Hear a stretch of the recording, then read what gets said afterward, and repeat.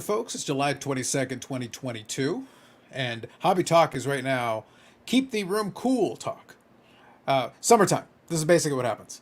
We were just comparing notes because I was laughing that Yannick, who oftentimes is on here, we were chatting a little bit, and he's got the link and everything, and he'll probably join us a little bit later on. But in similar situation to myself, the humidity builds up in the room that he hangs out in during it. He's got it up in the attic, so apparently the attic is burning him alive. So he's like, I'm gonna stay out of there until I can physically walk into that room without dying. But we did agree that basically the sun is trying to kill us, and we blame Eric. So we're on 100% aligned on this. Everyone agrees. We're pretty much good to go, and it's pretty much all Eric's fault. Yeah, As it had to go to are. somebody, right? Yeah, pretty much. I think that's the fairest thing to do. Yeah. So thank you to the folks who left some comments early. Josh, good evening. We are getting ready for Hobby Talk. That's right. And it appears the thumb that Carlos is indicating, well, it's the pointing finger, but yes, one more minute. You're 100% right. So It's good a evening, long Jim. thumb. I was going to say, I got questions. Bob Jackson is here. You know, it's good when the weather thing on the computer says heat warning. Well, that was the other thing, actually, because I saw the little indicator at the top of it. It's because I'm doing a lot of stuff indoors. I'm working indoors, and then I popped outside to run a couple of errands, and it's hot, but like in here, the humidity tends to build up, so it's actually cooler when I walk outside, which is your indicator. But I was like, okay, so what is the temperature? Like, I knew it was warm. I just didn't know exactly how much it was. And it's like, oh, the heat index thing. Ah, okay, well, it's that kind of day. Now I see. Yep, I blame the fact the heat rises. Facts. But yeah, it's been okay though. Like for the most part, you keep distracted doing other things. But yeah, we're definitely at the time of the year where we're well into humidity. So if you've got air conditioning in your place, you're probably using it right now. So hopefully it's working out for you. It says 113 outside here, but that's not not this part of the city. Well, 113 is pretty hefty. I think if I were to convert it into your parlance, Eric, I think right now it's running about 93, 94, probably pre-humidity, I think. So it's pretty warm. And then obviously if the humidity compresses into a room, the temperature rises a little bit from there. Yeah, we're 96 right now. Yeah, that sounds about right. So good evening, absolutely. Albert, good evening. Oh, it's only 108 in this part. See? It's practically cool. Psh, get a sweater on, man. Okay, so let's take a look here. All these grading companies getting ready for the National. They are. Yep. We'll talk a little bit about that. Absolutely. Ozzy Carda. Hey, gents. The opposite here. Heater on and multiple clothing layers. Well, it is probably wintertime in Australia. I think they flip it. So for them, it's winter. No AC. Nope. Not surround air. I have AC units in the rooms. Technically, I've got this thing, but I haven't turned it on because if I did, it would be supremely loud. What you're hearing is a fan that's just beyond visual. So it's just a fan circulating air. This thing though is turned off right now. Ah. If I turned it on, it would actually be nice in terms of getting cool air, but it is loud as hell. I got air conditioning in the bedroom across the hall, so I have the bedroom door open and a fan in the hallway. He's jerry rigged an airflow system. Yeah, Nice. to try to help me out in here because this is turned into an absolute oven. Yeah. So which way are you facing, Eric? Are you facing the side of your house, front of your house, back of your house? This is the front of my house in front of me. Oh, okay. So you're on the left or right? I have to adjust the scope. Nice. Which has impressed the most so far? Oh, you're talking about the grading companies? Oh, we'll touch on that in a second, Bravo Joni. We'll touch on that in a second. Single digit Celsius. There you go. That is the opposite side of the spectrum. All right. Because Australia uses Celsius, so we can relate to that. But single digits, that is pretty cool, actually. That is a little closer to sweater weather than the opposite that we're dealing with right now. Eric is a regular old MacGyver. Yep. I am old, and that used to be my favorite show back in the 80s. So yeah. Ooh, really? We'll have to get some MacGyver references in there somewhere. We'll have to see what happens. But yeah, it's one of those things. Time is moving quickly because it's like I don't even feel like because I adjusted the ticker there, and it's like we're almost at the end of July, almost into August now. And obviously now this week upcoming, we're going to have the National started, so it's going to be interesting. I will touch on one of the grading company things since I think it's kind of a fun little conversation. It's a light one to start off with, but it's kind of a fun one because it's straightforward, but we can have a little bit of fun with it. James G, good evening. Absolutely. Thoughts on Vince McMahon retiring? I will touch on that as well. I grabbed a couple of bullet points just so we could cover them. But yes, Vince has declared this afternoon that he is retiring at almost age 77. I'll believe it when I see it. They're going to drag that man out. It'll take it from his cold, dead hands. It's like, yes, he's retired. Why is Vince on the phone? Are you talking to Vince? He's supposed to be retired. It's like, yes, he's retired from work and going to work. He'll still call you. Yeah, he's not allowed to show up in the building anymore. That's right. He's at home in front of his computer and on his phone. There you go. So I'm cold under the covers. Central AC is my favorite invention. Yes, yes. I've been putting some money aside to get a heat pump installed in here, and it's been ongoing progress. But there's also other expenses. So hashtag home ownership. It's like one thing or it's the other. So it's always Hashtag something. 8 years. Yeah. Hey, listen, it could be 80 years. To be fair, for 6.5 of those years, You won't live through 80 if you keep. yeah. To be fair, for about 6.5 of those years, I really didn't care enough. It was one of those things where I'd kind of look at it You and were go, I young should probably enough. do something about You it. were young enough. Well, the last like year or so, it's like I am getting too old for this shit. Yeah. And probably I should consider making an adjustment. Yeah. So we'll have to see. Once you have it, actually, then you going back would be killer. But not having it, it's enduring. But Well, when I go over to the family house on Sunday, I'll go in. But what's hilarious to me is that I'll go there and they've got obviously the central air and everything going, and they're like, oh man, it's so hot. I'm sitting there like, ooh, really? And then they've got the they've temperatures. acclimated, right? Yeah, they're fully acclimated. At this point, my parents, my mom is Colombian and my dad is from Panama. But at this point, they can't handle heat. Now it's the opposite. Like they simply now they're wusses when it comes to heat. Now Yeah, they like to stay cool all the time. Totally So- Canadianized. Yep. Yeah. So, but it's one of those things. I'm kind of my brother is the same as well. It's like I'm the holdout where like I can actually absorb a lot of heat, but humidity is like beats Yeah, you down that after a kills you. while. Yeah. It's like, look, heat is fine. Heat as much as you want, but the humidity that starts wearing you out after a while. I can't believe that they went from one extreme to the other. It's like, okay, we're going to live down by the the equator and Yep. the hottest place on the planet, and then they're going to move to the coldest place on the planet. Well, just- I wouldn't cut. No, in Southern Ontario is actually we have extremes, but but we can go north. Like there are much colder places. right. much But- colder. Toronto's I guess probably it one is- of the warmest places out of Canada, right? Yeah, I was gonna say if I was gonna try to do a little bit more in between, I would look at like a BC. If you go by the ocean, Yeah. it's a little bit more temperate, a little bit more moderate. It doesn't get as hot. It doesn't get as cold. It's kind of I would kind of It's the California of Canada. yeah. Oh yeah, for sure. I would love. It's the mountain bike capital of the world, and I would love to live there. Well, yeah, for your proclivities towards mountain biking, yes, yes, There it is would no probably. better place in the world than BC. I'd take all the downhills. There you go. That Nothing like they have a coasting. lot of that. That's what Whistler's all about. Wow. There you go. Yeah. View Vince retiring. Cue the Undertaker rising from the coffin. Facts. Josh here says my parents bought Central Air as my wedding gift. Wow. Okay. It's not bad. That ain't half bad. 5K. Yep. Brock walked out when he first heard Vince retired and now wants WWE to get Oldberg to replace him. Yep, that's right. Never learned. Yeah. Or is Vince retiring as a new storyline? I really don't think so. He is still under investigation for sexual misconduct. He does still have lawsuits pending, and the board is literally investigating him. So it's one of those things where it's like, maybe you should focus on some other matters. Yeah, his resume for dating must be interesting.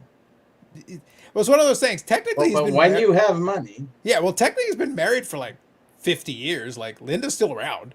oh, She was the CEO of WWE not long ago. all right, there you go. Yeah, it's been a very bizarre. It's one of those things like, look, you guys do you, but if Vince has paid out $12 million so far, allegedly, in hush money so far, it's like, so Linda, what have you been up to over there? What's going on? Like, you keep an eye on any of this? You cool? You writing the checks? Like, what are you doing over here? Plausible deniability. That's right. Look, it's their relationship, it's their life. I don't care. Vince McMahon, though, is a very interesting dude. Let's put it that way. I would watch that biography. I would watch it. No Yep. question. I'd be very interested. You are He- watching it. Yeah, he is indeed married. Yes, that's right. Yeah, apparently Vince liked to date the females on the roster. He likes to date, yeah. And he part of the problem was that he was hiring people in the office who would then get promoted so that he could stay nearby. So it's one of those things like, dude, it's so obvious, you creepy old man. Like, you're not subtle. You're a subtle sledgehammer to the face, Vince. Like, you don't know subtlety. You don't know how to do subtlety. When you get to his age and you have his money, I don't know if you call him that. You're good. Yeah. Yeah. It's like, it's just not there. Yeah. It's just Yeah. like, Yeah, his wife ran for the Senate. That's right. Exactly. Yep. I think she ran a couple of times and not that long ago as well. And she was she did get a cab. She was gifted a cabinet position in the Trump Yes, administration she for was in something the- small business or something. Yeah. Yeah, because they're old family friends, and Trump is in the WWE Hall of Fame for all that means. oh Just yeah, saying. true enough. Yeah. Just saying. Retired allegedly pending investigation. Facts. Does Bobby have an eBay store? No. That'd be kind of funny though. If you were gonna ever have an eBay store though, would you call it just Bobby Burrell, or would you name it something interesting? I actually did have an eBay store for the longest time, but it didn't suit my purpose. I wasn't Yeah. selling that much stuff, and you had to maintain a certain level, and I just said no. So just a few things here and there. What did I call it? Can't even remember. It was I'm probably. sure- that's why I was just wouldn't curious call if it it was anything weird. I would just call it Okay. me. you Okay. know. No, that's fair I enough. don't get into the names and stuff.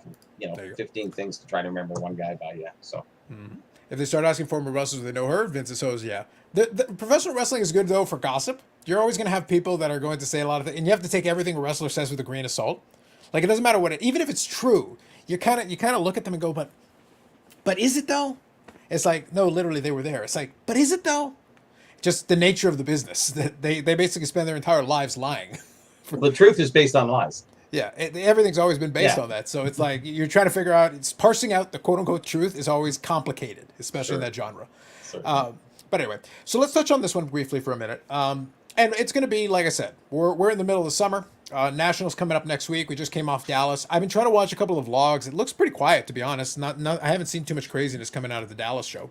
Yeah. Where's all the blogs for all? I've seen a couple. I've seen a handful, but not like I've definitely. seen There's some day folks- one. That's it. Yeah, yeah. I've seen a handful that have come out that have at least talked, and I've seen some folks that did buy some stuff, but I've also seen like some day in the life. I'm waiting made for some of sales? the other folks. There are folks that make sales, yeah, for sure.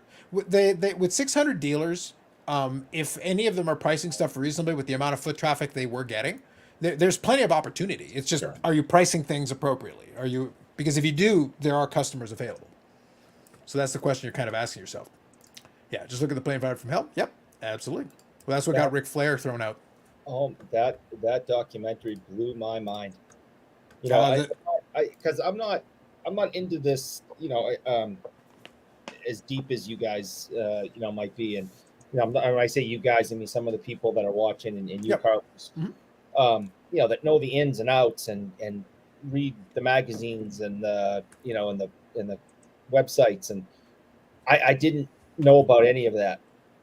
I knew a lot of these guys have misbehaved themselves over the years on the road. I've heard plenty of those stories, but I tell you that documentary was horrific, and those one particular, but the flight attendants just, Mhm.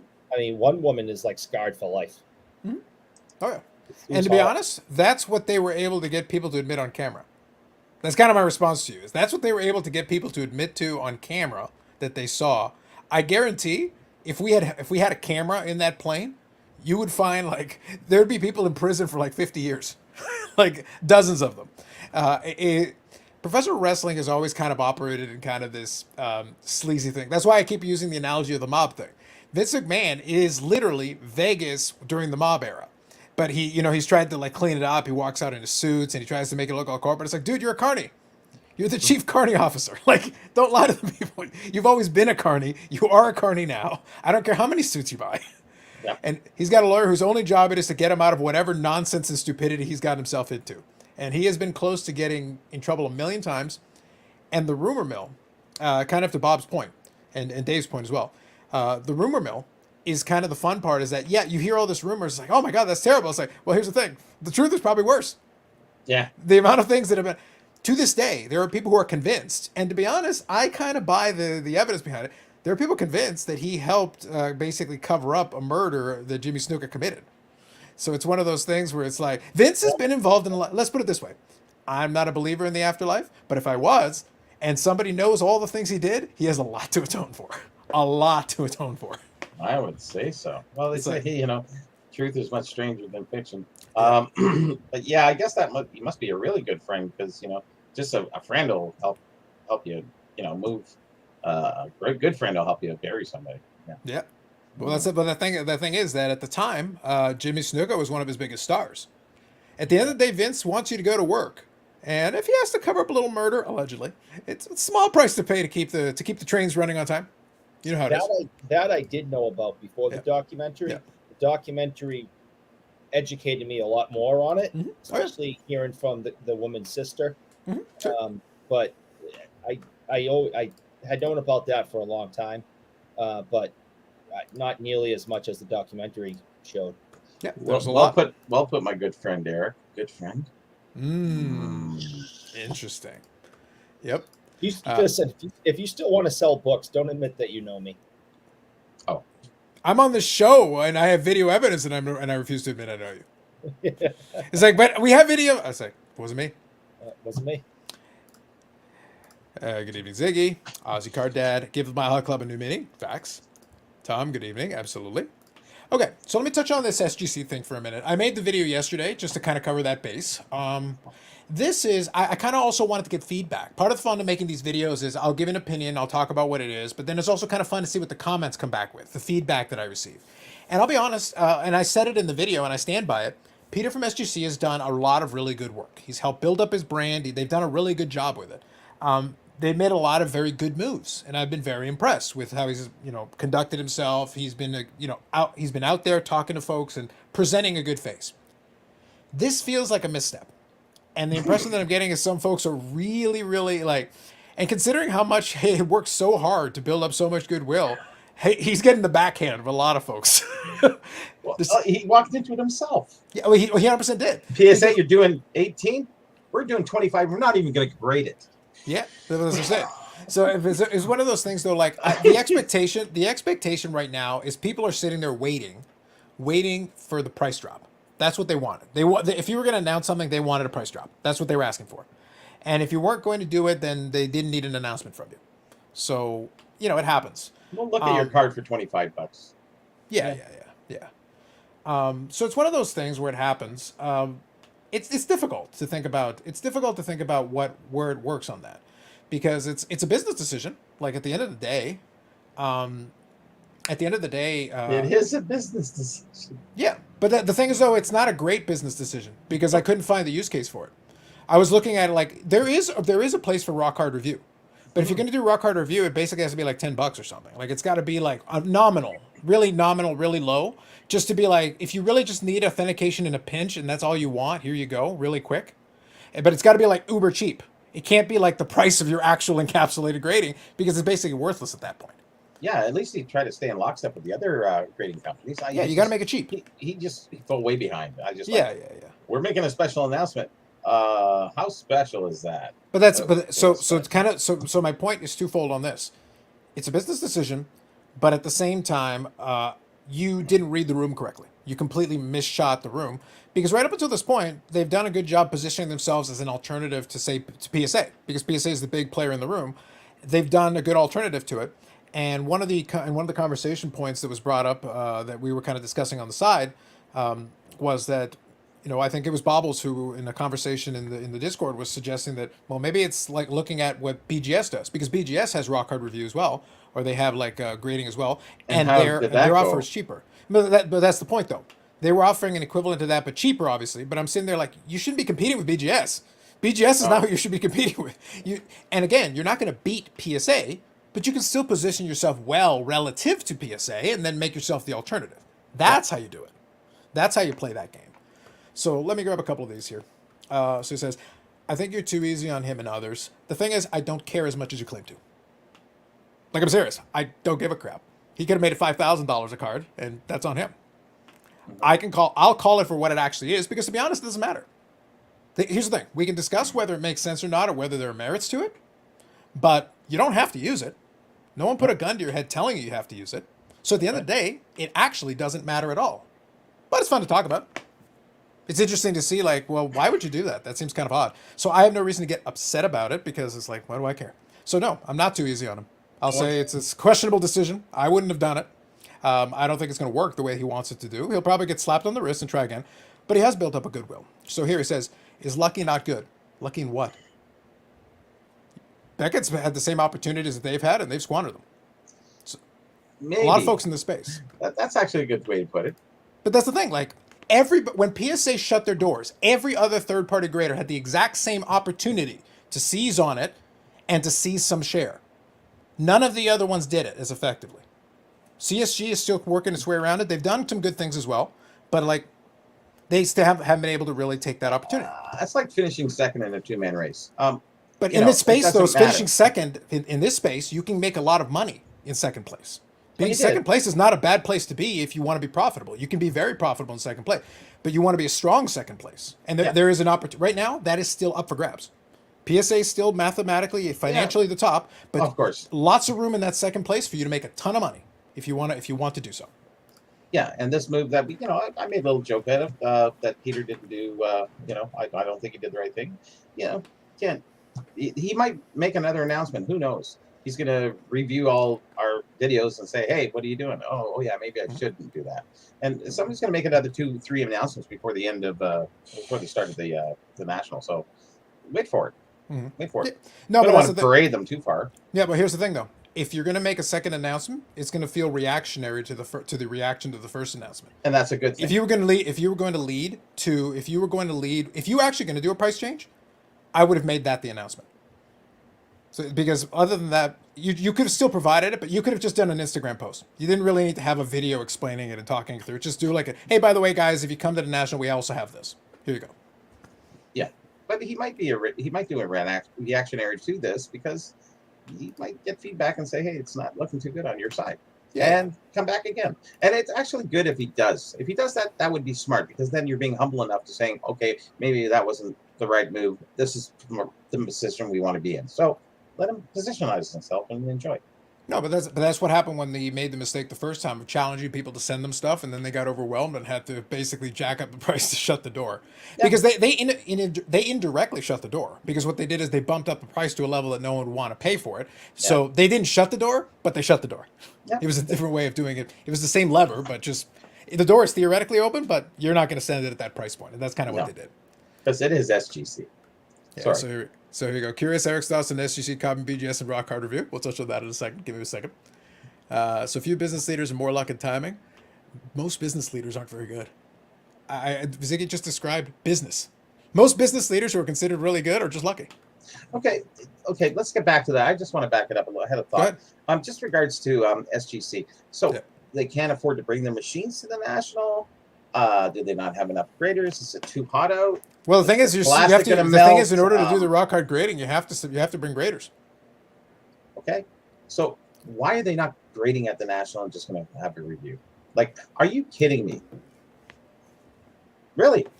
Well, right now their focus has been, honestly, their financial focus has been this entire time has been to increase turnaround time, increase turnaround time, increase turnaround time. And at this point, it's very fast. Like if you send into something at SGC, they turn it around super quick. You get But it send yesterday now. I know. Yeah, that's just it.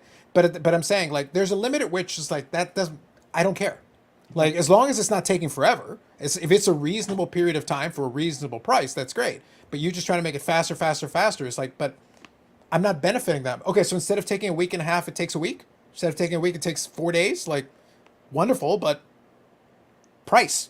Okay. Well, then here's the other question to that: is had they ever graded at the national before? I thought they did. I'm pretty sure they did on-site grading at some point. It would have been a couple of years ago now, obviously, pre-pandemic. Yeah. But I feel like they did.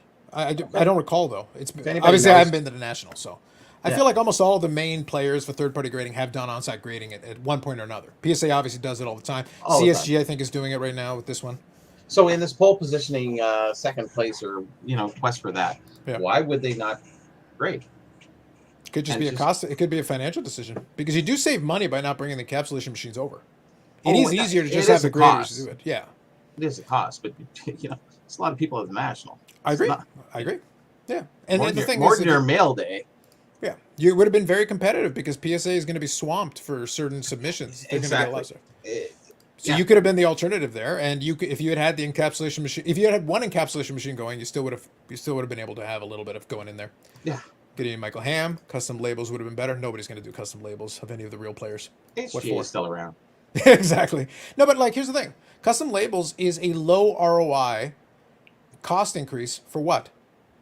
So you can feel fancy. Oh, I get a custom label. Well, okay, fine. The cards can are I charge? fancy already. No, but I'm being like I'm thinking about it from a business perspective. Custom labels is a very niche market for certain folks that would want it.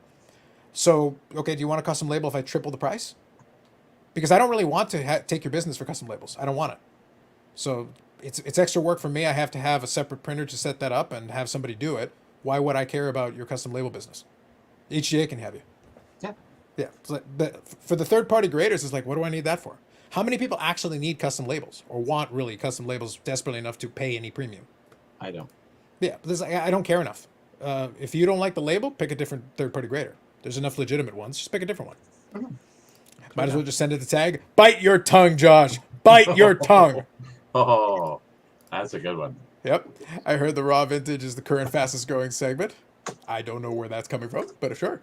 If they would authenticate your stuff for $15, I could see a real value. Authenticate your raw stuff for $15, I could see a real value there. Well, we're back to price point, right? I think there is value to it. Now, don't forget though, they have a $2,500 limit on declared value. So like, you're not doing your 52 manos or 53 manos in decent shape or anything like.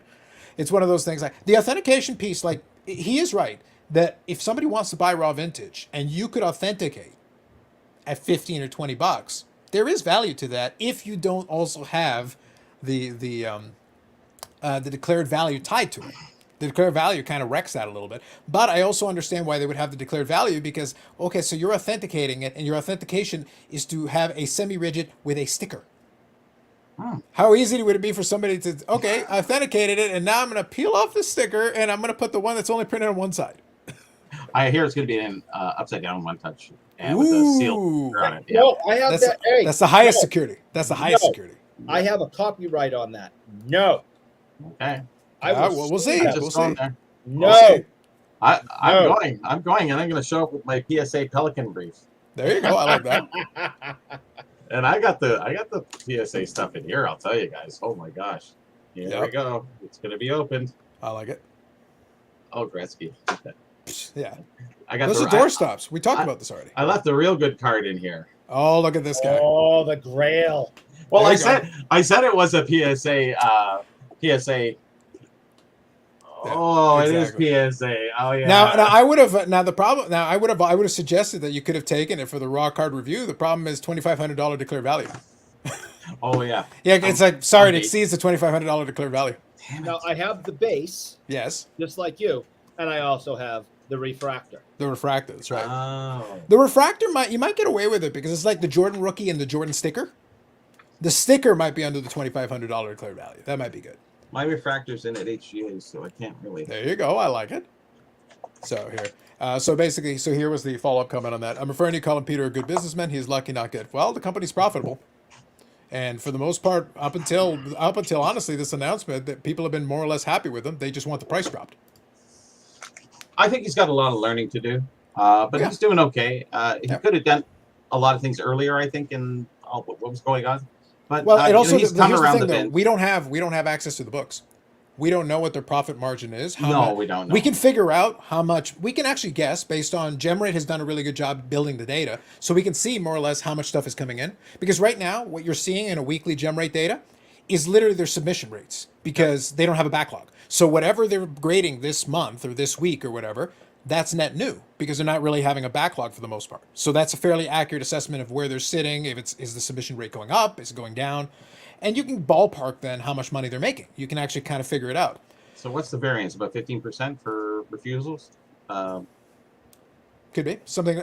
We've kind of debated where that range falls. It's a little bit tricky to figure out, but Well, we just do ones know- that don't pass. You know, Yeah. that's what it's Yeah. got to be about 15%, right? Because I'm sure people are squiggling them through SGC opposed to some other company. Yeah. Well, in fairness, like now these days it's easier just to pick one of the other rando third-party graders that just start up out of nowhere, That and yeah, give them a oh try. yeah, those ones. Yeah. Yeah, and give them a try and see if you can get it bypass it.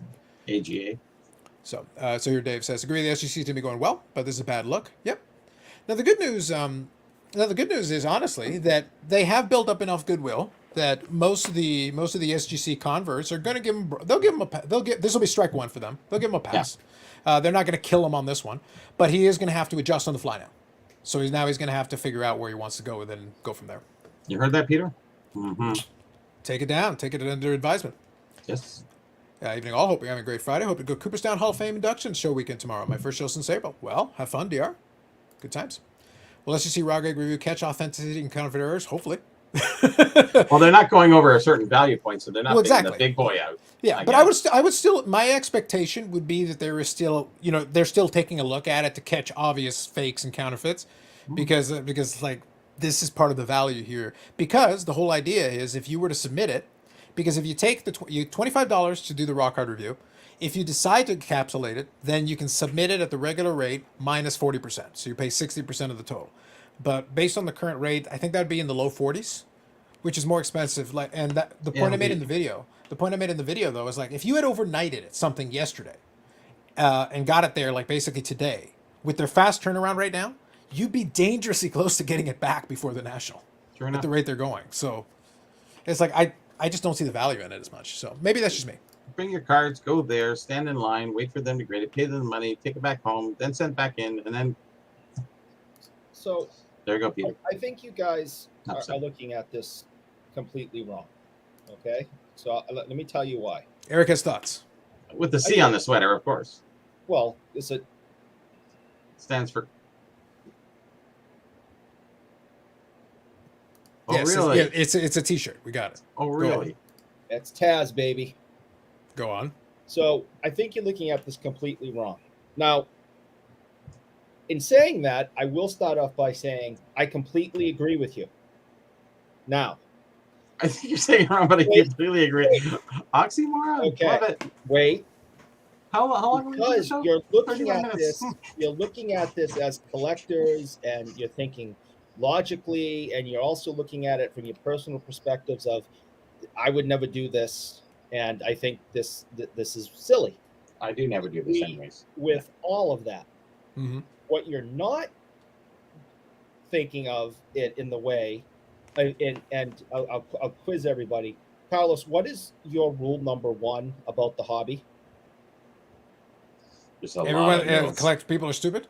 People are stupid, Yes. That's right? That is the rule number. That is the credo I live by in this hobby. No matter Yes. what it is, people are stupid. Okay. It covers so much ground. It It takes does. care of so many categories. It's So, amazing. if you look at it in the business perspective, and you use Carlos's rules of the hobby, starting with rule number one. Rule number two, even the smart people are stupid. Yeah, Anyways. there you go. So Rule number two, honestly, if I was going to put a real number two, is that everyone in the hobby is a professional businessman.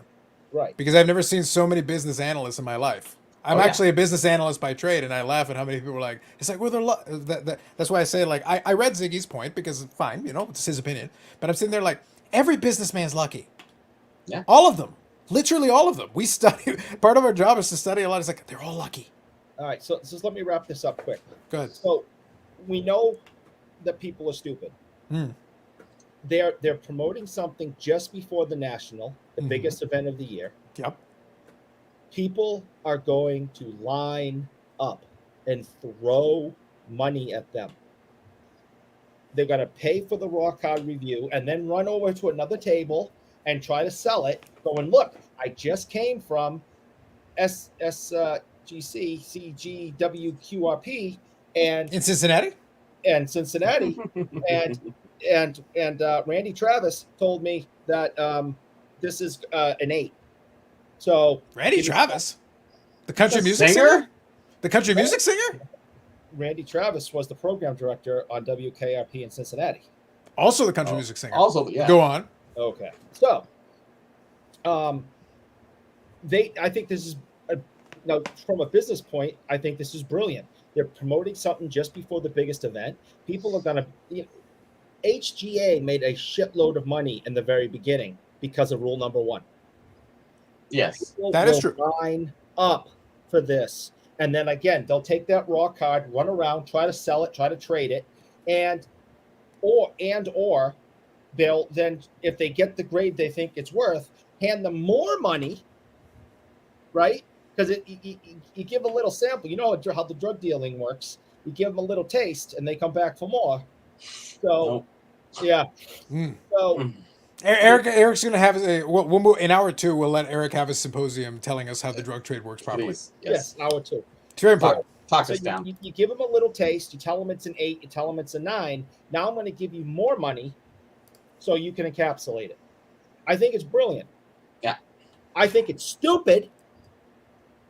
I would never do it. No, thank you. I have better things to do with my money. Yeah. But as a business, a week before, say putting this out there, a week before national, Oh, I think it's brilliant. They got to make money hand over fist. I think it'll we'll have to see. I'm curious. I have no doubt that people will use it, but I do think the use case, they did limit their use case a little bit. Yeah. Like I said, a little bit lower price point might have been a little bit more appealing. Higher declared value might have helped it a little bit because you could have gotten that raw vintage. That could have actually been a use case for some raw vintage where people, like, basically they're like, can you just confirm for me that's not trimmed? Absolutely. But the thing is, can you just confirm for me that this isn't trimmed? Can you confirm like certain basic, hey, can you just do a little bit of detection here on here just to make sure? Because I could see value in that. Maybe you're going to do a transaction, you're going to do some cards. I could see some value in, hey, let's get another set of eyes to look at this. That edge looks a little too sharp for me. Can we look at that a little closer? I guess their turnaround time is so fast. They want it to be a quick turnaround grade at the show because that's why they said $25. Well, but the thing is, that's basically So it. there'll be no line. Yeah, in lieu of a on-site grading, they're basically giving you. But here's the problem. Let me put this in a little different way. Basically, what SGC did is the raw card review for Beckett has always been kind of a murky thing, and it doesn't work great. It is what it is. They also don't guarantee that you'll get it encapsulated at the same grade if you do submit it.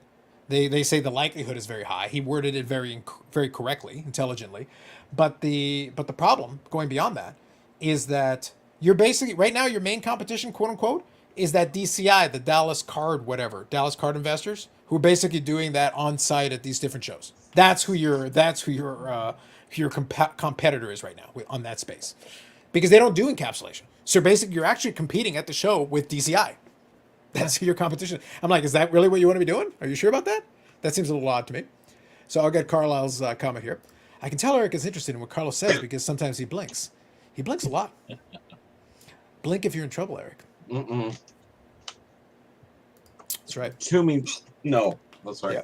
Eric's patent pending, one touch. Facts. What? No autograph refractor? I didn't sign it. I could have. No, he was going to charge too much, so I refused to pay his fee. Not I enough. don't need it signed. Screw him. Well, at the fall one, it's going to be even higher. Price has gone up. Jeff McMahon, hello everyone. Absolutely, Jeff. Paul, good evening. Just going to get caught up on some of the comments here. Thank you for the comments as always, everybody. My issue with PSA is that there's a grading company that's also in the market telling you how much your card is worth in regards to pricing tiers. No, I get you. But that's the whole thing about declared value, right? Like I said, even SGC has some tiers. Now, the tier is higher, but technically, if you try to do a 52 tops mantle and try to send it in at the lowest possible rate, it won't work. They're going to be like, actually, that's a more expensive card. It has to go in this higher tier. So they do have higher tiers. It's just a higher threshold to hit it. But I get your point. I get it. Sebastian, good evening. Yep. Big Scott, good evening. Luck only means someone was ready to succeed when the time was right. And that's actually a very valid point. Honestly, quote unquote, good business people are people who are opportunistic by nature. They are people that understand when to seize an opportunity. It doesn't mean they get it all right. It doesn't mean, because at the end of the day, Peter is a young guy. We know this. He's in his early 30s, and he's a CEO of the company. But he's a CEO of a company in the sports card space. We don't have Fortune 500 companies in the sports card space. That's not what the kind of companies we run around here. Even ones that make decent money are not like gigantic by real corporate America standards. They're not. But what it does mean is it means that you are still operating a business. You've got, if you're going to make a move, you are doing a cost benefit analysis. You can hire people whose job it is to give you like, okay, so if we do this and it works out, it's going to look like this. This is the kind of profit we're hoping for. If we do okay, this is what it's looking for. And if it's a complete bomb, this is what we're looking for. This is basically what it looks like. These are your scenarios. Worst case, best case, likely case. You run that analysis all the time. Like that's what you're doing. You're trying to figure it out. There is a risk in doing something like this. Some people get mad. I had somebody in the comments, the name escapes me, I apologize, but I had somebody in the comments who said they were hoping that SGC would give them that price decrease they were hoping for. They said, finally, that's enough. I'm going to send I'm going to send my 100 card order to PSA for the $18. I just wanted that lower price. I was waiting for that, and if I'm not going to get it, I'll go to the PSA one. You take advantage of the $18 one. Because there's a 20 card minimum, so if they have a 100 card order, they can use that. Well, that's $1,800, right? $1,800 that goes to PSA, that does not go to SGC. Because it wasn't a time urgency thing. If it was a time sensitive thing, SGC would get you the card back faster, but it would cost you more per card. So the question is, do you need it now? If you need it quicker, then SGC works. If you don't necessarily, if you're willing to wait a month or two or whatever, you're probably okay. So, or a couple of months, or whatever. People are used to waiting anyways. Exactly. So that's my point. I think these grading companies have learned that if they drop the price too much, they will quickly get overwhelmed again with garbage. And if they keep it at a moderate number, people will just send in the stuff that matters. They won't get overwhelmed, and they'll be able to conduct business and the right way and keep people happy with the wait times. But if you drop it to $8 a card, like it was a couple years back or whatever, you're going to have 4 million cards in the warehouse again. So I don't think it's good business to drop it too low again, because I think it's still. Well, here's the thing, though. I understand your point, but I think number one, SGC never had 4 million cards. They never had that many in the docket. PSA. Yeah, PSA. But But SGC, in comparison, though, they had an opportunity where if they had dropped the price down so that the bulk submitters could offer the $20, $20 is kind of that number where people are like, oh, okay. It just feels better. Like if they're looking at it, if you tell them you can do this for $20 a card, even though they're pretty close to it now, like if you do it through some of the bulk submitters, you can get it for about $23 to $25. Or stand in line. Yeah, so it's one of those things where you're not far off, but even that $3 or $4 feels different. It actually feels, it's just a psychological barrier. It's telling somebody they're getting it for $19.99 instead of $20. It's like, what's the difference? It's a penny. It's like, but $19.99 is sub $20. Doesn't work now. We're rounding up and rounding down now. Well, but you understand the marketing concept though. It's a psychological thing. It really, in the grand scheme of things, makes no difference. But it just feels different. 1997. Yeah. So the cost of business access to credit for expansion plans have dramatically increased as rates increased. Yep. Is this live? Bob answers it. Thank you, Bob. Is Tag going to be grading on site? Yeah. They're not ready to do anything. They got to finish the check for the floating head, allegedly. Allegedly! I said allegedly. Will SGC throw in some lube with the RCR? Allegedly. I have some magazine cards. Will SGC cut cards for you and then slab them? Not to my knowledge. I think you're going to have to do the cutting yourself. I don't think they're going to do it for you. Well, don't forget, there's the Sports Illustrated.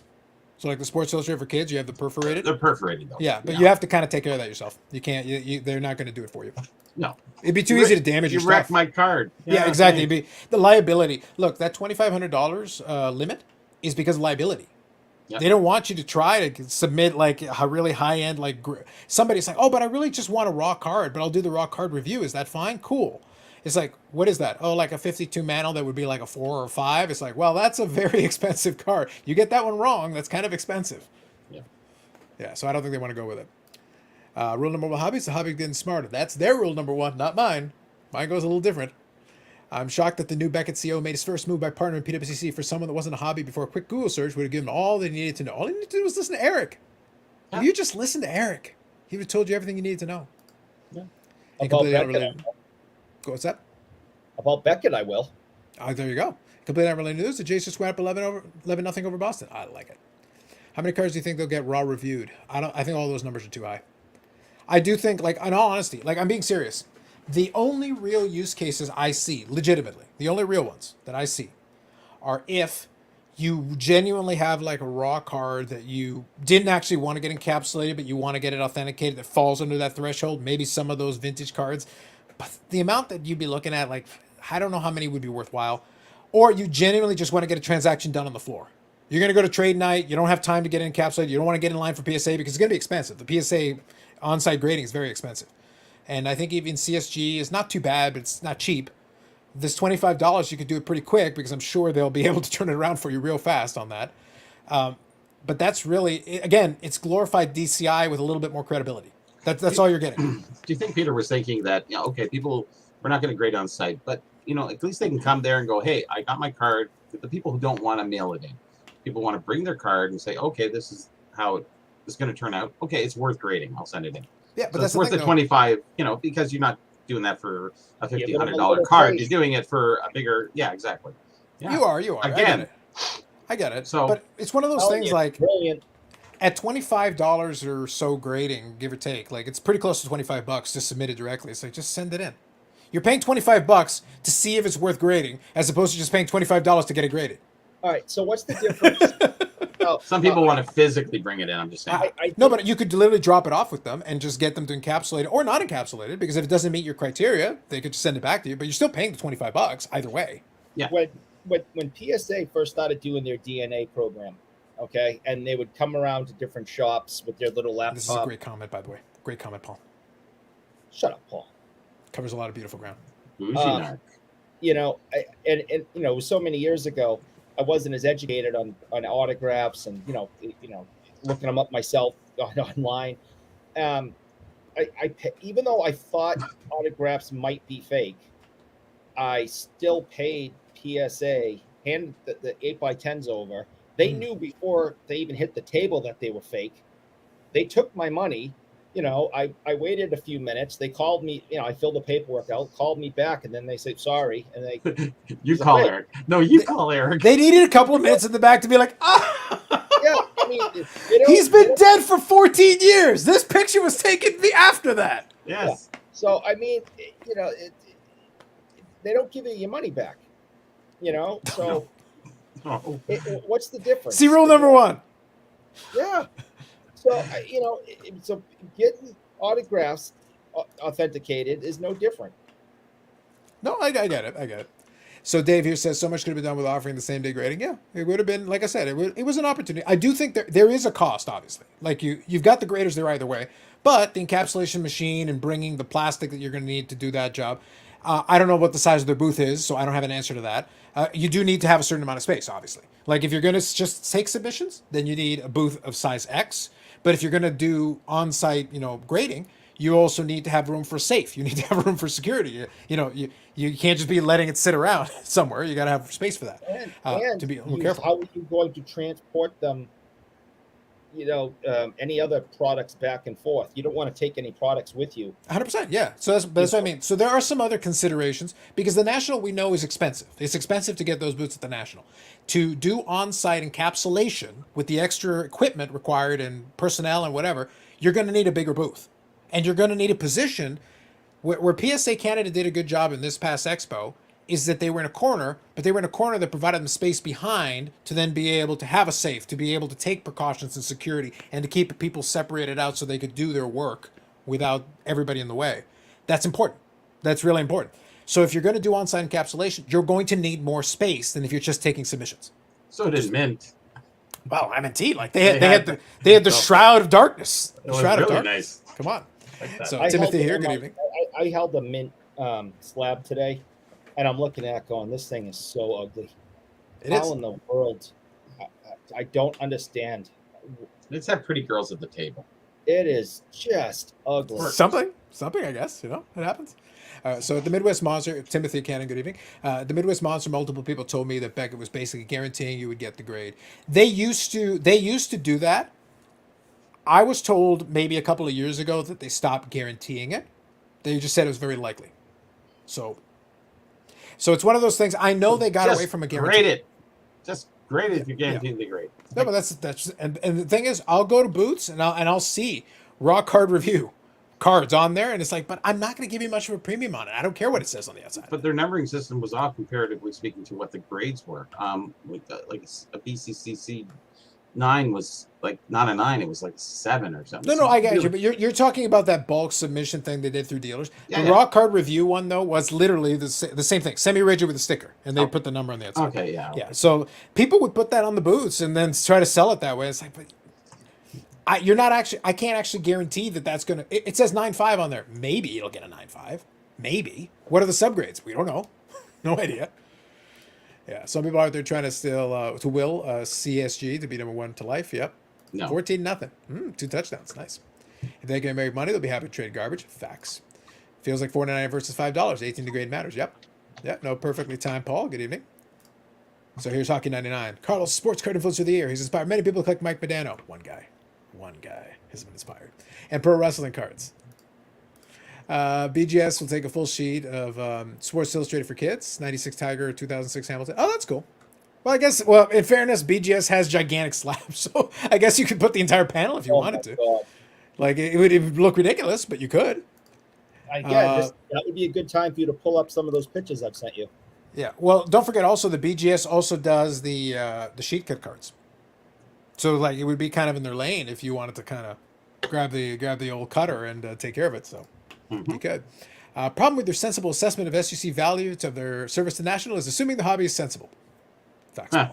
Facts. Do you remember the time SUC tried to charge $75 per card if the BSA shut down? That was funny.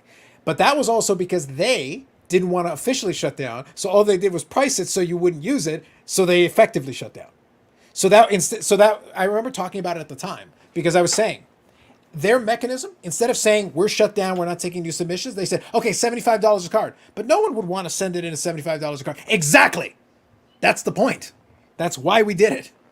Then you can say you didn't shut down. Yeah, you can say you didn't shut down, but at the same time, effectively you shut down because you basically stopped the flow. And by stopping the flow, it gave you a chance to get caught up. Sure. Now, it hurt you in the short run because but you at that point your hand was forced. You really needed to close. You needed to close the gate somehow. You needed to stop. So that was like I said, basically what they're trying to avoid. They're desperately trying to avoid it. So we'll see. Isn't PSA grading on site at 250? The idea from SGC at 10% of the site seems reasonable. If it was on-site grading, it's not though. PSA 250 is the on-site grading, encapsulation, the whole 9 yards. You're getting a PSA graded card on the other side of the transaction. Mm-hmm. And you're paying for it to be done during the show. Yes. That's what you're paying extra for. Because if you go to the national and you have the cards that qualify, you can get the $18 level. You can submit 20 cards at $18 and just hand it off to them and they'll take it back and get them graded and send it back to you. But if you need to have it done on the show floor and you want to get it back, well then you're paying the premium. Yeah, you're paying the premium. But what SGC is offering is not encapsulated. They're offering you a semi-rigid with a sticker on it. See, wouldn't that be the smart thing for SGC to do? Wouldn't Peter be better off just saying, hey, why don't we just grade on site and we'll make it $25? Well, that was an option. Wouldn't that steal a lot of business from PSA at that point? Well, the stuff that's if somebody really wants to grade it $250, it's probably expensive. And if it's not vintage, they'll probably still go to PSA anyway. But to your point, it would be a very competitive offering. It would get them a lot of business. I have no doubt they would get a lot of business. So I agree, but I guess he just decided the cost benefit. Again, that cost benefit analysis thing, right? They basically said, well, we'll see. There was no benefit. It was just a cost. Yeah. Yeah, they just decided they didn't want to pay for it. So I guess. Fair enough. Again, I still think it's brilliant. We'll have to see. Well, it depends on how many they get. Carlos is right. Carlos is right. IG do something quick, but he did a whole sit down and said, "I'm stupid." The sit down felt like you should have been saying a price thing. It felt like you needed the bigger. You save the sit down for the bigger announcement. Not we have semi-rigids and stickers, bros. Yeah, that's it. That's what it was. Yeah, exactly. So it's like that. Peace out. Yeah. It went off like a lead balloon. Good job by you. We'll tag up a booth at the National, not that I'm aware of. I don't believe so. No doubt it'd be next to Floating Heads booth, allegedly. That would be that'd be fun, honestly. I would kind of enjoy that. We have no direct association. Really? Why is that bag have a $sign on it? Why? Yeah. Mr. Scrooge. Explain. I wonder if the machines are like the ATM where your whole card went inside of it. There you go. PSA, same day, $400, $250 for end of show, $18 drop off. Thank you, Dave. Yeah. So that's to say, like, if you're paying $400, you're saying this card is worth enough that I need to have it by the end of the day. I plan on doing a transaction or something, because you're not paying $400 for like a PC card. It's like you can do $250 for the end of the show or $18 drop off. Just drop it off and get it a little later, and look at how much money you save. They're not telling you to use the $400 option. They're saying, like, look, if you really want it that badly, we can do it. We'll put you at the front of the line, but you're paying for that. You're paying for that privilege. Did you make the? I know Brad couldn't be here tonight, but did you make the announcement that he asked you to make about what he's offering at the show? Have you done that yet? Oh, on-site grading? No, the other one about for $18 a card, he will cut them on his paper cutter and square them up so you can get them graded. What'll be good is that there's a greater than 0% chance that Brad will appear later. To directly address your rumor mongering, Mr. So for all of those who are listening, who are going to the National, please seek out PSA Canada and use the offer code because I'm Carlos. And you will get. You just made a BIC, good old BIC. Come on. You will get an additional $5 off of your card cutting. And that's going to come out of the sponsorship of the like button that you've done for tonight again. Oh, come on. Nope. Eric has sponsored the like button, and that reminds us that it is a good time, if you haven't already, to hit the like button because Eric has sponsored it, and it is once again free. Thank you, Eric, for your generous donation. I'm gonna have to get a second job. You probably should. Probably be a good idea. This is costing me a lot of money. It is. It is. Hello? And alas, we won't have Hello? enough left over. Brad. Yeah, it's Bobby here. Mhm. Yeah, I got it. Sorry. I was just. It doesn't surprise me he has the cutter. Bobby hasn't announced it yet, but he's I going to think- have I a think- partnership I think with Bobby has BGS moved coming up.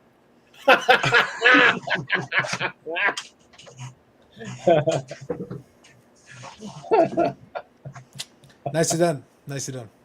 Well played. So Dave here says exactly 40 days, same day grading. Let us know who's up there up to the fight. I really don't think they're fighting. Not the same way, honestly. That I think it's the SGC fanboys who have this idea that SGC is actually trying to fight PSA. PSA is an 800-pound gorilla. PSA could buy SGC. They're pushing They him. have to They're fight that. pushing him into fight like the schoolyard, right? Yeah, like it's one of the, like I'm being serious. SGC's goal is to be profitable and to be consistently more profitable as they go along. That's what I said. Ziggy's opinion notwithstanding, they have made some good business moves. They have actually built a lot of goodwill. They have earned some folks who actually do now use SGC because they like the experience they have. They like the fast turnaround. Sure. They appreciate the customer service. So they have done a lot of good work. That is part of business. Yep. Building the customer service philosophy is part of doing that job and running a business. It is the KPIs. It is making sure you're profitable. It is all those things. So it's one of those, but like I said, I like all the backseat business people who don't run their own businesses, who then talk about how businesses should be run.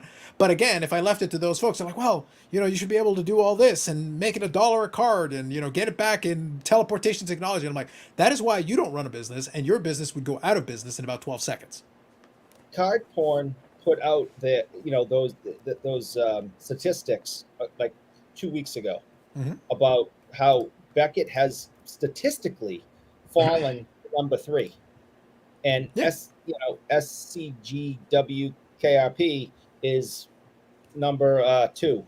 And if you look at it, because they broke it down into the month of June, so Yeah, they broke down I think they're citing the gem rate And data, then- which has shown that. first Yeah. 6 and then the first 6 months. Yeah. And if you broke it down into like just June, I think Beckett was, now correct me if I'm wrong, anybody, Beckett was like 4th. And if you broke it down for 6 months, they were 3rd. So they're already 3rd. Yeah. And No, for sure. SGC is already 2nd. But it also in terms of number of cards they're actually grading, like physically. One. But the goal I think for them, honestly, that's why I said earlier tonight when I was talking to Bobby about it.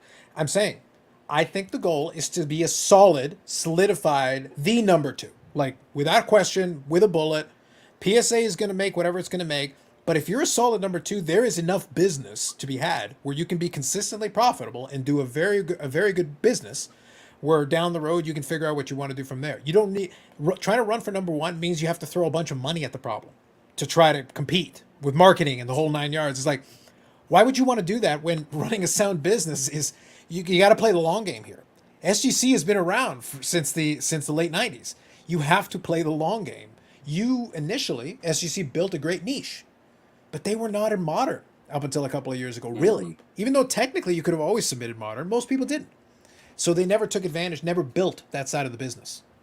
But right now, being a solid number 2 in this space, you're okay. So you just keep progressing and you try to make moves, build up a loyal following that will consistently grade with you, and that is your base, and then try to build off that base and grow it, and just keep making it bigger and bigger as you go along. I always said that they never really wanted to beat PSA, nor that they could, and I think they know they can't. I just think they found their lane, and they're just staying straight and true. And this little hiccup of the show and doing the $25 whatever, I'll look at your card thing. Okay, maybe a little flub, but they're still going to be strong going forward. Bobby, we won't know if it's a flub until next week. Oh, it's a flub. Trust me. Yeah, don't worry. 10K? Who said 10K in there? I don't know. 10, 20, 30K? There are a couple. Blah. I don't think anybody who wants to submit a $25 would just get the encapsulation. Just be like, yeah, hang on. Like, look, I'll get it back in a week. It'll be fine. Yeah. Send it in and I'll get back in a week or 2. It's fine. Yeah, listen, personally, I think the whole thing is stupid. Business-wise, I believe Carlos's rule number 1 is in play, and they're going to make a shitload of money. and they're Yeah, gonna well- get that card and go, oh, they're gonna give me an 8. All right, I'll pay the extra. I'm telling you, it's brilliant. Well, the conversion, the one I'd be interested, the number I would be interested in is the conversion rate. That's the one I actually am interested in. It's not how many people pay the 25. It's how many people then subsequently will pay the extra to actually get it submitted fully after paying the 25. Also, again, I said this already, kind of. For $25, I give this to you. You look at it quickly, put it in the Semi-rigid. a With a sticker. semi-rigid, throw a sticker on it that says 8. I get that back. I run across the show and I show this guy, and he gives me, 50. So I just made my money back plus $25. I think you're right, Eric. I think a lot of that will happen at the show where a lot of people just go, hey, I'm going to get it graded here. I just a temporary grade, and at least I can sell it to this dealer.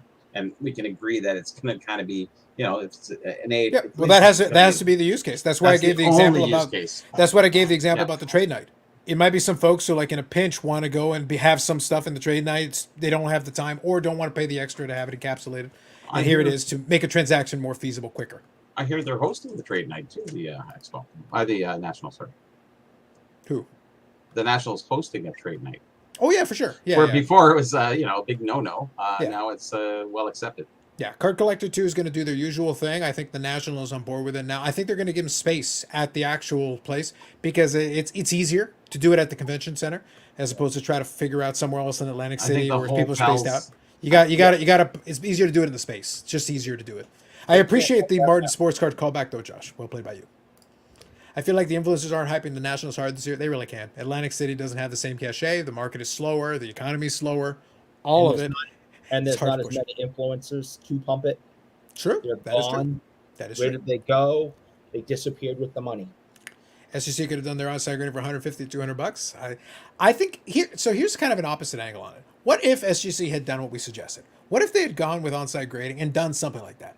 Okay, we'll do onside grading for $150. There were people obviously who would be interested in it, but again, it's SGC.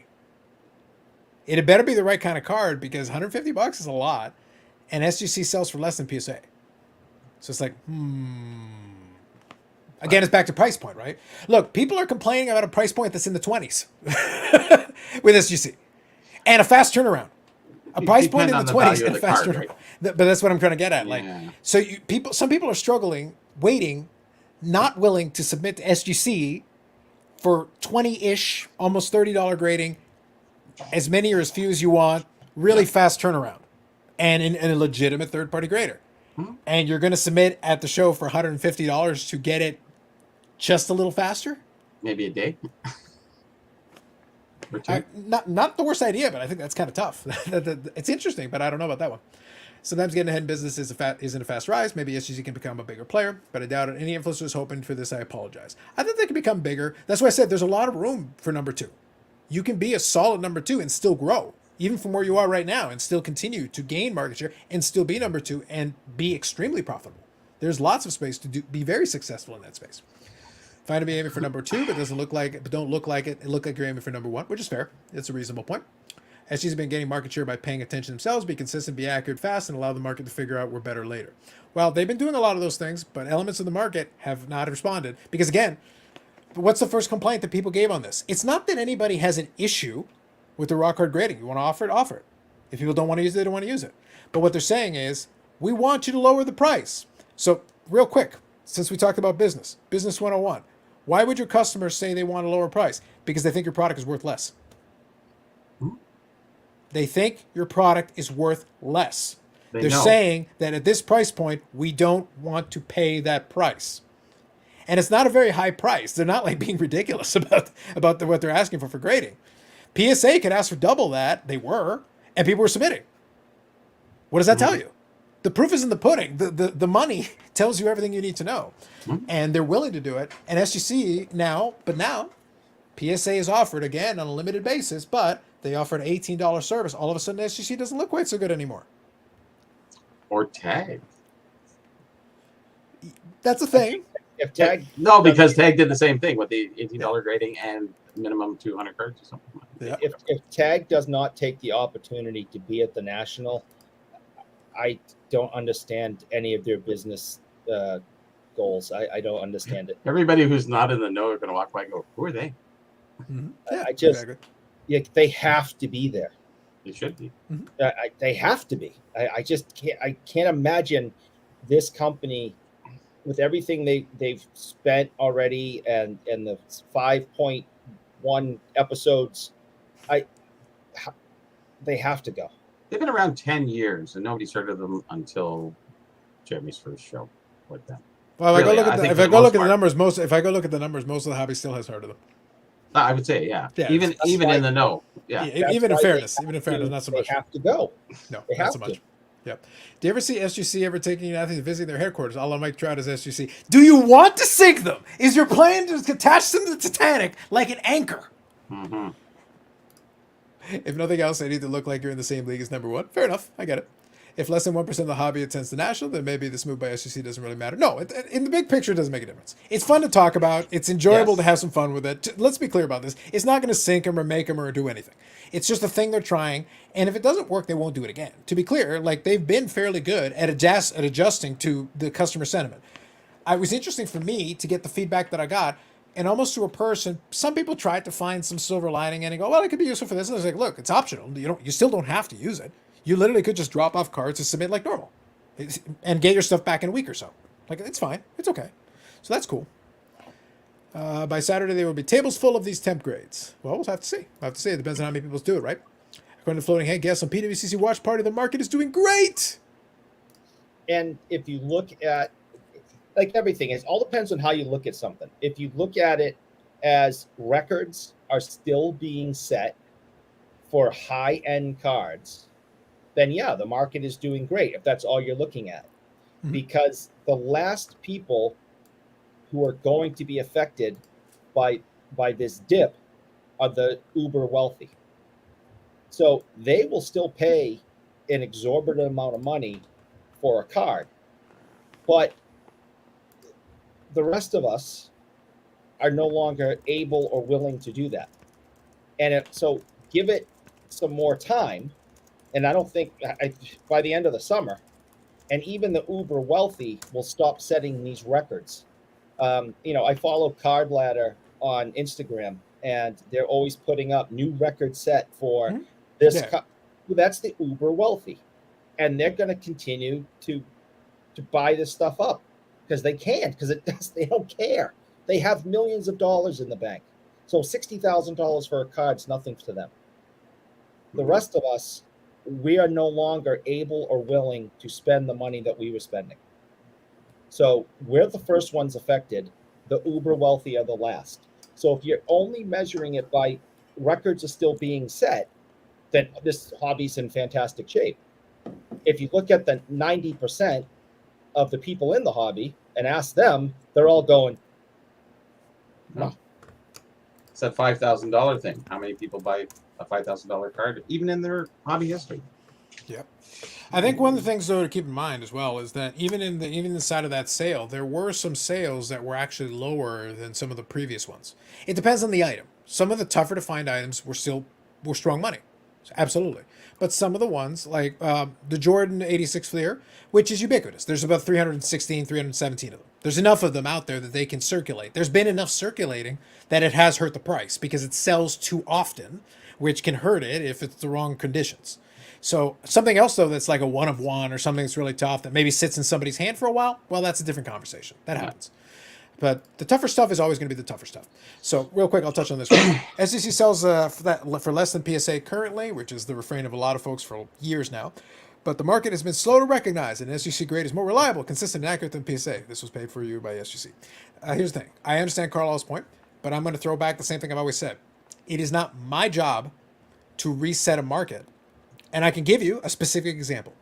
Just the other day. Right now, most of the stuff I'm waiting on, I've already gotten either shipped my cards or I've gotten shipped to me at this point. So my stuff I'm waiting for list, I literally have one card left that I'm waiting for. And I purchased it today only because an offer went through. That's the only reason why. It's been kind of quiet. But it's not because I'm not willing to buy anything. It's more that I want it at the price that I want it. And I'm in a market now that I can be like, no, I can wait. I can be patient. Not a problem. It's okay.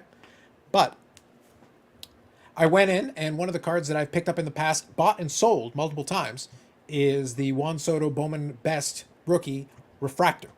So I had the base card. It went to a 10. I sold it when the price was high. I bought a refractor cheaper. The price went back up. I actually sold that for a profit, sold it, and then I've recently bought an SGC 10. I have the cheapest SGC 10 in like a year. I was able to buy that SGC 10 for less than half of what the PSA 10 is going for. Less than half.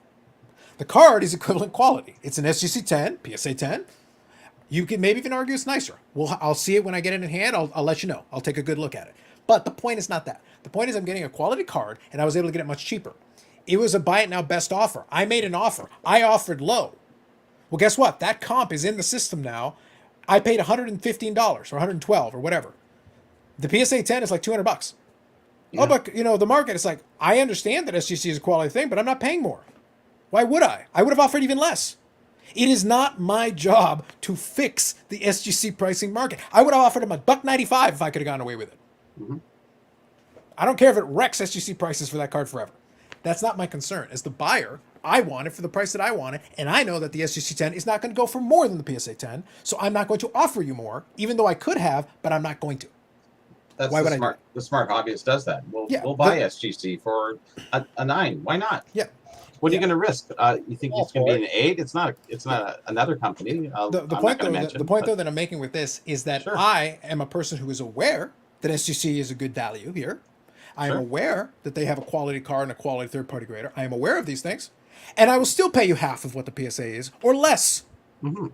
because I'm not going to fix this for you. And there's a bunch of folks like me who will not fix this for you. If we can help it, I want SGC to sell for 10% of a PSA forever because Yeah. it's beneficial to me. I get a better card for a cheaper price, That's right. and then I can make my decisions from there. But let's get an alternate opinion. Let's get an Okay. alternate opinion. Oh, Bring him. no. Bring him on. No. Mr. Bobbles, how are you? Oh, Hey. okay. Good. Oh, I figured it was the perfect time to bring you in. I did want to kind of touch on the value Damn, proposition Eric. thing. I thought it was Brad. It's disrespect. The disrespect this man offers. It's just horrific. I'm sorry. I So thought he was good. going to bring on Brad, and God, I don't need that. Don't worry. We'll see. I'm gonna have to bring him on now to deal with you. Oh, we're, yeah. we're gonna have to get this fixed up. Bobbles, thanks for popping in. I know you had a little bit of two things. Thank you for popping in. I know you have a little bit of insight on the raw card review, so that would be good to hear from you.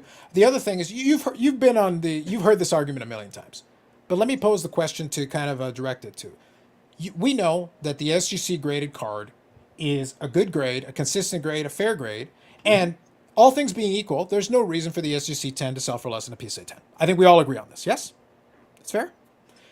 But if you're a consumer, you, even being a bulk submitter of SGC, if I tell you can have the SGC 10 for half of the PSA 10, great. Are you going to offer them double to make it to reset the market and fix it? Like, I'm not interested in doing that. I don't think you do it either. No, and that's like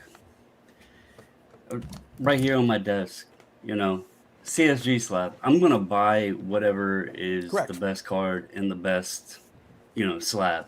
I have all companies in my collection. Every market, and the main thing is people got to understand in sports cards, especially with the grading thing, it's always fluctuated. I mean, PSA used to not be at the top, and there's always, SGC people are saying now is number 2. Some would argue BGS is still there, and it is what it is. But in all markets, I mean, pretty much anything, if you have multiple manufacturers, you're going to have differences in price. Yes. So that's just part of what the world is. And it's actually, to your point, it's good to have options. Yeah. But as I long think as that people I are, think that my argument has always been that the discrepancy is to the discerning collector's favor. I like having these gaps because it makes an inefficiency. It means I can actually get a better card at a cheaper price or an equivalent card at a cheaper price. To me as a collector, that's a win. It is not my job to fix the inefficiency in the market. It's my job to understand it and take advantage of it. right, and then it's up to your decision.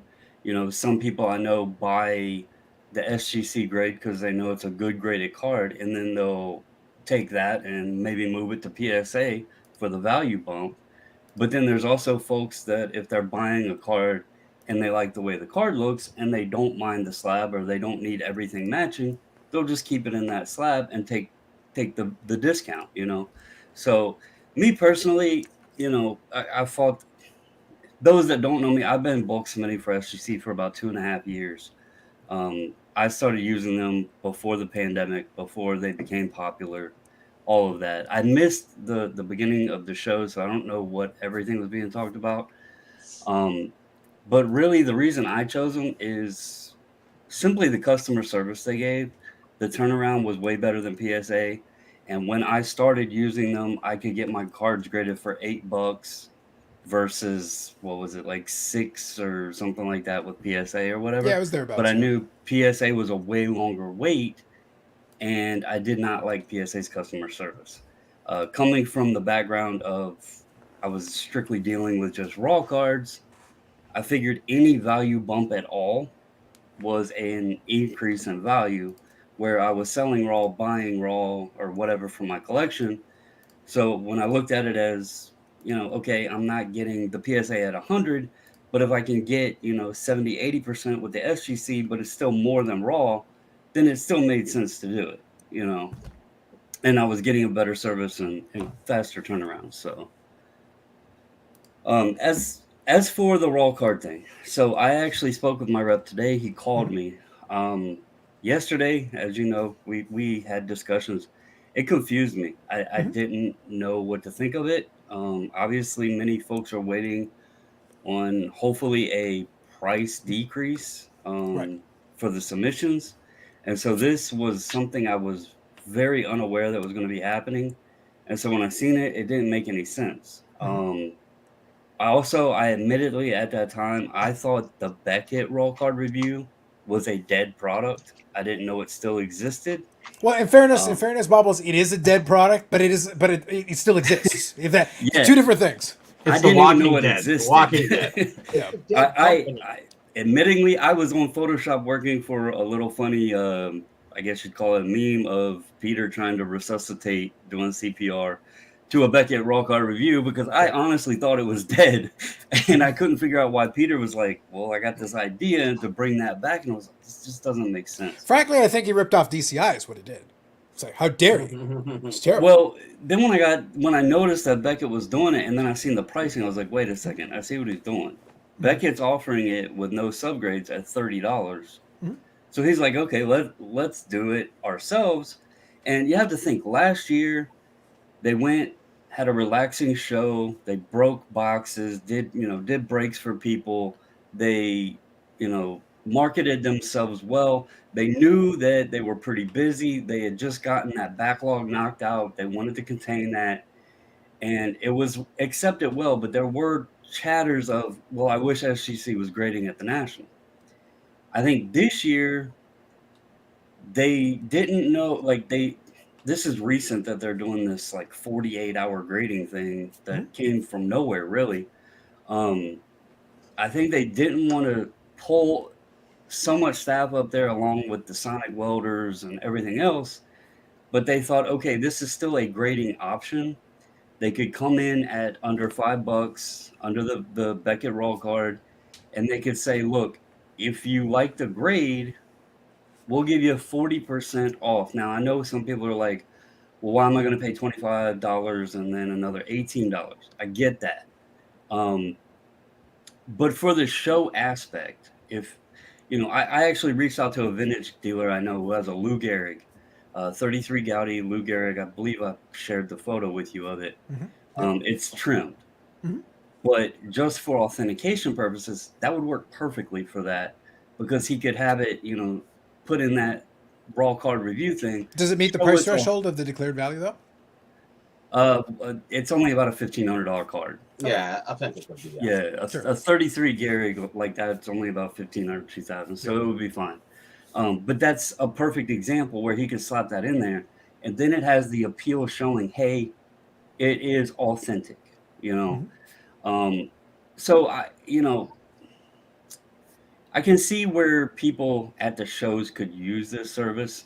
It's not something I shouldn't say with the More National. special it's a different animal. circumstances, right? Let me pose a question to you. Do you see it? Because, like I said, I can think of use cases similar to what you're talking about. That's, as I said, from certain vintage for authentication purposes, if it falls under the threshold, fair enough. I can see that. For cards that are trimmed or such that we want to make sure it's authentic, if the card's still okay, that makes sense. I'm with you there. My question would be, does that feel like there's enough use cases to get any reasonable volume that it's worth the effort? Like, is there So- enough there for them? So what he explained to me today is this is something they wanted to try, and they wanted people to understand this isn't going to be something offered to where you're going to go on the website and send them cards just for raw card review. This is going to be strictly for show. They're going to evaluate the demand. Basically, they seen a demand, and I can't remember if he said the last show they did or the last national, but they said BGS raw card, all their slots sold out within 2 hours. So that caught their eye as something that they could offer without lugging all of the materials and staff up there to do this. But it's something that they're going to try to evaluate how it goes, and maybe use this for future shows. He also mentioned something about maybe like other, it's like Card Collector 2 or something like that. You know, does a lot of shows or sets up at a lot of shows, something maybe he can start offering as a service too.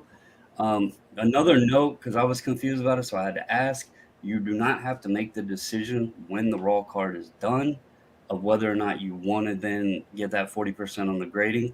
You can actually, I can get something done, sell it to you, and then later on, if you say, okay, you know, I want to go ahead and get it slabbed up, you can send it in and still get that 40% discount. Mm-hmm. So Now, question that- though, question in that veins, based on that idea there, do they? Because the way that Peter phrased it initially in the video was not that it was guaranteed. I cannot answer that because I heard that as well. Yeah. said So it wasn't you phrased can because it pretty wasn't- much expect Exactly. the grade to stick. Yeah. That's and how that was yeah, the phrasing that, and I caught that phrasing very quickly because I did too. that's what happened. That's what happened with the Beckett raw card review. Yep. Initially, at the beginning, it was guaranteed. Then the goalpost moved. Now I can only speak for what I was dealing with at the shows that I went to. Maybe each of the reps gave you a different answer, but I remember initially it was they guaranteed it. Then they guaranteed it if you submitted it within the show. If we Right. did it and you give us right back to us today or this week before we leave, still good. We'll guarantee you that number is what's going to be on the slab on the other end of this transaction. We'll give it to you. Yeah. And then after that, it evolved from there. Yeah, I heard the same thing you did, and I don't believe there's any like guarantee Mm-hmm. that what's on there. I don't want to say there's going to be because if Yeah. something happens and somebody gets Right. something and it's not. But yeah, I heard the same thing you did. Basically, I think they're just testing the waters with it, giving an option to offer, you know, a grade of sorts at the show for those purposes. This isn't going to be something that like is going to become the new thing for like SGC. You know, get your raw cards. I will say he asked me what I thought of the label, and I will toss this out there. I told him you might want to expect people to start asking why that label has a hologram on it and the slab label doesn't, because that's something people always ask for. And that was another thing I noticed. I was like, well, y'all got that hologram on there finally, you know? So hopefully that's something that they can translate to possibly tweak the slab label a little bit too. So Yeah. Um, Now, what part of the feedback that I got was, and again, part of the fun of doing the video is then you get feedback. You get to see what people kind of think about it and feel about it. My stance on it, just for consistency's sake, my stance on it, I'm not going to call it a bad thing because it can't be. It's just the thing that's there. If you want to use it, use it. If it doesn't make sense to you, don't use it. Like, no one's putting a gun to your head. Just figure it out if it makes sense to you. Live your life.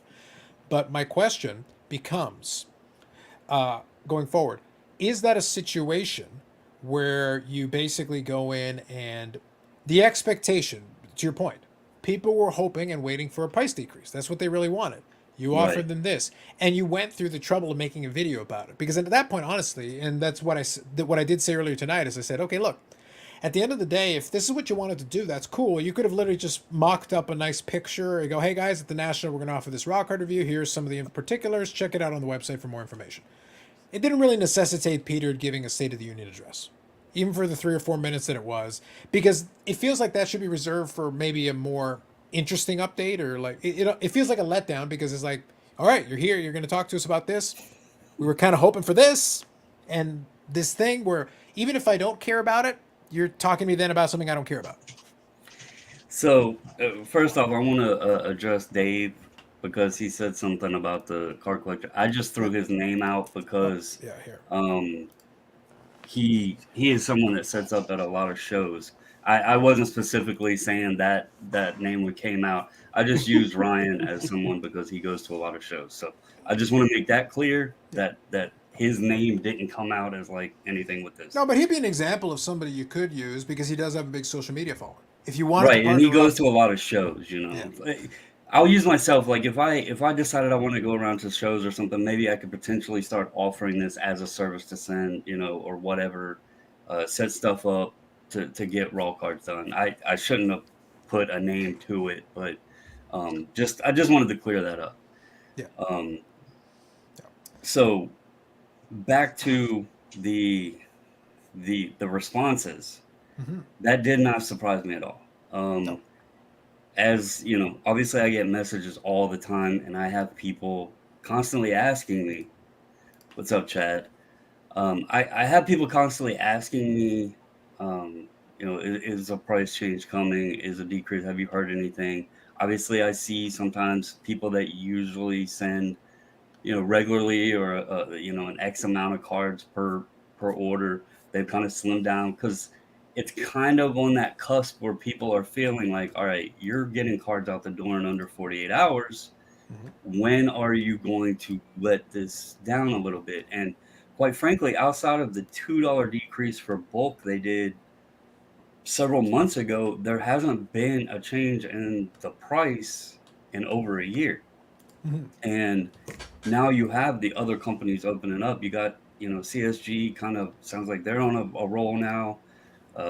And then you have PSA opening lower levels. You have BGS. So it's great that SGC is at this turnaround point, but I've always been able to like argue the price that they don't need to decrease because we had HGA charging $35 and people were sending them cards. And, Mhm.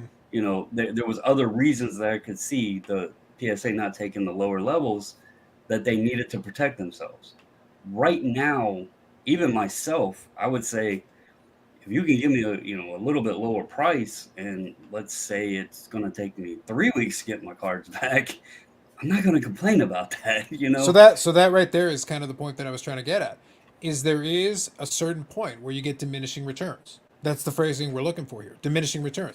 Yes, we love the fact that it is consistent. We love the fact that it gets returned fast. That's good. But at a certain point, I don't care anymore. Like at a certain point, it's like you're not offering me enough. You know, at this point, you could give me teleportation technology, and my answer is like, oh, I submitted, it teleports there, and it teleports back in an hour, like photo finishing back in the day. But it's like price. It's like So it's cool, you got it, but price.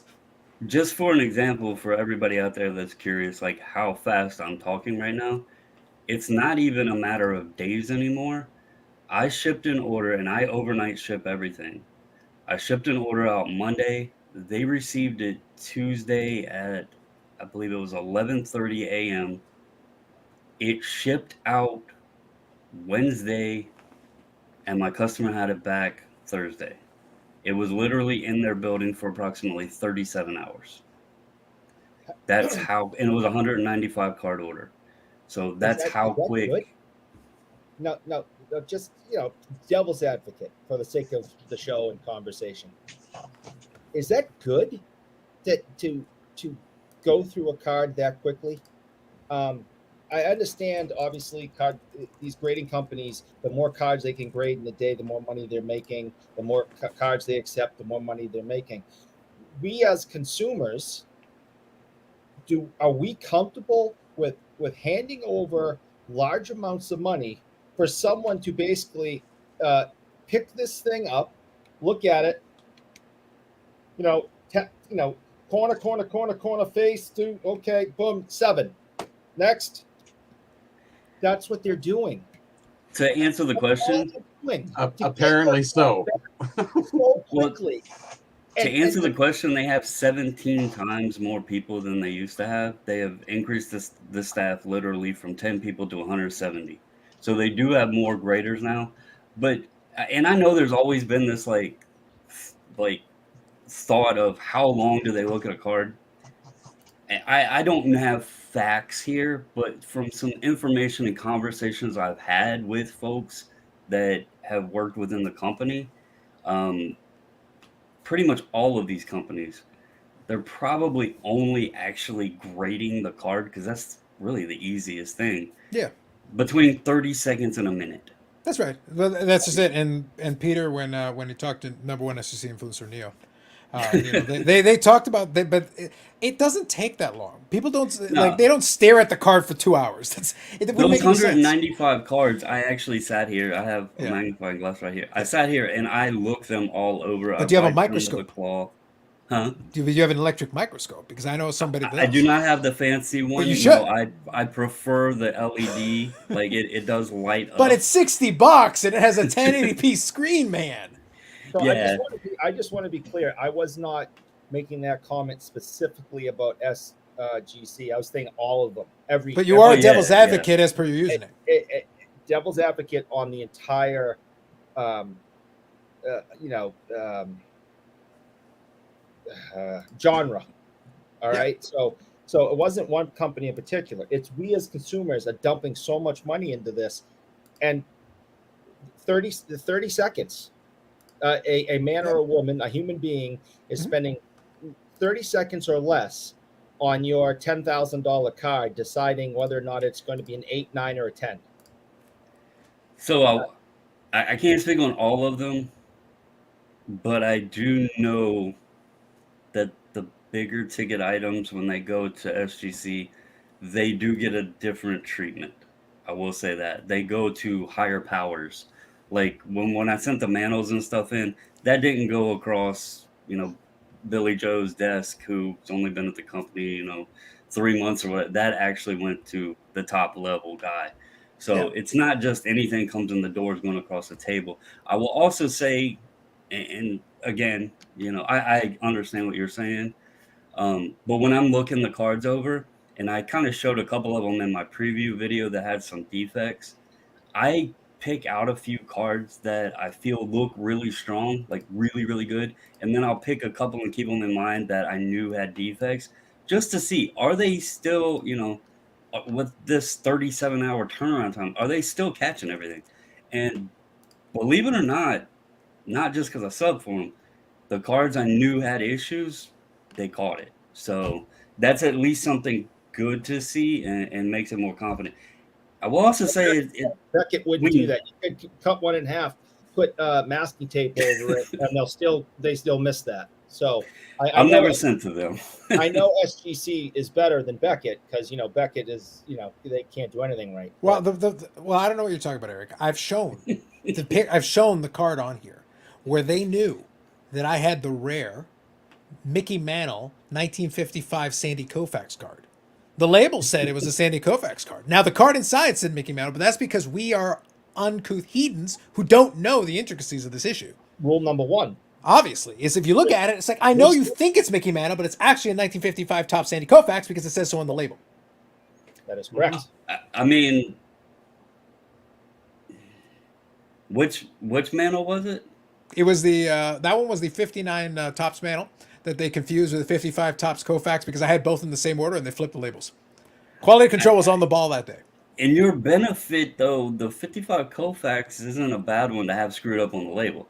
Now, I'm going to play devil's advocate and show both faces here. Hold on. I have been very so upset now you're recently. going to be the devil's advocate?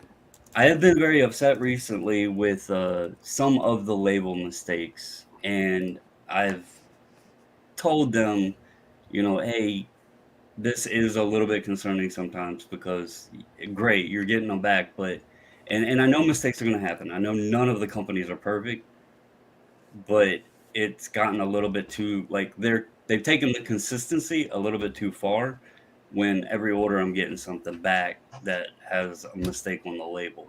So I'm not going to, I know people think I don't ever say anything bad, but I do speak my mind when things are going bad too. So Boom, boom, Bobble. I'm just going to pretend that you said that all about Beckett and not SGC. See, that's how. So yeah, everyone hear that? Beckett can't get their labels right. At least it's on brand.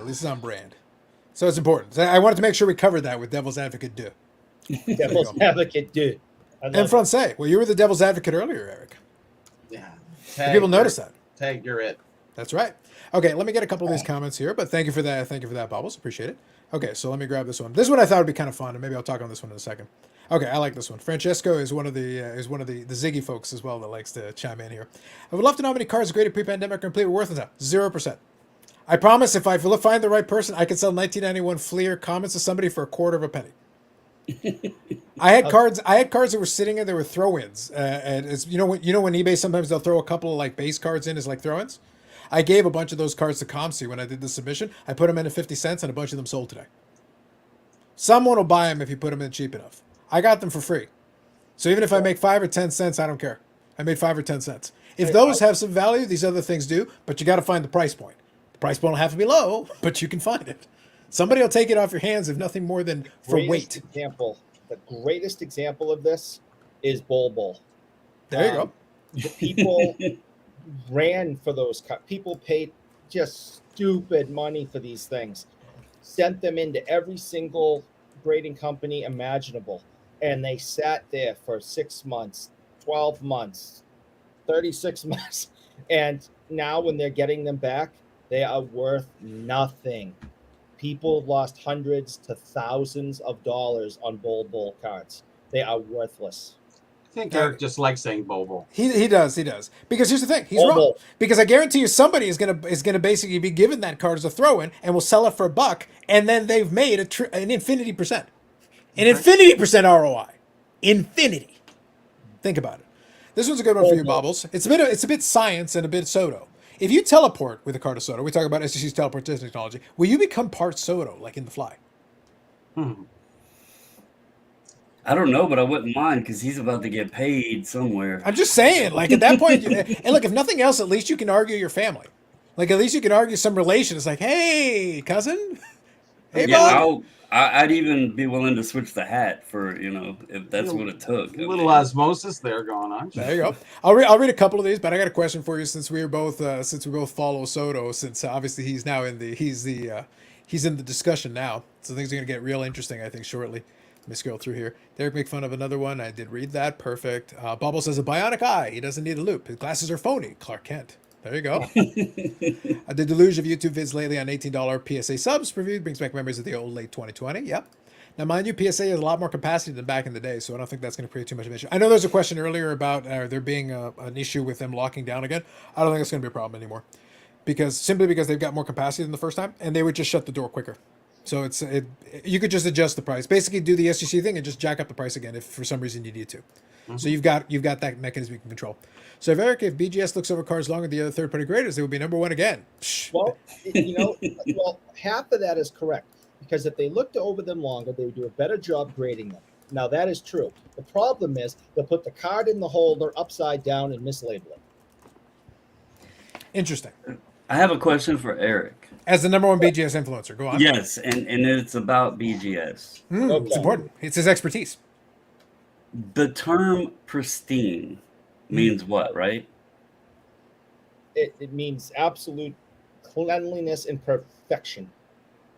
So how does BGS have 2 different pristines?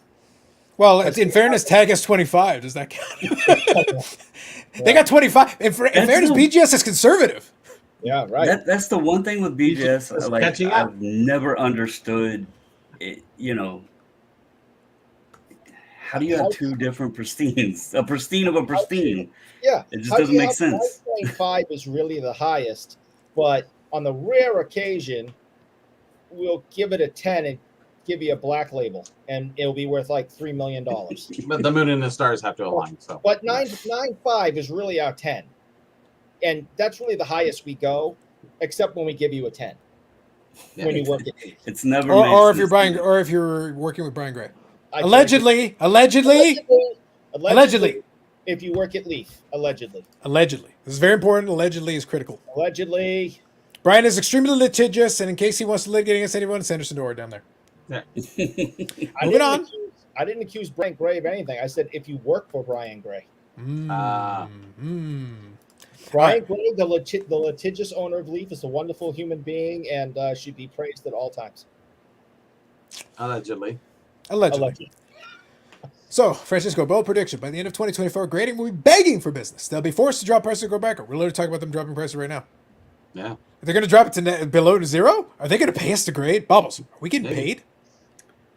I have been allegedly been paid for 2.5 years now. Well, maybe you should negotiate within your payment to get some free submissions somewhere in there. I speaking on that, I do want to give them credit. I asked them today. I don't know if you guys are familiar with him, but Mason Ferrulli on Instagram, the young boy that has an illness. He pulled the Aaron Judge 101 with his dad, and then Oh. Top set it up for him Yeah, to yeah. meet Aaron Judge. So a guy that's staying in our house at the National is he has contacts with Mason and the family, and he's been trying to get some like donations together and stuff to give back to Mason and everything. So SGC was open to donating some submissions for Mason to, if he chooses. He's never graded cards before, but just something if he chooses. They were open to donating submissions for him, to give back to him as well. So I thought that was pretty cool. And then it's been kind of trying to figure out how to do it. They did contact me and tell me that I could give away some of the raw card review things for folks to try out if they wanted. The issue is I have to have the cards and everything to them by Tuesday, and not many people are at the National by Tuesday. So been a little bit difficult to try to figure out people that are going to be there to open that offer up to them. But if anybody is interested, reach out to me. It won't be many. I only have a few spots, but if somebody's going to be in Atlantic City on Tuesday and they would like to try out the raw card review thing, hit me up on Instagram. It's probably the easiest, and it's just Bobbles and Ball Cards on Instagram. Perfect. Oh, the 11th hour discount offering. I got it. Yeah. Well, the thing is, it's always fun when it's like, yeah, by Tuesday. It's like, why not Wednesday? Yeah. Give it a day. Yeah. So Kamikaze Sport Car Hybrid Series is basically advocating for an assembly line thing. That'd be complicated. Imagine that. Authenticates to make sure it's not trimmed. Second, corners, third edges, fourth, center, fifth surface. I'm like, teams of 5? Good Lord. Hey, look, it's a concept. It's a concept. But that makes it exceedingly complicated. And what if the other guys would have disagreed with it? And then So- quality control. Let's make sure the cards go in the right direction. That it, Well, the thing is, you can't do that. We know you get the cards upside down in holders, magnetics, not allegedly. And the right card goes in I there. have a patent pending on that. Mm-hmm. So here's a fun one, and there's another one that follows up. We'll touch on in a second. Francisco is prices fall, so will interest. Yes, it's a never-ending cycle. Really? So we do go to negative. Bobbles, we're going to get paid. This is going to be amazing. Cards, not only cards for free, we get paid to take them. I will tell you guys this. I will mark it down July 22nd, 2022. If it goes to negative, to where we all can get paid, I will submit cards for everybody. Just send them all to me. Yeah. And I will make sure, just as I am now, where I charge the least amount I am allowed to charge, I will make sure you get the most return. So we will mark it down if it goes to negative. That's right. I think it's the right thing to do at that point. I want to believe a card is assessed by 3 astute graders in smoking jackets and pondered a grade for a minimum of 7 minutes. We were debating on the grade in 2,000-word essay. Yeah, Paul, with I the agree. I agree, 100%. Must Mobile have- will be fired this season in the for the Magic. Yep. No way going forward. PSA will be seeing a million cards a month to grade. No. So that's why I say like they've got more than enough capacity for that. I'm pretty good. I'm somewhat confident the yellow from 1991 Fleer is not a natural part of the visible light spectrum. Facts. They definitely overextended themselves to meet the demand of the height of the pandemic. Those days are gone. Yeah. It's one of those things. But the thing is, they had work for them to do. They needed to clear the backlog, so they needed the capacity. So we'll see what happens with that one going forward. PSA does not offer a prestige. No 10 should be off-centered. Oh, here's the thing, though. Technically, yes, they should, because they have a published standard that allows it. which is The standard is written. It was written in 1991. That standard allows it for not to have to be 50-50 centering. It is not required. It says so right on the standard. It's in the fine print. It's right there. Well, it's not even fine print. They literally have a picture of a 52 toss manual with the description beside it. Our mint isn't mint. That's right. But that's the thing. Like, a lot of folks fixate on this thing. It's like, it literally says on the standard, you can have these things. It can be off center. So it means there is a better version of that 10 possible. Oh, yeah. It just is. I'm someone that actually loves reading the standards, and Yeah. you're right. Yeah. It's got the manual there. Mm-hmm. I will say myself, because I like vintage as well as ultra modern stuff. I do wish that they would kind of adjust those standards and have like a vintage standard and an ultra modern standard. Oh, now you're talking. Now you're getting into BVG territory. That's like Eric's favorite thing. You're getting into BVG territory. Beckett doesn't have standards on their website. Well, Beckett doesn't have standards. Yeah, oh, Period. No. I fixed your sentence. I fixed it. Hold on. That is for me to say. That is my punchline, and I am very upset. You're too slow. Took you too long. Yeah. Moving on. But no, sometimes when you look at an ultra modern card and the way it's graded, and then like the vintage grading, it does kind of get a little bit confusing, especially even with the wording on the standards. Yeah. Because some of the stuff they talk about on the standards, like ultra modern doesn't have. Yeah. Chromium Sure cards enough, doesn't have yeah. it. No, I here's the thing. I agree that there should be an understanding that they're two different things. We're talking about two different types of card stock. We're talking about different setup, the way they were designed. Mhm. I understand that was, so jokes aside, that is what BVG was supposed to be. The problem is they overcorrected. And there's a lot of BVG cards that are overgraded just because they were too soft on it to that point. And that's where it became a problem, is that then BVG, like, you can still find, to be clear, you can still get nice cards in a BVG holder. You can get correctly graded cards in a BVG holder, but you can also find plenty of overgraded cards in a BVG holder, and that makes you don't have the same confidence. You're not going to pay an equivalent price to something if it was graded by one of the other guys in an equivalent grade, because you can't trust it. You have to go really look at it and go, like, make sure, like, really look at this thing, make sure it's right. As And soon that's as where I you great go. for low grade. I'm going to see what that says, and you are in trouble.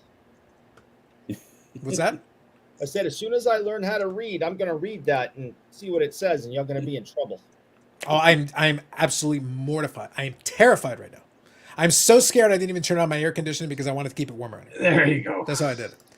So when people are paying $50 for slap to grade, I'm sure making 50 cents on your investment is going to keep people around. I don't care.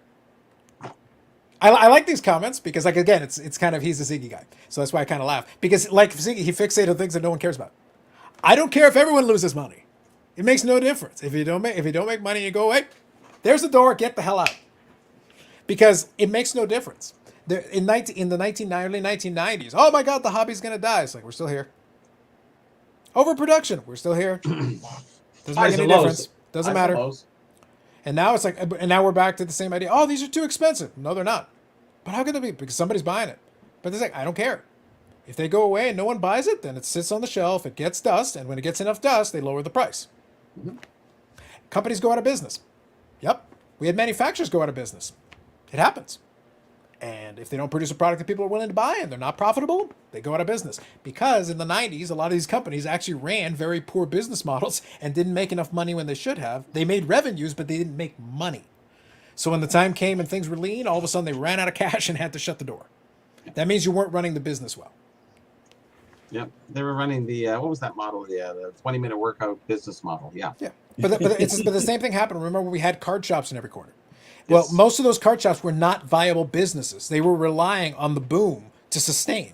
There's a bunch of businesses now, card businesses, that got started from 2020 to right now, that are also going to go out of business, as they should. I'm pretty sure one locally around here that popped up in the last couple of years probably doesn't have 2 or 3 more months left. Yeah, but that's as it should be. That's not a bad thing. It just means you ran a faulty model. The way to sustain is when things are good, then you should be making cash hand over fist, and some of it should be put to the side for a rainy day. And you need to make sure your model is sustainable when times are leaner. It was Because all based on breaking.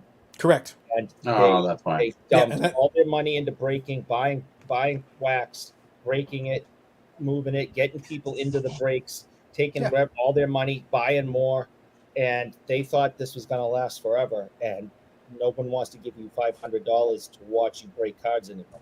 Go ahead, Bob. Bobble said he did. No. No, I was gonna say, and the wax they were probably breaking was probably retail, because a lot of shops like started foundation, but they couldn't get the allocation, so they were doing the retail thing, and retail is definitely suffering now because retail wax is higher, Yeah. and it with base cards not having the appeal that they used to, there's really no like big parallels for people to be spending money on retail breaks anymore.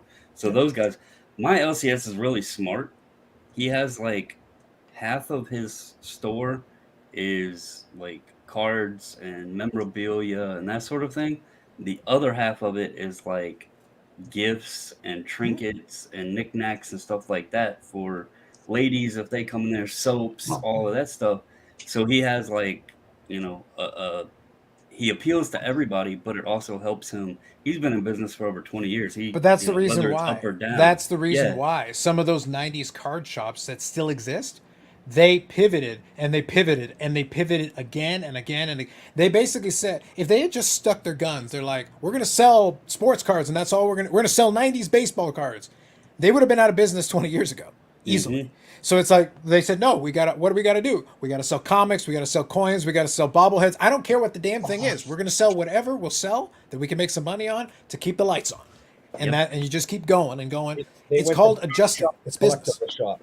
Yeah, you become a collectibles shop and you become good at those other collectibles because there is some money to be made there. You do what you have to do to keep the lights on and to keep the thing moving forward. That's and he how knows his customer base too. Like he's Correct. not going to have a $10,000, $20,000 Justin Herbert autograph card in his case because he knows none of his regular customers are going to be coming in. So he's going to be sitting with that money tied up in there. So that sort of stuff he doesn't keep around, you know. Well, that's the diversity is, you know, doing online too. On top of that, That's you know, right, exactly. Whatever, all the other things. The that come modern along with shop it. needs to understand there need to be multiple revenue streams. Mhm. You can't be depending on one thing. That's the reason why people are looking at, you know, the Ryan Card Collector too. Here's the thing. You know, we had the comment earlier where it's like, you know, basically he hurt his reputation with the Mark's card thing. He really Sure. did for some folks. But other folks like him. Other folks are very happy with him. There are kids that come, they run trade nights at the shop. There are kids who come in, so they invite kids to go participate in the trade night. They have that as well. So it keeps that generation and that folks and their parents coming in spending money. If it was only that shop, he would be out of business in 5 years. Yeah. But they've got the online, they've got the grading, they've got merchandise. Why would you buy a t-shirt for a card shop? Lord knows, but someone does. They sell it. And the fact that they're able to sell it and someone will actually buy that shit, fantastic. Good for them. Here's the thing. I'm not a hater in that. I'm a hater of Mike Trout. But for that, I'm not a hater. Because, no, it's good. If someone wants to buy it and someone grip, awesome. Not for me, but that's fine. It's honestly surprising, and I joke around because like I know you set up the membership thing and Yeah. Dakota set it up and all this. Because I'm trying to get rich bubbles. Until the Well- live money comes in and the Fanatics overlords come in and cut me a big ass check, that's what we got to do. The funny thing is I'm probably an idiot because I don't offer any of that stuff, and my wife's always like, "Why are you so against trying to make money?" But we had some T-shirts made and tumblers Every and wife is stuff like that. to give. Well, my wife does all of this with me. She loves cards. But Well, I think we your had all this statement is stuff- not unreasonable. Why are you against having money? You don't have to keep it. You can give it. You can send it this way. We'll take it for you.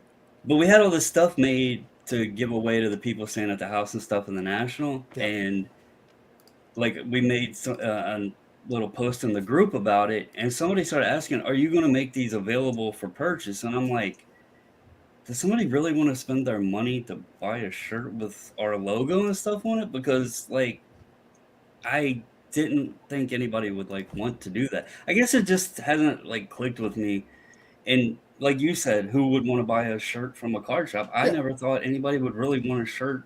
Everybody so- in this chat would love a shirt with my face on it, looking miserable like this. Yeah, it Everyone in this, surprises me. So person. it's like going to a card show and somebody coming up and saying, "Hey, are you Bobbles?" I never expected anybody to recognize me because I wear a blue Nationals hat in videos and talk about sports cards.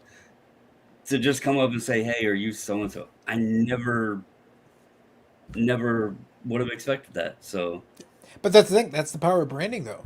Because I'll read a couple of comments. By the way, everybody, the comments are really good. I'm going to try to read a couple of these here. We'll get caught up. But there's some really good comments, so thank you for that. And thank you to Paul for this one. Is BGS sponsoring the like button? No, Eric is sponsoring the like button, and we're not showing enough love to it. Can we show some love to the like button? It is Please, free. cost me a ton. Eric is literally having to pay out of pocket. He's going to have to go back to work after this is done. He's going to have to do graveyard shift to pay for the like button this week. Come on, people. Jeez. Mr. Mint used to say centering didn't matter. Mint's card meant exactly how the card came out of a pack. That is true. He had a very unique version of Actually, Mint. there's a lot of old timers who really are like that. They too. were, yeah. No, that's true. That's still that's are. a fact. Remember though, like the whole thing, Mint like became like this nebulous thing, and then when third party grading It came still in, it is. became a nebulous thing, even more so. So it's like, whatever. So yeah, that was the deal with the Jordan 700K version was supposedly a better 10. It was also PWCC stickered, double bonus. Oh, yeah. After July the 1st, so according to Eric, we should all be getting paid already. Facts. We should be getting paid right now. We still haven't gotten there. BVG, better look closely. Yep. What's the most recent card any of you have submitted to grading? I've got a small pile that I gave to Brad to send in. There's a couple different things. I've asked him the other day just to get what's going. It's making progress now. I'll check to see where it's at. But I gave it to Brad to submit to PSA. Bobbles, do you submit any of your own cards with your most recent submission, or? The one that I did in July, the last one, I did not, just because the Nationals coming up. Sure. And we switched to where we're doing them more frequent. And so I had been sending them in like every order, and it was just becoming too much. Where I used to do like 20 to 30 a month, it was hard to sustain that when I'm turning orders around every 2 to 3 weeks now instead of 5 to 6 weeks. So the last order I didn't, but that's only like the second time out of any order we've ever done that I haven't sent cards in. So basically, you're trying to right now conserve a lot of your focus and energy on buying every Soto in creation when he goes to the Yankees and we become rich. Hey, if that's the plan, man. That's what it. I'll have to Look, that's grab what a Yankee hat. I guess. I'm not saying yes. I'm not saying no. But I have a parallel Soto out of 50 that was in that order, and if it comes back correctly, like I'm just saying, I'm not saying, but I'm saying, Bobbles is what I'm saying. You follow me? I honestly, if he has to go anywhere, I actually hope it is the Yankees because I like that right field wall. Well, for him, that would be really good. Like as a left-handed hitter, it's like so mega yacht or really big mega yacht. Can I get the deluxe mega yacht? That'd be great. Pretty much. Yeah, I'd like to see him hitting that part. $450 million. I just have no use for the man. Because that is cheap. $450 million is what we pay for you and Poopy Pony. That is peasant money. Peasant money. My most recent submission was, I think, Doug Gilmour in 1984, but that was in 2003. Well, you submitted in the Will Chamberlain. That's a different deal. That was an SGC submission. It Submission. It still counts. It's a card. It was submitted. Okay, prior to that. Fine. Thank you. Apparently, the Jays decided to play football. I like it. Speaking on that question though, with the grading stuff, and then we were talking about the pricing and stuff. I do have a box that I've been putting together. It's mostly Griffey inserts and stuff that is just for my PC, and You'll be not sending that the the PSA at $18 a card at the National. no, That'd be a fun twist. these Though, are you got to just- admit. It's too great. No, they're not going to PSA or anything. They're just sitting, waiting. Like I shouldn't say they're not worth the current price, but they're just going to be in my collection. So I'm happy with them, even if I keep them raw. And I'm not trying to spend, over $1,000 to grade some cards. I'm just keeping in my collection to enjoy, random inserts of Griffey. So kind of deciding what route to go with that right now. Just waiting. That's fair enough. So Rick here, Vintage Oddball Cards. Good evening, Rick. No, don't have different standards for vintage. Not another BVG. Yeah, that's the reference I was making earlier. 27-3. Jesus, they really are playing football. What the heck is going on in that game over there? Anyway, we won't even mention BCCG. Facts. Well, you just did. We have to. It's important. He As spelled number it. one BGS influencer. Do I have to remind you that it says number one BGS influencer? That's you. Yeah. Literally you. It says right there. Moving on. I'm going to make a mint selling vintage Atlanta Flames hockey cards. Facts. Yeah. So I got a couple of good names for you, Bobbles. So I think we had a couple. That's why I want to get caught up in the comments here. Trinkets and Bobbles, top of the six, lead off batter. We had an LCS where a kid, when his last time, we just said the store inventory to move on. Just making sure I read that right. It was my dad's retirement hobby business, a blast for years, but he never extended himself. Okay, that's fair enough. That's good. DR. But a year ago, I thought the idea of a co-op model for LCS with Brad and Dr. Beckett did a podcast on it. I still think it's an interesting idea. There you go. Rock Lake this says kids like CC2 because he looks like a cartoon character. Allegedly. Pretty much. Every wife says allegedly about the making money thing. That is facts. Yes. Here we go. Maybe if you sold bubbles. Ooh, Me and my wife do have a custom bobblehead that our friend had made of us. It's me and her from a photo where we were standing in Nationals dugout. So we do have our own bobblehead. There you go. So what you need to do with that is you have to take a picture of that and put it on a shirt, put it on Yeah. a hat. Well, we've even got more idea. We've got more ideas for merch here coming up. That's why I say I want to get caught up on the comments because, Oh, like I said, sorry. there's some good ones. There's some good Maybe ones. somebody used that already. my buddy Brandon, he gets one for free. You don't have to buy one, buddy. You're gonna get one for free. You walk around with my face on your shirt. There you go. I buy a Bobby Burrell sticker if it was animated. Oh, There you me go. too. It's okay. I know a guy. I do have an animated one, right? That's true. You do have the caricature, don't you? I think I do, right here. There you go. Perfect. When it wasn't so gray. Now, Yeah. but now you have to put it in sticker form. A shirt with Eric yelling at clouds like the Because I'm Carlos logo. You see? Can you pull it off? You gotta make sure you point in the right. You gotta have the elbow at the right angle. Yeah. Very important. 67 degrees or something like that. Yeah. Yeah. Soto the Pirates, the entire franchise. You might have to trade the entire franchise. It'll only be Soto and the pirate mascot. Sorry, the parrot mascot. Will Soto be able to hit his line drives to a shorter porch? He's got 20 home runs at the break, bro. And he won the home run derby. It's not that he can't hit home runs. He chooses not to hit home runs. He chooses to hit line drive, which, by the way, makes him a good hitter. And did you see, I don't know if you saw it, Bubbles. Did you see how he spread the field on the home runs? Mm-hmm. He didn't look like he was actually swinging that hard. He was actually swinging smooth and hitting them just fine. That's one of his biggest advantages is he can hit the ball over the fence anywhere. I mean, look at the train tracks. That wasn't to right field in Yep. Houston. That was on the train tracks in left field. So Yeah. My selling point for the guy has been that I like that he hits to all fields. I like that he doesn't care about hitting home runs. But again, he's got 20 home runs at the break. If he legitimately was trying to hit home runs, he could hit more home runs. But at the same time, no, I want you to hit to all fields. I want you to spread the ball around because it makes you a better hitter. He's leading the league, Major League Baseball, in walks. The fact that and he's that's with nobody protecting him. correct. The fact he's hitting 250 is the only number that kind of hurt him this year. But then you go look at the rest. Look, even the stat I don't care about. His WAR is decent. All right, for whatever that's worth, his WAR is actually pretty decent, considering. So it's one of those. And you things have where it's to you have to give him some extra WAR points or whatever points just for. well, his you can just love make it up. I'm and- just giving him like a WAR of 12 just because. Well, I'm just saying, just his love for the game, and you can see he's always excited to play, and he wants to be better. Yeah. Like the kid went to the Derby last year to try to correct his swing. I mean, that's special. Yeah, I don't think his swing, and I don't think his swing is even bad right now. I think it's been a combination of trying to do a little too much for a good chunk. Yep. But he has picked it up. If you look at the last run leading into the break, like it's impressive. So it's like that average will creep up as if he continues the same approach. Coming out of the Derby, it was like that swing looks good to me. Yeah, I have no think issue with they that swing. said. I think they had said over was it the past month going into the Derby, he was batting 400.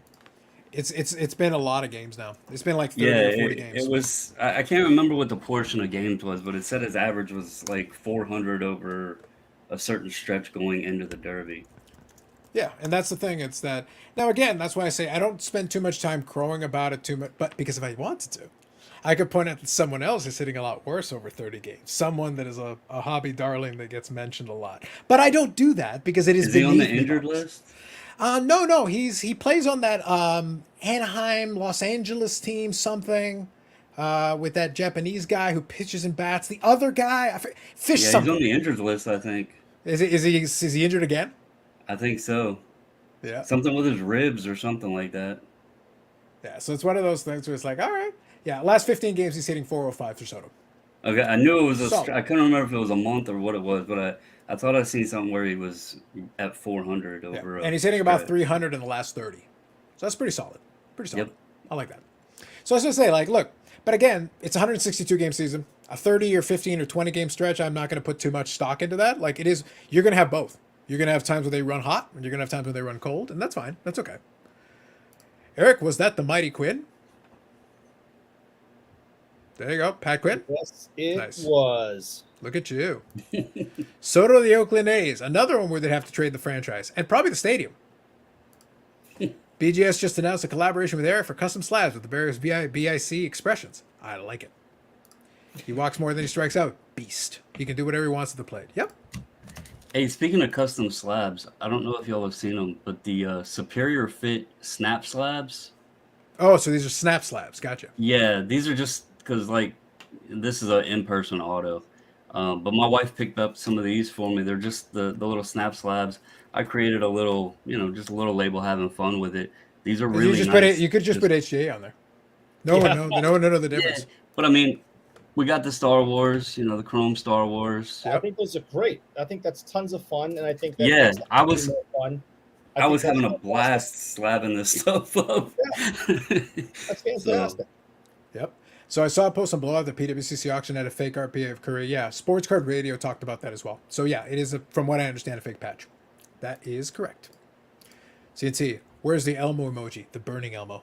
Carlos is going to war. That's right. I will turn your tool against you when the moment is right. When the moment is right. Carlos is going to war on war. I'm always going to war on war. All times. No days off. Carlos Soto's new contract will likely be worth more than the current Oakland Coliseum. What I paid for lunch today is worth more than the Oakland Coliseum. There's a disclaimer from BGS stating that they had it reviewed against supposedly okayed it. Oh, as far as the Curry patch, apparently. Yeah. When is Poopy Pony grading starting? Soon. Very soon. Was wondering when you got We are those. Superior doing Fit is a terrific. 57-part series on this show starting next week. It's the least we can do. So buckle in. It's a fact. Let me ask you a question, Bobbles. So let's do two things. And by the way, now we've covered those main topics here, and we can open it up. We can talk about whatever you guys want. But we'll touch on a couple of things here because Bobbles is also going to national, so we can talk about that a little bit as well. But let me touch on this. Anything you got your eyes out on, personal PC wise? Anything that you're interested in, that you're looking to find? Hopefully, what's the deal? So there's one card I've debated on picking up. I just don't know if it's worth it. I shouldn't say is it worth. If I want to spend the money on it versus buying the regular copy of it. It's a 49 Bowman Roy Campanella rookie, Mm-hmm. Yep. but it's the gray background version. Yeah, it's the variation. Mm-hmm. Yeah, and there's not many of them out there. It's a nice copy of it, but if I remember correctly, the dealer was asking $1,200. I've spoke to him about it. He said he still has it and he would have it at the National. Mm-hmm. I've debated picking it up, but then I think about it, and for those that know me, I don't buy high grade or anything. I buy low grade stuff. So when I look at a regular 49 Campanella, it's a few $100. So I'm undecided if I just want to buy a regular Campanella or if I want that gray background. I don't know enough about the gray background to know if it's worth paying up for having that significant variation. So I'm still undecided on that. The vintage dealer I talked about, that Lou Gehrig is tempting because it matches my Babe Ruth I have. So that's one I'm debating on. Otherwise, lately I have just been having fun just putting it out there, buying Ken Griffey Jr. inserts, some Barry Bonds stuff, a little bit of Shaq, some Emmitt Smith. My wife likes collecting Emmitt Smith. But there's nothing major in mind. I did go to the bank, take some cash out, but it's more so just to have it on hand in case, because I know anything and everything's there. My dream card, if there was one card I could run into at the National, is the 2014 Bowman Chrome Michael Taylor Superfractor. Okay. I know that's not a card probably anybody else is looking for, but that is a card I have been hunting for many years, and I have not even seen a picture of it. Okay. I have three. There's obviously 5 autographed reds, 5 non-auto reds. I have 3 of the 10 total reds in existence, but I cannot find the Superfractor. So that would be a card I would love to have. Could someone give me the definition of a superfractor versus a refractor versus It's basically a pattern.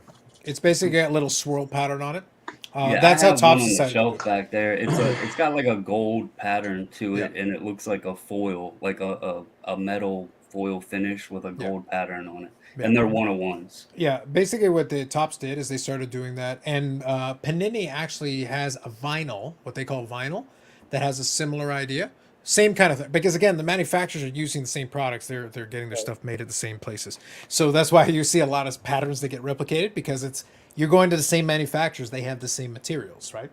So just Many bear of that. the Panini gold vinyls are out of 5, That's just right. so people know, though. Yeah. Now, one other thing I'll add for the 49 Bowman that you're talking about, I'll make a recommendation to you and anybody else. Check out the YouTube channel Blue Jacket 66. So Blue Yeah. Jacket all together. But he's got a 1949 Bowman master set, and he talks about those variations. So Okay, I'll specifically, need to check that out because it's I about don't 4 know. years ago. It's about 4 years ago he made that video. It's maybe about 15, 20 minutes, and he goes through a master set of 49 Bowman, including the variants. I know it was from like a catalog or something like that, is why it's gray. Yeah. But other than that, I don't know exactly the true rarity to it or any significance if it's worth that much of an increase in price. So Yeah. It is an older video, but I do recommend it just because he goes through and flips through the pages and talks about the cards for about 15, 20 minutes. You will at least get a little background on it. It's nice to have because he was very particular about building. Again, it's a master set. So he Right. went through the trouble of getting the variants as well. And he talks about them a little bit as well. And he's a wealth of knowledge in that realm because he's collected some of those sets and built master sets of them. So it's a good little piece of background. Blue Jacket and then Space 66, and you can find it online. He's got about 2K subs. So he's yeah, I've watched some of his videos in the past. So. that's What's right. the pop report on that, comparatively speaking, from dark to light? For the back variation. Yeah. Is Tough it to say. noted? Well, I do believe they note the variations on those, yeah, because they do that like with 56 tops, they do the gray back and the white back, so they do separate them out. So generally, they should have a distinction between the two. All right, that's good. So this one's here for you, Eric. I'm gonna go get a refill, but if you want to update folks on how's your progress coming along, how you doing? Oh well, thanks for asking, guys. Dr, thank you. I appreciate that. It means a lot that people care enough to ask. My hip is doing really great. I would say I'm in the high 80% of recovery on my hip with the surgery. The one issue I'm having is when I started rehab and the doctor gave me permission to start mountain biking on flatter trails again. On my third ride, I tore a tendon that connects my groin to my hip, and for about a week I couldn't lift my leg. The tear, the tendon controls all of that, and I couldn't lift my leg up. So I had like a dead leg for about a week. I would say I'm at about maybe 60% recovered from that. And I saw the surgeon yesterday, and he told me I could start easy pedaling again. So Didn't you tear the tendon in your calf too? yes, that was a week after my surgery. I tore a tendon in my left calf. Why don't you just give up the pedaling to do a stationary bike? I tore the tendon in my calf while I was on crutches coming back from the bathroom.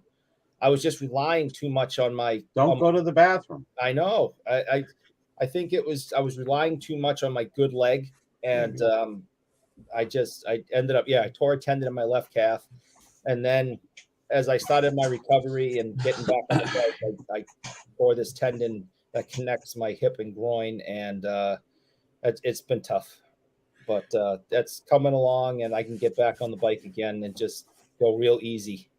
So you can Could go to the you, national now. Could you get one of them little floor peddler things that maybe would help? My wife has one. My wife has one, and I'll kill myself before I use it. Oh, come on. What's wrong with I just those? thought maybe that would help your legs a little bit before you jumped on the bike itself.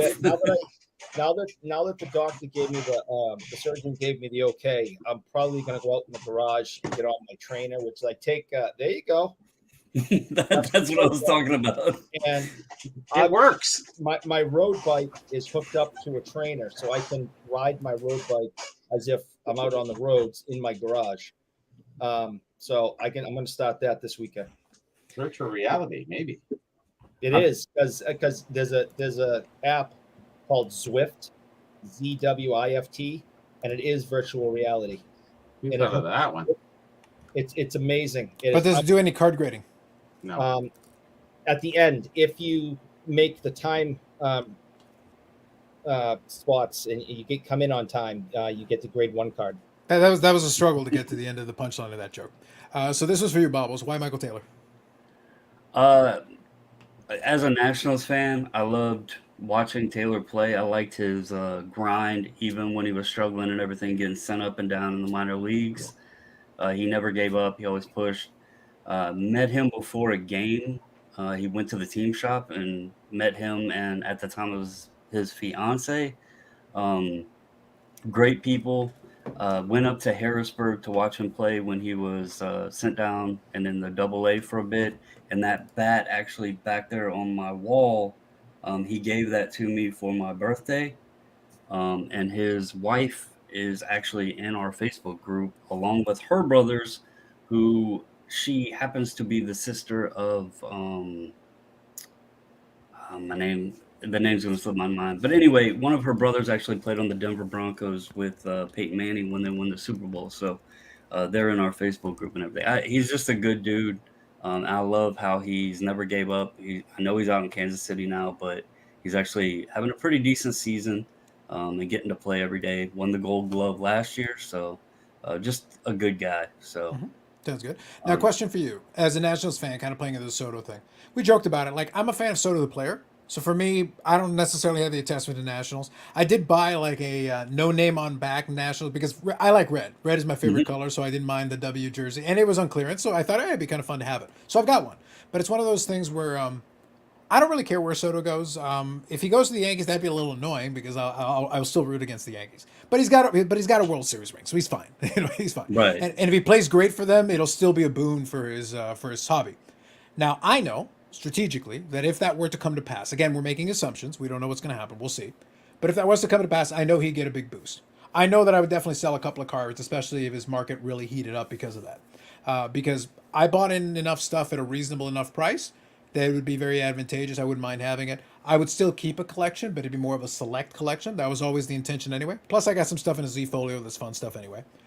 But as a Nationals fan, like looking at it from the team perspective, it's not a great thing that one of your transcendent young great players that you drafted and did a great job to get, you got a World Series, you built a World Series caliber team, and they were a contending team building into that. They've had a couple of runs at being really good. Unless you get another ownership group, you don't recover from this because you actually had a great transcendent talent that should have been your base for the future going years. And you spent a lot of money on Strasburg, and he did his job. For that World Series run, he did his job. But other than that, it's been a struggle here and there with the health, especially. The issue with the Strasburg thing is he got paid after the World Series, and they had to make the decision, which right now, looking back on it, it doesn't matter because they had to choose between Anthony Rendon and Steven Strasburg. Personally, I wanted him to sign Rendon, but he went out to Anaheim, and he's been on the shelf since he went there too. Same way Strasburg has been here, so it wouldn't matter which one they threw the money to. But you're right. Soto was like, I don't know if many people even know the actual like story on Soto. He shouldn't have been up when he came up in 2018. Mm-hmm. It was actually Robles that should have been called back up because Robles made his debut in 2017 at the end of the season, and then to start out 2018 they had him in AAA, and then when it was almost the exact same time that Adam Eaton got hurt, Robles made a diving catch and bent his wrist back, and that opened the door for then Soto to come up because they needed somebody to come up to take Adam Eaton's place.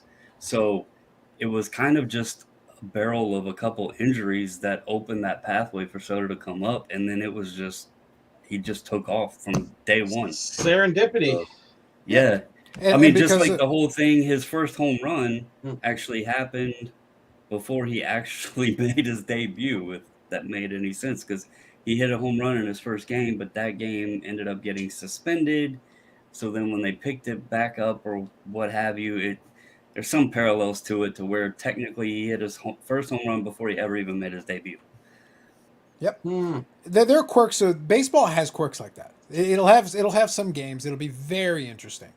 But what I will say is this: what's going to be interesting going forward is, like I said, they're going to have. It's very difficult to rebuild a franchise at that point. Once you get to that point. To your point, though, that story with Soto being there when he wasn't supposed to be, is what created the scenario we're in now, where like in his rookie year, there's not that many rookie cards. There just aren't. So it's one of those things where that's why over the last couple of years I've slowly picked up 2018 Soto cards, just any grabbing me here and there, little bits and pieces. Even the stuff that is off the beaten path. The more off the beaten path, the better. It's just like, let's just grab that stuff because there's not actually a lot of it compared to the current guys who would have rookies now. So if I had known everything was going to play out like it was, I would have just such an insane collection, it wouldn't be funny. But I actually met Victor Robles when he was in Potomac, and that's me and my two kids. And as most know, Robles was actually the higher regarded prospect Yep. over Juan Soto. And I have an insane Victor Robles collection just simply from meeting him, that moment with my kids. And, you know, he was supposed to be the next star. And instead of putting that money into Soto, you know, I bought a few Soto things, but I was loading up on Victor Robles. And now I'm looking back and I'm like, holy hell, if I would have just bought the other guy from 2016 Bowman, oh my Lord, what would I be sitting on, you know? Because Right team, right year, wrong guy. Soto was under half of what Robles cost in 2016 Bowman. Yeah. Because Robles was the guy and Soto was just, you know, the looked like he was 10 years old standing on first base or something with the minor league, you know, little league double flap helmet on and everything. You know, everybody But wanted Robles. that's why I tried to use though the analogy. Obviously not as inexpensive, but similar. The I made the point that I bought my Topps Chrome Soto rookie in 2019 when they were leading into the playoff, because you could still, the Chrome was $15 on ComC all day long. You didn't have to negotiate; it was straight up. So I grabbed a couple at the time, and it obviously worked out for me a little bit. Now the price went up, reached a certain level. I sold it right around that peak period, but got a PSA 10, sold it around the peak period. I haven't replaced it because it's still too common. The card, there's almost 11,000 copies of that card, over 11,000 copies. It's too common at this point.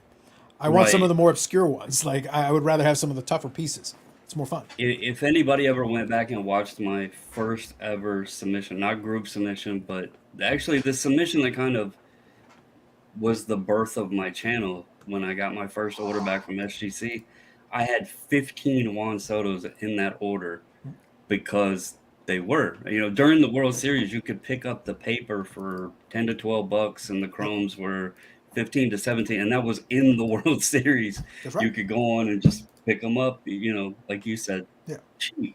So that's why I always tell everybody that they always go like, oh man, it was so cheap in 2016. Yeah, but in 2019 there was still like plenty of good stuff available. Now, was it as cheap in 2016? No, it wasn't. But was it available? Yes. And was it still available at what today are reasonable prices? Absolutely. The Bowmans were up a pretty good amount in 2019, the Bowman autos. But I remember, my wife does remind me of it. In March of 2018, the Bowman autos were $50. Yep. And I asked myself all the time, if I had just spent $500, what would I have? You know, so it's one of those it's just like the boom. Nobody could have predicted 2020 and 2021 prices. That's Same way you couldn't predict buying at $50 that it would turn into $5,000-$6,000, you know. So Yep, exactly.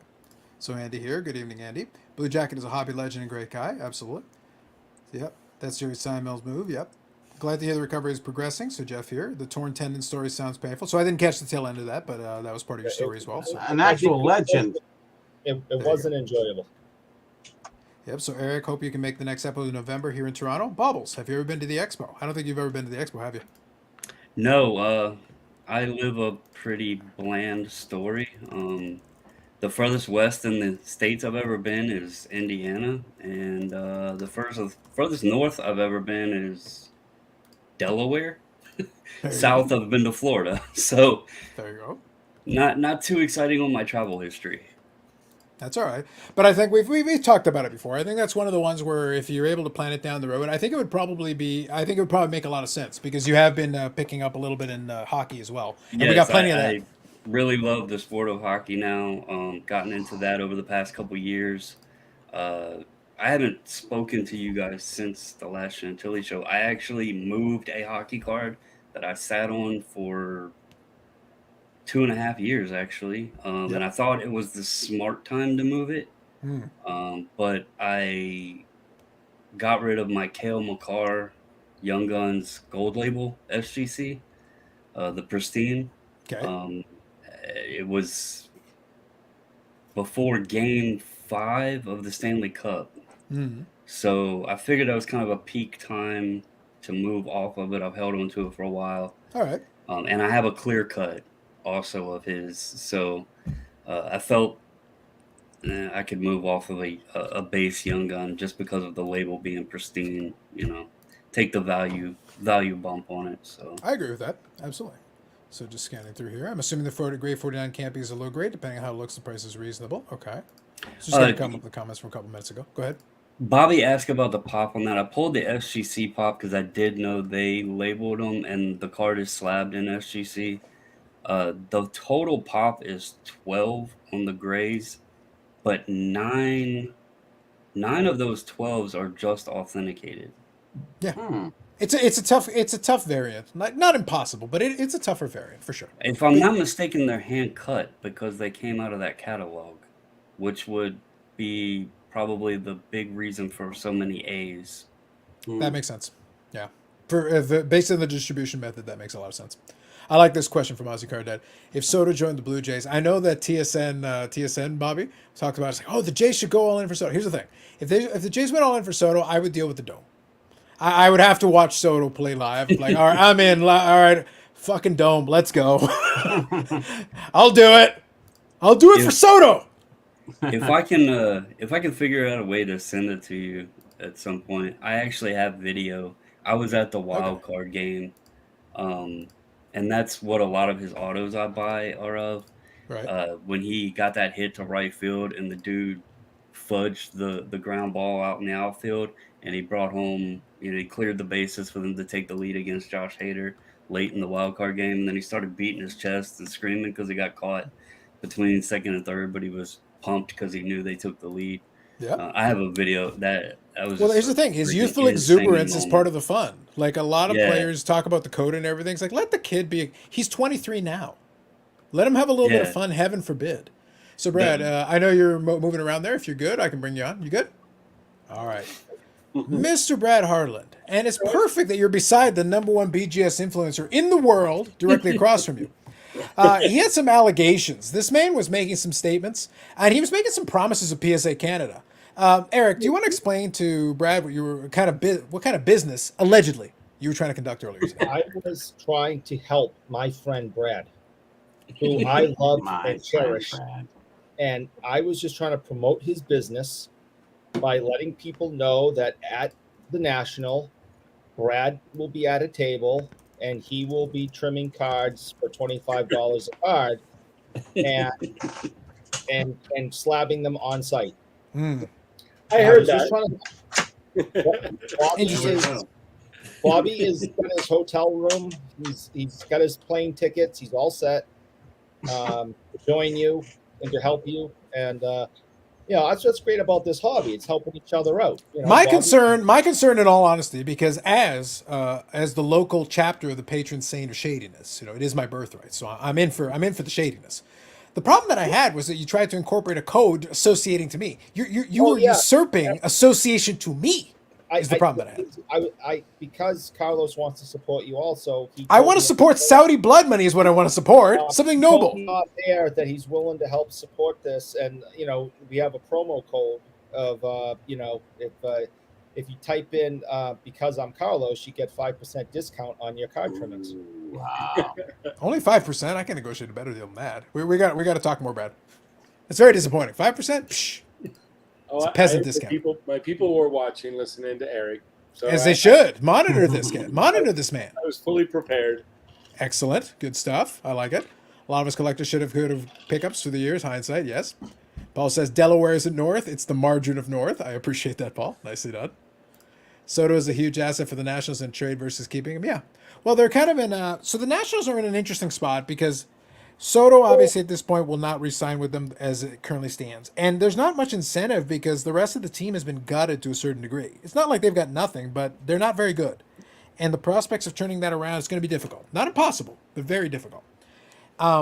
He has the World Series, so he doesn't have to stick around for that. The management has been a little too cute.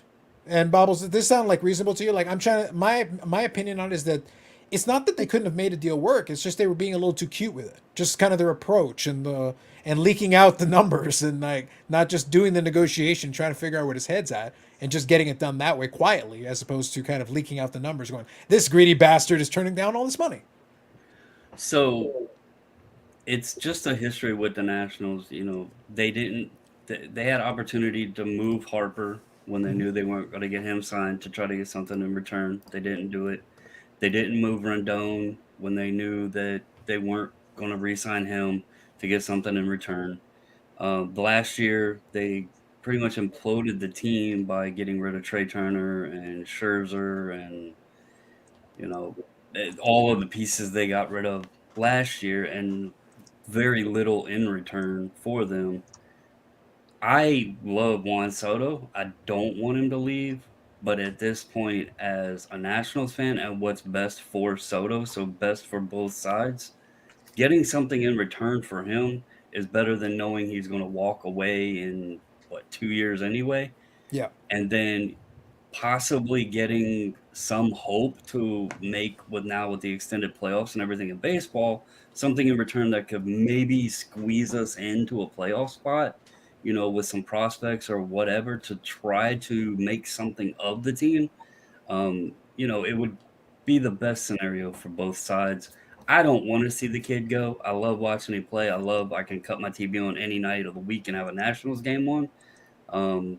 But I also know there's no sense in just letting him walk and getting nothing for him. So it's kind of damned if you do, damned if you don't scenario. So it's fair enough. So I'll touch on this comment real quick, and then we'll loop Brad in here because I got a topic that actually works really well for him and Bobbles, so I can actually incorporate both you guys into this one. So first, let me read this one. So Soto, Acuna, Ohtani, Vlad Jr., Tatis, and maybe missing someone, Alonso. Because I think they could all go to Hall of Fame or a couple miss. I think several of them will miss, only because we have to make one assumption. We have to assume health, and with Tatis right now, that's a critical piece. That's health is important. With Vlad Jr., we have to assume consistency, because his talent is elite level, that it could definitely be. He has been pretty good so far. Obviously, this year he struggled a little bit relative compared to last year, which was his breakout year. But one of the things you keep an eye out with that young guy is that he is a very big young man. He gained a lot of weight relative to his dad at an equivalent age. His dad his dad always looked like a wounded gazelle because I remember watching him run and it was awkward. So he was always a bit of an awkward athlete, but he was an athlete. Like, it's very clear he was an athlete. And he had a cannon of an arm, and he could hit everything. Vladdy Jr. has a lot of that, and he's got tremendous power, like equivalent power to kind of his dad, because his dad could hit 500-foot bombs. He could definitely do that. So my thought was always, if he could be 3/4 as good as his dad, he's a Hall of Famer, because that right there is enough talent to be there. I love Soto. I've talked about that, but again, longevity is going to be key. Ohtani's weird because his talent is special, but he's starting late because of Japan. And if he got hurt tomorrow and had Tommy John again and could never pitch again, and he was a hitter that hit 250 and could hit for some power, is he Hall of Famer? That's a stretch at best. He's not really... Ohtani is not actually a good hitter. He's a good power hitter, but he's not a good hitter. And he is a very good pitcher, but he's never pitched a full rotation. And the way he's set up, I don't think he's ever going to pitch a full rotation. So he's not a full-time pitcher. He is a full-time hitter now, but he's an okay hitter, but a great power hitter. Do you follow what I'm saying? Mm-hmm. So it's like, is that a Hall of Famer? What makes him special is that he can do both. That's what makes him special. But if I strip out one of them and suddenly take away the pitching thing, he's basically a rich man's Chris Davis. If you remember the Oakland A's Chris Davis, that led the league in home runs 2 or 3 times, but hit like 240. That's basically Ohtani. If I remove the pitching, he's basically Chris Davis. Now he's more athletic because he can steal bases and he's got some athleticism, so that's good. Bobbles, any thought on that piece? I actually was pulling up his numbers here. He just turned 28, so Yeah. And his Really average, I think, is getting- okay this year. I'm just using last year because last year he hit about 250. But go ahead. well, he's only 256 this year. There you go. Not far off. His career 263. Yep. Honestly, his pitching numbers are surprising because his pitching numbers are outstanding. I mean, the dude's 22-9 for his career, and 4 of those 9 losses were this year. Yeah. His ERA is a little bit high at 3.2, but he has 356 strikeouts and only 277 innings pitched. So, if he could give like another 7 to 10 years, maybe, he could traject. I don't know which way he would go. Would he stay hitting or would he do the pitching for that extended period of time? I think really just the uniqueness to what he does, MLB will give him a little bit of bonus for that. The writers love him. So Yeah, I agree with that. But that's the only reason. The only reason I say is that the fact he can do both is what makes him special. If I take that away, he becomes a very good power hitter who is an average hitter otherwise. yeah, Which I is mean not- batting his career average is 263 with 112 homers and 65 stolen bases. And you're not going to get to the Hall of Fame just from that. That No. isn't going to get it done. Not in your late 20s. You're entering your prime now. So it's like but his power is great. He's got that. And the fact that he can't pitch currently, minus another injury, hopefully not. Again, I'm not wishing it on him, but I'm just saying. He's one injury away from becoming a full-time hitter. And he's got athleticism, so he can play the field. I have no doubt about that. But then he loses most of the specialness. If I take the pitching away, he's just a decent player. Here's another thing, since we're talking about Ohtani. Soto's been the hot topic. But if I'm not mistaken, isn't Ohtani about to enter free agency? Where could we possibly see him go? We're speculating on Soto potentially in New York, but folks have said that they think Ohtani will go to New York too. Could we see a Soto Ohtani pairing? Well, the obvious. I actually saw a thumbnail because we know we got the clickbaity thumbnails. I actually saw a thumbnail that had Ohtani in a Jays uniform in the front and a Yankees uniform in the back, obviously offering the possibilities that are thrown out there. So obviously they're both going to go to the Blue Jays, and I'm going to be forced to go to the Dome against my will. It's going to be really irritating. It's like, the Dome again! Come on, brutal. Good hot dogs. Yeah, Could you yeah, imagine exactly. them both in the Bronx though? And look, here's the thing. Either way would be very interesting. Look, as an observer of the game, it would be interesting. I will still root for the Yankees to lose every game, but I'll lose for the Yankees to lose 10-2 with 2 home runs from Soto. That's all I want. We're good. So anyway, Mr. Brad, I know it's been a little bit. We had a little bit of chatter there. Good evening. How are you? Good. Sorry, I'm just linking back in. I was multitasking here. I just was No trying to worries. read. No worries. I was reading a bit of the chat, trying to see what was going on, see who Eric offended. Oh, like Eric's offended a lot of people. Yeah. Well, if you go look at Eric's name, like it says it right at the end of it, full of lies. That's Just awesome. for the rest of the show, he's full of lies. Like we can only accept what he does at face value. All right, so let's play into this one, and I've got a couple of other topics we can touch on after, but let's start off with this. So 2 things that I want to link together first. I haven't seen a lot of chatter coming out of Dallas. A little bit here and there. I've seen a couple of vlogs, nothing too crazy. And obviously now next week we're coming to the National. So I know you're going to National, Brad. I know Bobbles are going to National. They got a house and they're setting up camp over there. They're going to do some stuff, so that's going to be good. Nice. So how you feeling coming into the? So let me start off with you, Brad, since you're joining in here. How do you feel coming into the National? What are your thoughts and feels of where we're sitting right now? From a marketplace standpoint, Just from marketplace standpoint, or what you're looking forward to. You can link it however. I give you the space. Where do you want to go with it? yeah. I honestly, it's like any show, really. I get so excited before I go. Obviously, the Nationals on another level, but yeah, I couldn't be more excited. I'm like a kid in a candy store. We got it. Everything's planned out. I'll get there Tuesday afternoon. We're staying till Sunday night. And from the social aspect of it, business will be business, and that always falls into place. Regardless what I pick up, what we buy, we sell, whatever we do, that's kind of secondary for me. This is a socializing, fun trip to get to see a lot of people that I don't get to see a lot of the time, and I'm just super excited. So this is what I love. That's the type of person I am. I'm a very social person, and I enjoy it. And I want to eat out for lunch. I want to eat out for supper. I want to have a beer with the boys. I want to all the stuff that I always do in the Toronto shows as well. And like this Toronto show, how busy we were with PSA, I didn't get to do any of that. So yeah, so I'm super pumped. Plus, like be your on-site reporter for you, Carlos. There you go. That's good. No, I like it. I like it. And then can we get the photo op of you and Bobbles like being physically restrained from attacking each other? Yeah, I feel like yeah. for the sake of the brand, we can be peaceful. You know, we can be peaceful, logical people here, except for Eric. He's full of lies and he should not be trusted by anyone.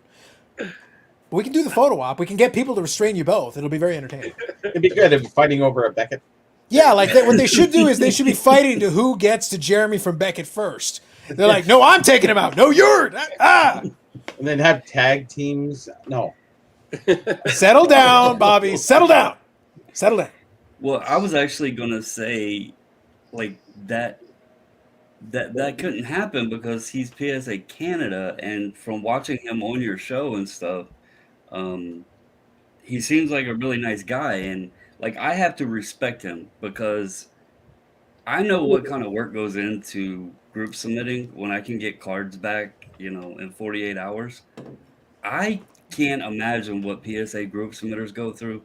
And let me be clear, I don't hate PSA. I just absolutely can't stand the customer service. And to be clear, I respect that Bobbles can get the cards back in 48 hours. And he had a card that he showed off very nicely. It was a very nice card. And I told him that's awesome. You can crack it out, put it in a one touch, and it'll be worth twice as much. It'd be fantastic. Just crack it out of the black holder, put it in a one touch, and it'll fix it. You're missing out on the Canadian PSA experience. That's right. Right, that's what I was saying. We got donuts and coffee. Very We nice guy, are people of he's not- peace. We're people of peace. Right. So, he's not PSA US, and I'm sure he gives his submitters great service, great customer service. And Beckett just but showed no, up. seriously, like from a submitter to a submitter, I know the work that goes into all this stuff.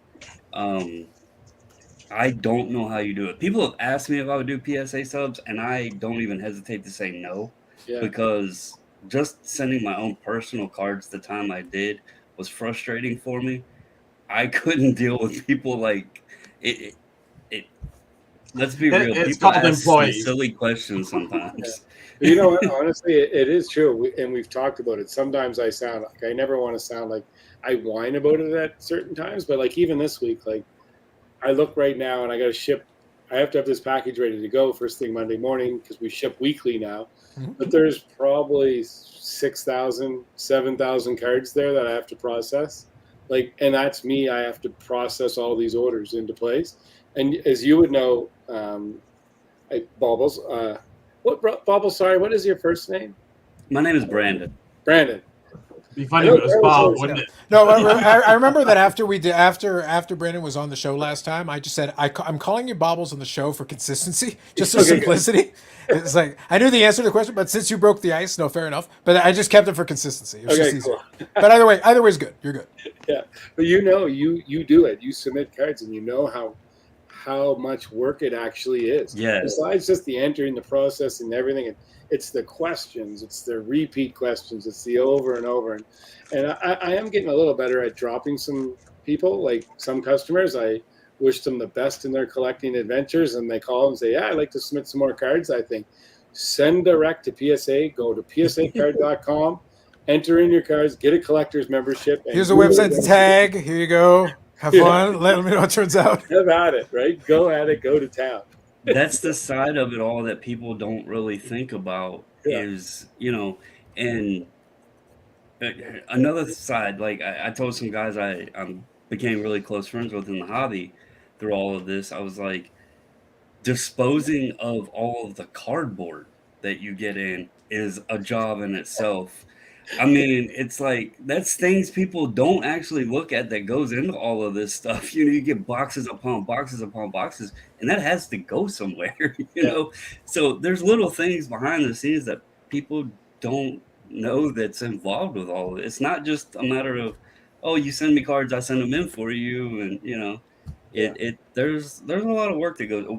I don't know if many people or if anybody else does it. We slab or sleeve every slab in perfect fit sleeves too.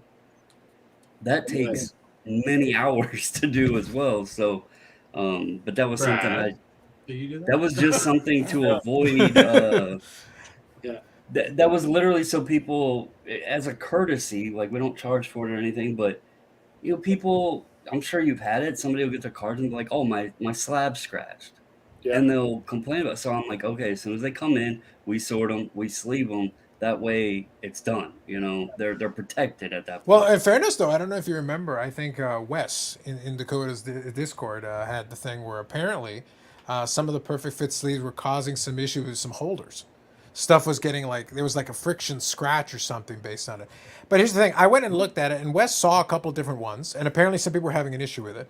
So I went to go look at the stuff that I had put in a perfect fit sleeves. I didn't encounter any of that problem. I go, well, maybe you guys just suck at putting the card in the sleeve. Now, here's the thing. I could see that being possible. It is possible if you create a bunch of friction, but like anything else, if you scratch the front of the case, you scratch the front of the case. That's what's going to happen. Yeah. There's a Yeah, lot of I don't- sleeves that do it. that you Absolutely. Perfect Fit's pretty good for that, but I think a lot of folks are very careless with how they do that. Take your time. What's your hurry? Just put it in the sleeve Yeah. properly and you'll be fine. All my cards are wrapped in felt. Deservedly so. You are a bougie man. We've talked about this. Yeah. Only the finest felt. Only the Oh, one. that's my wife in the chat now. Yep, that's She Mrs. popped Bobbles. one. Yeah, Mrs. Bobbles here. Is that superior fit sleeves? Yeah, that's the same. Yeah. Yeah. Yeah, well, the thing is they changed the name because I think it used to be Perfect Fit and now it's Superior Fit. They have two different Better websites. perfect. It's like a 9.5 pristine 10. Oh, that's true. They went black label. Yeah, That's they went black true. label on it. That's a good point. That's a good solid point. Yeah, They for the Soto fan and Carlos, they Mhm. do have a premium Steak dinner winner. sleeve that Uh-huh. is a thicker material that they use. And if you go on the site and order the SGC ones, and you get the premium, the gold label that is used as the model card for those is actually in my collection. Look at you. Look at you. What's funny is that the card he had there, I think, is that the, sorry. Yeah, I that's think it the was the- Father's Day. Yeah, that's the Father's Day one. Wait, was it the Father's Day or was it the Friday? Because Or there's a Black summer- Friday, you're summer- right. Yeah, Black Friday. Yeah, You so he's had got the the, Cyber Monday. that's I right. have the Black Friday. That's the only card I've got left on my eBay to come in now, because I made an offer today and we were able to come to a deal. But that was a rookie year Soto, the rookie year numbered Soto. So I've been trying to pick those things up where they're available inexpensively because that's kind of an angle to look at. And again, we were talking about earlier tonight, like if Soto magically winds up on one of these contending teams or a big market team that's suddenly contending, I joke about the Yankees. Again, it would annoy me personally because again, I'll root for them to lose horrifically and for him to hit, However, 10. financially, But financially, it could wonderful, splendid. It's like Brad. It's like I changed my mind. I will be in Chicago. I will be flying into my Lear. It's like private jet for the win, people. yeah. I'll helicopter in. 250 I'll helicopter in. on-site grading all my cards. Yeah, it's like I will be on site grading. It's like what to say? I'll take it. What? SGC, give it to me. I want the whole thing. I get your hatred or displeasure if he went to the Yankees because of being the Toronto fan. Yeah. On the flip side, the other team that I know is heavily going to be favored is the Dodgers, and well, I don't really want them in the National League, so I was gonna say, I would prefer him to go to the Yankees. that's fair enough. Paul here says Alonso should be a shoo-in for the Hall for his ability to psych himself up for the home run derby. He may become the home run derby GOAT. Pete Alonso really likes the home run derby. He really does enjoy it. Mind-boggling info. Judge and Alonso both still had 0 major league bats at Soto's age as of today. Nice. Colin Murray say it should be Bubbles. Well, that's Brad's category. He's got Bubbles on his side. Cardboard is a bane of my existence at this point. That's true. Well, off screen, I've actually got a bunch of boxes on Amazon stuff that I picked up that I have to disassemble, cut. Now, I used to work in retail, so I actually have I would get my own box cutters, basically with the replaceable blades. So I got 2 sets of these when I used to work retail all the time. I still got them. These things are useful. It's fun to have them. So it's like, you need them because I'm not going to keep the cardboard because it's a pain to keep them fully assembled and then try to get them out of the way. So here, Brian North is a new member. Became a YouTube member. Thank you, Brian North. Appreciate your support. Welcome to the tip jar. That's right. Sorry. You're welcome. Well, there's 3 different tip jars, but yes. Oh, yes. I get it. Yeah.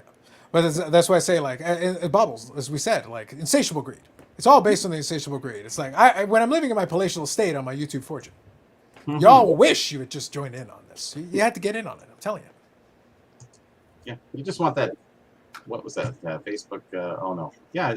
Oh, it's YouTube. Sorry, the YouTube thing. Yeah, Oh, you talk about the plaque? the placard. Yeah. Well, I think you have to get 100,000 subscribers for that. So I think that's basically left for Jab's family. Well, also and, been cheap down the road. Yeah, you need that right now. That's Jab's family. That's Sports Card Investor, and I'm trying to remember if there's anybody else that cleared 100,000. Maybe Pac-Man. Pac-Man probably. Yeah, Pac-Man maybe would be the only other one. In this genre, like, it's not a thing. In this genre, it's not. That's why we chuckle about it. Here's what's funny. I actually got the YouTube payment yesterday, so it actually came in Oh, the I got account mine today. too. Yeah, and it meant that I was able to pay for the StreamYard. I was able to pay Nice. for a couple of the other things, and yeah, it's gone. It's not that much. It's one of those things, but I'm not complaining about it because, like, again, I do this mostly for the enjoyment.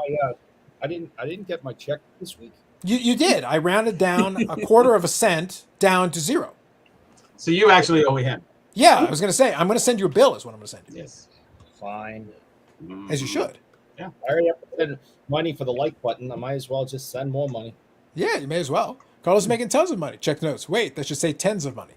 Facts, sir. That's And it. then YouTube gets 30% of my tens of money, so it's not even tens anymore. It's 0.7s. It is what it is. What are you gonna do? That's why I say nobody in this genre is doing it to get rich, and if they tell you otherwise, then they've got some kickbacks going on somewhere. They got to be #1 influencers in certain categories, right, Bubbles? We need the sponsorship, third-party graders to sponsor us, to do deals with us. Yes. You know, Look, even if it's not you, we do know somebody. We do know somebody.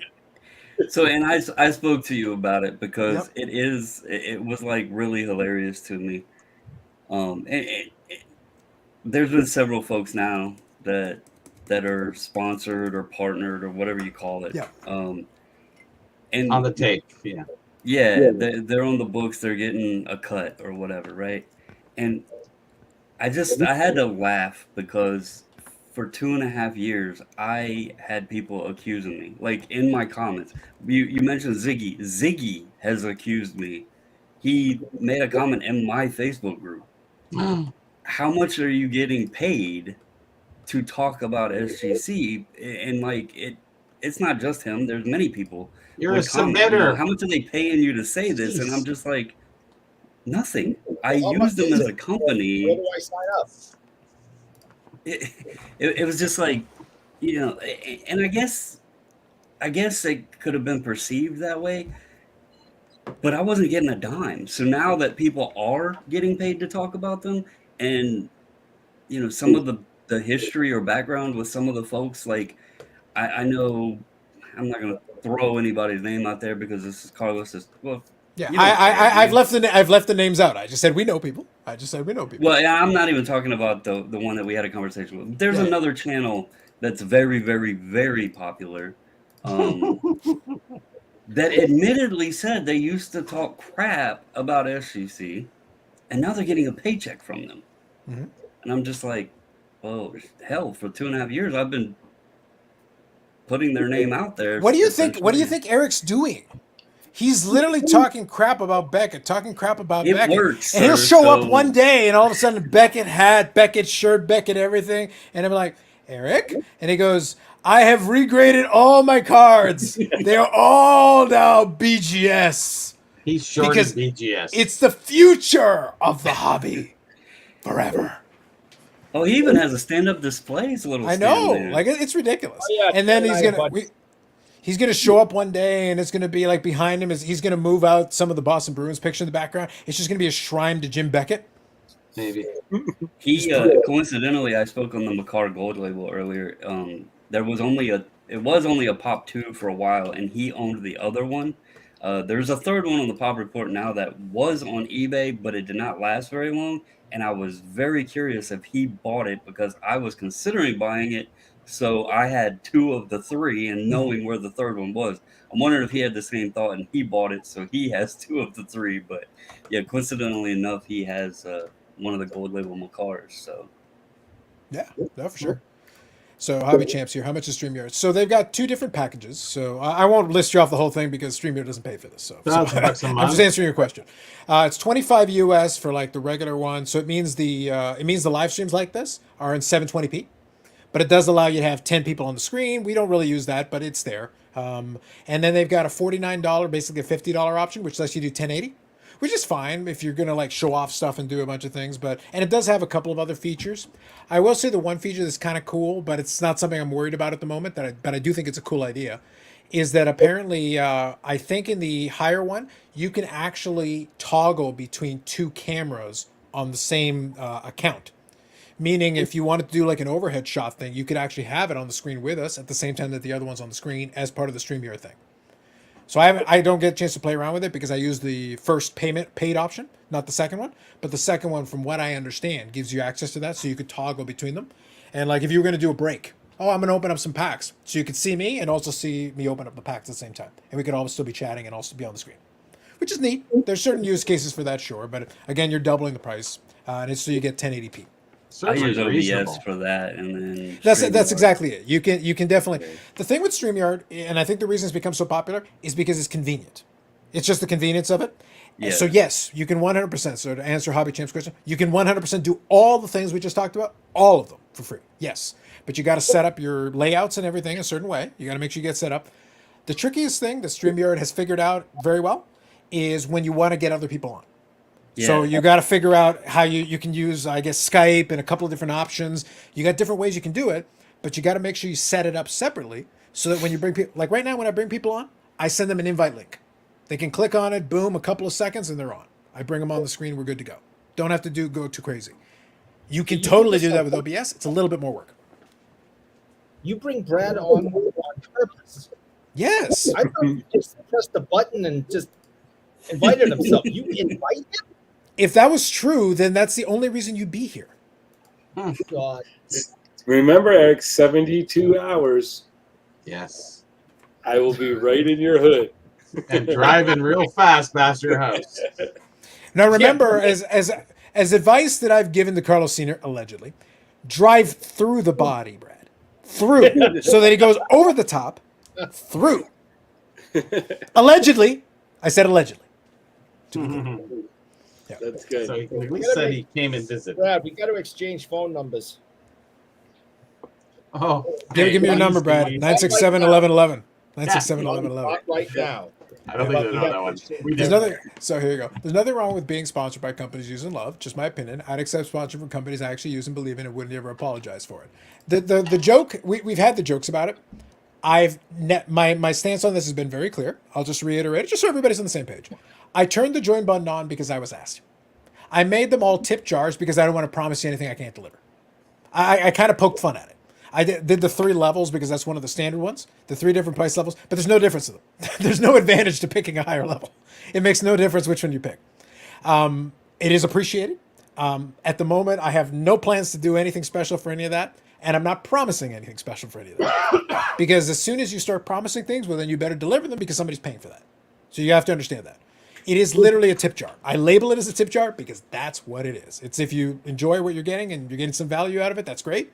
We do give a lot of good advice, I like to think, over the course of it, and we give a little bit of entertainment and whatever Eric is. We don't even charge you for that. I probably wouldn't get anything for it, but the point is we don't. It's a decent thing to do. You're getting full market rate is what I'm trying to get at. You're getting them at proper market rate. So that's important. But again, it's optional and nobody has to do it. And like I said, any money that comes out of that, I use it to pay for the stuff. Let's put it this way. Based on the equipment that I've bought, it's like, trust me, I'm still in the hole. It would take a lot of memberships to get me out of the hole. So don't even worry about that. But also, as far as sponsorship is concerned, I don't care if anybody does a sponsorship. It's all good. As long as you disclose it, as long as you're clear about what you're doing, as long as there's no illusions to it and you don't play it up in any different way, and it's upfront and everybody understands it, cool. Sounds good. And then people can decide if they care or don't care, or they want to participate in it, don't. That's fine. Whatever. No, don't care. So where's the Sailor Moon I keep hearing about? Right now, it's crypto took a bit of a hit, so the Sailor Moon maybe dipped a little bit. Although it did rebound a little bit, and the Ethereum that I bought rebounded very nicely above what I paid for it, and I might have made a little profit on it, allegedly. Just saying. Oh, another legend. Buy the Brad, dip. Buy the Brad, dip. Show your bag. Buy the dip, y'all. Buy the dip. I have it here. I have it here. Yeah. Yes. There you go. Watch OBS this- is a watch nightmare to this set up for promotion. multiples unless you know how many people. Yep. Watch this promotion. Yeah, I like a little promotion. Eric is the comic relief. Correct. Not allegedly. My new He's got the PSA bag. from Bobby. Nice. Yeah. Nice. Oh, very nice. Man, he's got shirts and everything. Bobbles, I told you, you got to renegotiate your rate, man. What the heck? So back to Hobby Champs thing. It was honestly just funny to me for being accused of being paid for so long, and now that they actually are, and some of the people are folks who used to talk crap about them. And then the joke with the shirts and everything. I actually do have a couple of shirts from them and a couple other little promotional items that they gave me, but it took many thousands of cards and many times asking what our shirt sizes were before they ever actually came, because they would ask us and then forget, and then they would ask us again and be like, well, you've already asked us that before. But so they finally did come through. But yeah, it's a joke. So I don't have a fancy bag though. We buy all these. We just say these are all purchased by us as PSA Canada. Yeah. Yeah. We had some stuff made too. So Look, we've made the jokes before. I think, and Brad and I have kind of had this conversation offline. People think there's a lot more money in the card hobby in the business side of it than actually exists. People buy stuff, yes. People spend money on stuff, yes. But day to day, a lot of these businesses are not paying a lot of those folks that are there that much money. There are folks in the hobby that make a lot of money, but they tend to be the business owners. They tend to be the folks on that end of the transaction. The day-to-day rank and file, the folks working the different levels of it, not necessarily. You need to actually be operating the business to even have a chance, because you're operating the business. You're controlling a lot of the pieces in the middle of it. If you're not in that group, not necessarily. There's not a lot of money in hobby content. There's not a lot of money in a lot of these other things. There's low margin. A lot of it is low margin, very low margin. Books. Yep. Price guides. Don't get me started on you. Oh yeah, the website. Yeah, I gotta do some work towards that. Yeah. Yeah. Mm. But the point is, a lot of these things all fall under the same thing. It's low margin stuff. Yeah. Like, the only way you win is on volume. You need volume to even make it work. But people question for Brad. Yeah. How much? Because this is something else that people don't understand. You said you had what, 6,000 cards that you have to ship? Yeah. How much does that cost you from Canada to ship to PSA on 6,000 cards? So, like, we're a little different than, so we ship with PSA's account. So all our cards are shipped through PSA's account, which makes a big, from an insurance standpoint, that's the big reason for us. But 6,000 cards will go in 3 boxes. So probably, I don't know, $500. Yeah. It still adds up. Oh, You said you're shipping absolutely. weekly, you know. Yeah, 500 Yeah. we ship every week, and they go, and then but we still have other costs too. Like we have to pay the brokerage fees, which are expensive because we need a broker to broker every package going in, and then shipping back. Like, yeah, we spend a ton of money In shipping. shipping. Oh, absolutely. So, I don't know. I didn't think we'd be this busy, to tell you the truth. Like, I didn't think we'd be averaging 5,000 to 10,000 cards a week coming in.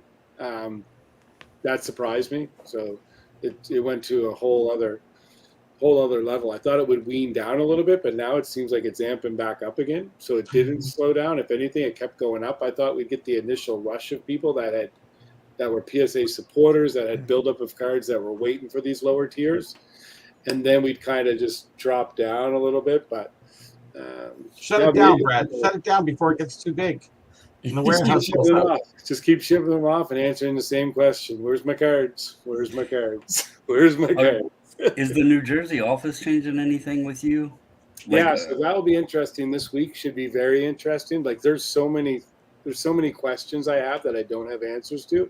The whole vault, that's going to throw another whole loop into things, because how are people going to submit with us and then they want their cards in their vault account? Mhm. So I got to figure out how Oh. I'm going to do that. So Yeah. I have a solution. Hopefully, I'm going to put it in an email and send it off to Kevin and the guys at PSA and say, here's what, if you can do this, this will just make my life easier, and hopefully they will. So Brad One just quick thing I want to say, though, big based on what hole you in just the said, backyard. and this is Yeah. very important, you'll notice he said Kevin as in Kevin Lenane, not Nat Turner. Because people fixate on Nat Turner. Kevin Lenane is the president of PSA. yeah, He's the one who actually is directly associated to what we're just talking about. yeah, I made videos specifically about this, Bobbles, where I specifically go like, everybody keeps fixating on Nat. Nat is the CEO of Collectors. Collectors is the big umbrella. Kevin Lenane is the dude who focuses on the PSA piece. He's the day to day. Yeah, it's the same way with me. Like Dave is the owner of SGC, and then Peter is the CEO. But my like interaction with Peter is pretty much nil, because I have a account rep, and he's who I directly relate to everything. So Yeah. yeah. Yeah, and that's why it's important though it's important though to occasionally bring up the reminder that people forget that these organizations have tiers and levels. Who you're dealing with is not necessarily the person they're thinking. It's like, no, this is the person I actually have to talk to, who I can Right. speak to, who will hopefully give me the answers that I seek, and that's where I get my information from. It's important. So Statement Sports Card, good evening here. It says, I feel like I'm getting great value from my nothing here on Fridays. Cheers, buddy. He's got the beer emoji, so it'll work with me. Cheers. Hell, if I gave SGC that much business did content, I'd ask for a sponsorship. You may as well. You should probably ask for a sponsorship or say, that's it. You keep this up, I'm going to tag. I want the floating head rate. My contribution to pot shots of Eric from the Peanut Gallery should give me top flight Patreon Gold Elite status. Absolutely, Paul. No We'll question. give you that. Absolutely. You're anointed. Infinity Stone level tier, damn right. Hmm. My biggest story is a ghost town the last couple of weeks. A major slowdown. It Oh, can yeah. be. It I can be. never would have predicted such a thing. Well, here's what's funny. On July so- 1st, it happened. Somebody that now we've talked about this before, that ComC is the ones who I've given endless flack to. They have been processing the cards that I submitted at the expo. I think most of the cards have been processed, and I have been selling them. I sold a UFC card that I actually didn't think was worth anything, and I completely forgot about. I priced it according to the current market rates and sold it for almost $40. It was literally just from a box I bought back in 2018. It was worth nothing at the time. I was like, sweet. Mm. I'm already in the black on this crap. I mean, great quality cards. Yes, yes. Great quality cards. Right. Yes. In case the buyer's in the. Great quality cards. and breaking news: Matthew Tkachuk traded to the Panthers. The Panthers, Thank really? you. Really? Okay. I did That's a not- relief Won the President's because Cup, the President's Trophy last year. I get it. But look, the Panthers are one of those franchises where, like, I'm gonna have to see actually do it before I before I accept it. I know the team's been they've been better. It's the same thing that happened with Tampa. Like, I don't believe you, and then they won. Now I'm not talking about the Cup with Dave Andrewchuk and that team. The more recent ones, when they actually won again, I was like, okay, fine. Now you're a legit franchise. And then they won the second, and they were right there with the possibility to win 3. All right, that's legit. Respect. That's legit. But like That's the what Panthers, messaging- they haven't earned that for me. I think they were last in the finals in '96. You're gonna have to show me something more recent, like a real run. Then we'll talk. Yeah, I mean, you count Stanley Cup rings, not President trophies. But I'm talking about even the Cup finals. Just get there. Like let's get there first, and then let's talk. Then we'll figure it out. So I have this theory, and some people, obviously think I'm crazy, and that's fine. And I'm only For half, that specific thing, out of all the things, and I'm only half joking. Shut up, Brad. look at the subheading under his name. Read it. Yes. I honestly believe that anybody who puts on the jersey number 6 for the Boston Bruins is scorned with bad luck. And no matter what happens, nothing good will come. Brad, can we get Yeah. Eric a number 6 Bruins jersey with his name on it? Absolutely. And if you look at Teddy Green and Gordy Kluzak, and there's many others that had a lot of bad luck in their careers after putting number 6 on. You look at Joe Thornton, wore number 6, and he got rushed out of town in Boston to go to San Jose, and he's like 40 something years old, still trying to get a cup, and he's never going to win one. It's got a Very spooky. couple years, maybe. Very spooky. Ooh, As a spooky. player. Was supposed to, no, honestly, Kluzak was picked number 1 overall by the Boston Bruins, and it was supposed to be the next Bobby Orr, and his knees blew out. He was the next Bobby Orr then. Oh, too just- soon, Bobby. Just too like soon. Bobby Orr, and he won the Masterson Trophy for a comeback, year, but he was never at his best. Anyone who puts number 6 on in Boston, you're screwed. I see. I see. I was happy to hear that announcement though, because Wes was messaging me earlier, telling me that there was whispers of Robertson being traded for Kachuk, and I did not want to see that. He I was actually out. enjoy watching Dallas and J. Rob and all them, play together. So I didn't want to be in that, have to deal with Soto leaving and then Robertson leaving as well. I was gonna say that'd be a rough duo right there, just Yeah. back to back. It's like, come on, guys, give me a break. Robertson is the first player I heavily followed my gut on early on before people caught up to him, and I was buying his stuff, and I like watching the kid play, so I didn't want him traded already. So that was a great announcement. Yep. There's actually a good comment here that I think is very good for kind of a topic. So I'll read a couple of these and I'll get to it here. Calgary taking a chin lately. As an Edmontonian, I can't say too sad about it. Fair enough, Aaron. Fair enough. So Brad, did you enjoy the Alex Manoah commentary at the All-Star game? You're getting some Alex Manoah love there, Brad. That I did. You're hanging on. You're hanging on. He's So got- quick question here from Jeff. Who did Florida give up for Tkachuk? What was the deal? Elliot Friedman just tweeted it. I don't. Gotcha. Okay, no, that's fine. That's fine. Just thought I'd ask. So this was a good question from Hobby Champs. So I did focus group for eBay about their vault service. Signed an NDA, but at least they're being proactive. So no, that's fair enough. Honor the NDA. That's good. Okay, so here's a question. I did the 2 videos this week. It was almost like old times. The content gods were operating. We were having a little fun. The SGC thing, like I said, we talked about that earlier tonight. I have no issue with it. They can do their thing. All good. Fair enough. No worries. It's still a fun topic. It still, gives us a little things to talk about. And we were able to get some pretty good mileage out of it, honestly, as a discussion. So it was kind What of was interesting. that, Carlos? Just a quick. What was the SGC? So the SGC thing was that they're going to do raw card review at the National. They're going to do raw card review for $25, and then if you decide to get it encapsulated off of that, you get 40% off a full encapsulation rate. And kind of the discussion was like, well, for about $25, you can just get it encapsulated, and at the speed that SGC is turning it around, you get it back pretty quick. I made the joke, and I don't think I'm completely off. I could, Bubbles, if somebody submitted to SGC, if they had, I made it as a joke, but if somebody had overnighted it to SGC yesterday, and it got to SGC today, what is it? What is the time between the time it hits the shipping department and gets sent out? At least what you've experienced as a bulk submitter. High National? Let's assume it's already been graded, and now they're basically ready to put it in the shipping department, throw it in a box, and send it back to you. So if they had got it today, I'm being a using Friday- yesterday. Let's say yesterday for the sake of argument. Okay, so if they got it in on Thursday, being that it's the end of the week, nothing would be shipping out on the weekend. Yeah, for sure. If they got it on Thursday, I would expect it to ship out no later than Tuesday. Yep. And if they overnighted it back, they could have it back by Wednesday. Like I said, my last order, I overnighted it down there on Monday. They got it Tuesday at 11 o'clock.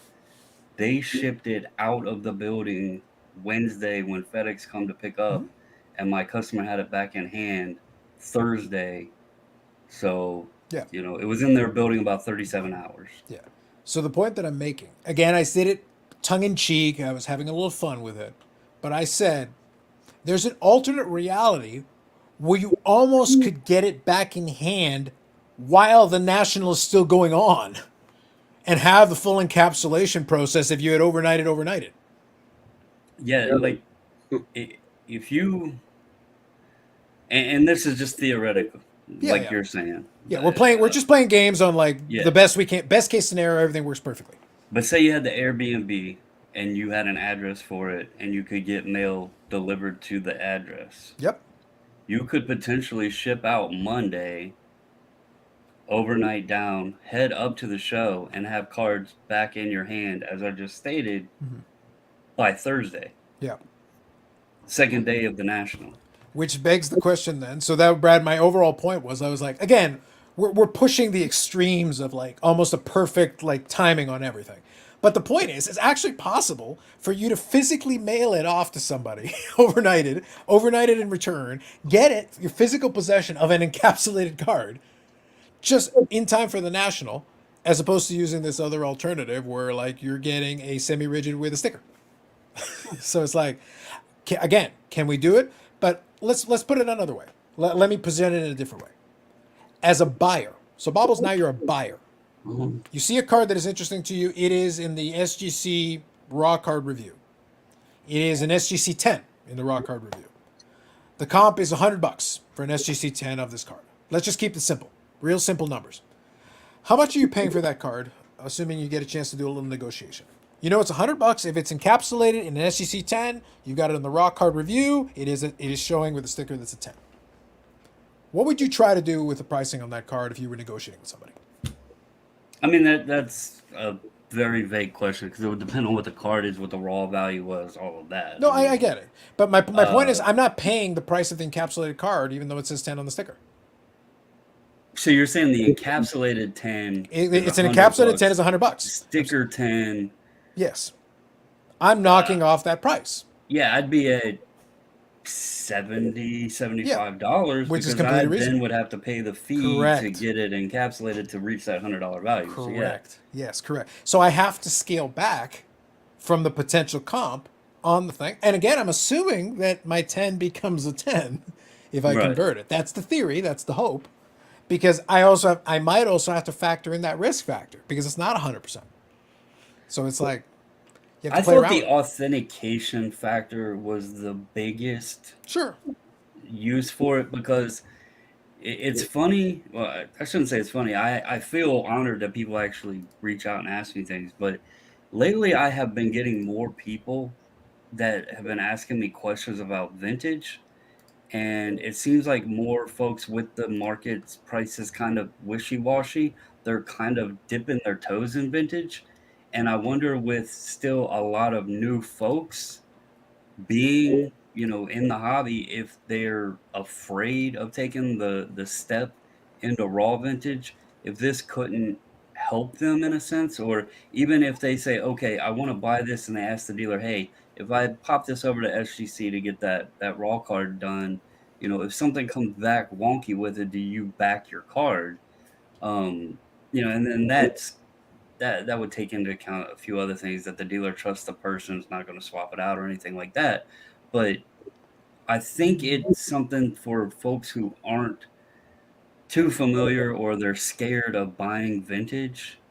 That could be a good use for it, just to have that safety net and make them feel safer with buying a raw vintage card. I agree 100%. I think that's a good way to look at it. I think that's a great service to have there.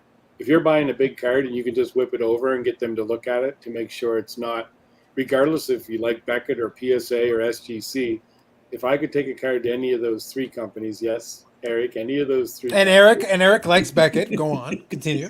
But if I was just nervous on, even on a modern card nowadays, the way things are trimmed with Eric and his cutter and everything else that happens, but if I was nervous about buying a card, it was a big card and it was raw, why not? Yeah, there you go. I would, for $25. Oh, that's a great service to have at the National. I think that they're going to do incredibly well with that.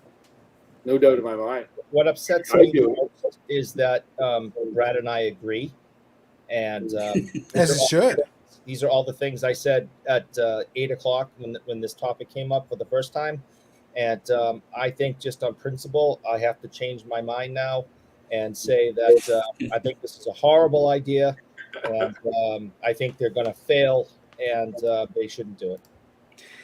The thing I loved most about it is Peter did admit in his, his video speech, they didn't know what the hell to expect from it, but they're going to offer it. So I thought that was at least being honest. Hey guys, we're going to try this out. It might be wonderful, and it might, nobody may be interested in it. So at least he was open-minded about that and admitted that. I think at the very least, it's them offering something, and I could see where, they don't. I was told they have 170 employees, so even if you take 17 people up there, you're taking 10% of your staff, and I can see where that could hurt the office for a week, and then you got to lug up the sonic welders and all this other stuff. I don't know what kind of trucks or whatever they have to haul that stuff up, but I don't know how PSA does it across the country over here. I guess they're going to take stuff from the Jersey area, but that kind of stuff, it has to be really thought out, I guess, and planned out on the logistics side of it. So, well, that's kind of what goes back to what we talked about earlier, though, is that we talked about how quick SGC has been, and like I said, we give them their credit where they deserve it. They have been very good on the turnaround. Again, we like to think that hopefully on this show we try to be very transparent and fair. Brad is a PSA guy. I send my cars over to Brad. I trust Brad. Brad and I chat regularly. I have conversations with you, Bobbles. We're good. So I have no issue with that. I like poking fun at the SGC thing because it's funny. It's fun. But I would not hesitate to buy an SGC card. I showed you that Soto card. It was an SGC 10. I had no issue buying it. Not a problem. They're the best looking. Yeah. So no issue there. I don't care. As long as the third party grader is reputable and the card is solid, we are good. We are good. So that's the number one priority for me. But I'm also a realist. That's why I talked about that thing earlier tonight. I said I paid less for the SGC 10 than the equivalent PSA. Not by a little. I paid a lot less. Mm-hmm. And I would have offered even less if I thought I could get away with it. I don't care if it wrecks the comps. The next person is going to win, oh man, this guy ruined the comp. It's like, he paid like $100. This sucks. Too bad for you.